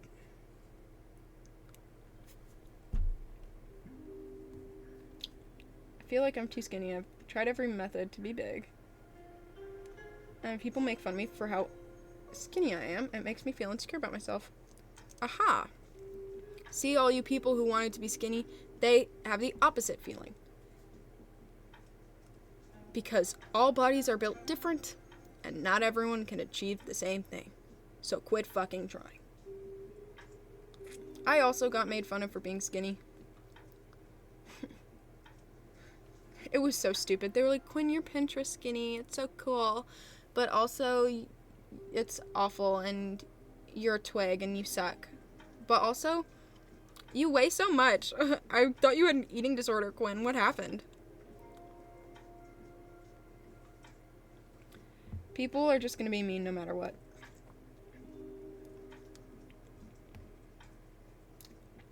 How do I get my boyfriend to shave his body? He won't, as he thinks it's too manly. What is with the... If he doesn't want to shave it, and you want someone who shaves it, find someone who shaves it.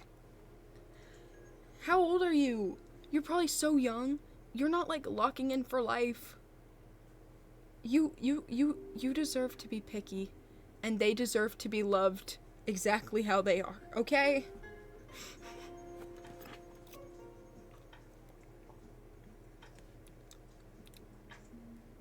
You're too young to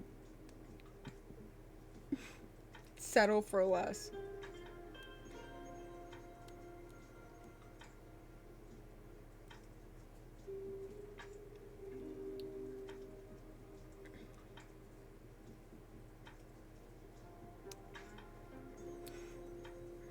I love this. This person started off with, I'm not the best with English and writing, so please bear with me. Okay. And then they start off with, I'm 14, I've been having feelings/emotion for a couple of years now. Oops. Anyways, I will take you seriously, though. I'm 14, and I assume they're saying I've been struggling to have feelings and emotions for a couple of years now, and I've lost interest in a lot of my hobbies that made me happy. I can't eat much anymore. I find myself being tired, burned out, and I find myself rotting in bed a lot. I think you're depressed. Genuinely. That's textbook depression. I'm medicated, so I don't know any non-medicated related habits except for, I don't know, just 3-2-1-ing it. It comes in ups and downs. I have a skin tag in my armpit, and it makes me very self-conscious whenever I'm wearing a tank top or bikini top, and I live my arm, and my friends would see it, and they hate it. And I would get so scared. I started wearing hoodies and t-shirts, and I hate changing in front of people because of it. I have it too. I'm not going to show my armpits because people are so freaky, but I think honestly, I don't even think it's a skin tag, but I have, like, a bump that's been there for a hot minute because I think I, like, hurt myself when I was shaving, and now it just stayed like a little friend. My parents are covered in skin tags, but I don't, if you're friends with people who would make fun of you for having a skin tag, I think you're friends with the wrong people. A skin tag is like, it's a little piece of skin that, like, kind of comes up. It's kind of like, it's not like a pimple. It's like if someone pinched you and, like, a tiny little piece, it's like a mole, but the same color or pink or reddish as your skin. And it's, like, slimmer, tinier, and like this. Kind of. You know what I mean? Yeah, like, hangs a little bit. Just Google it, dude. But it's very normal.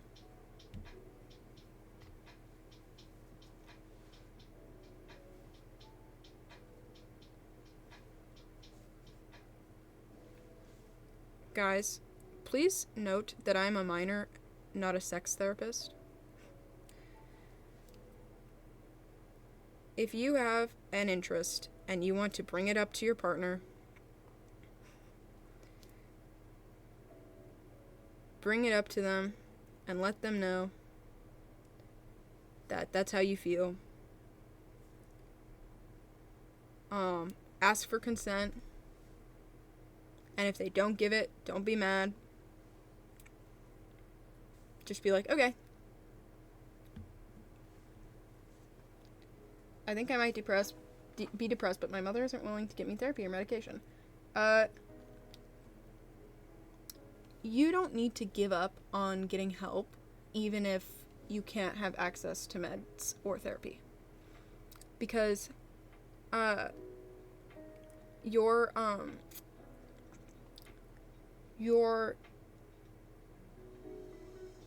sorry, I fucking zoned out.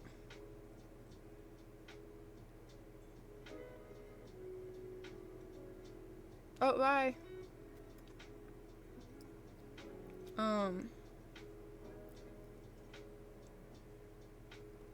You can still find resources.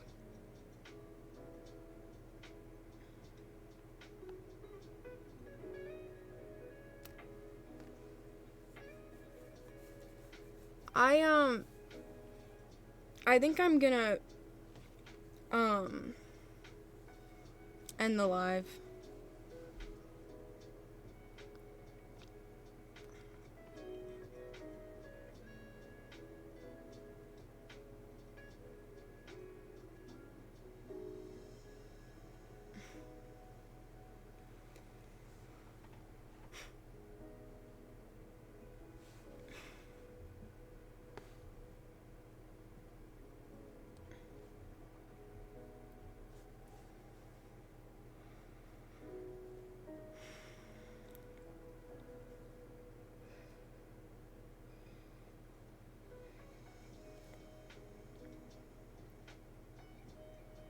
I'm like totally having a panic attack.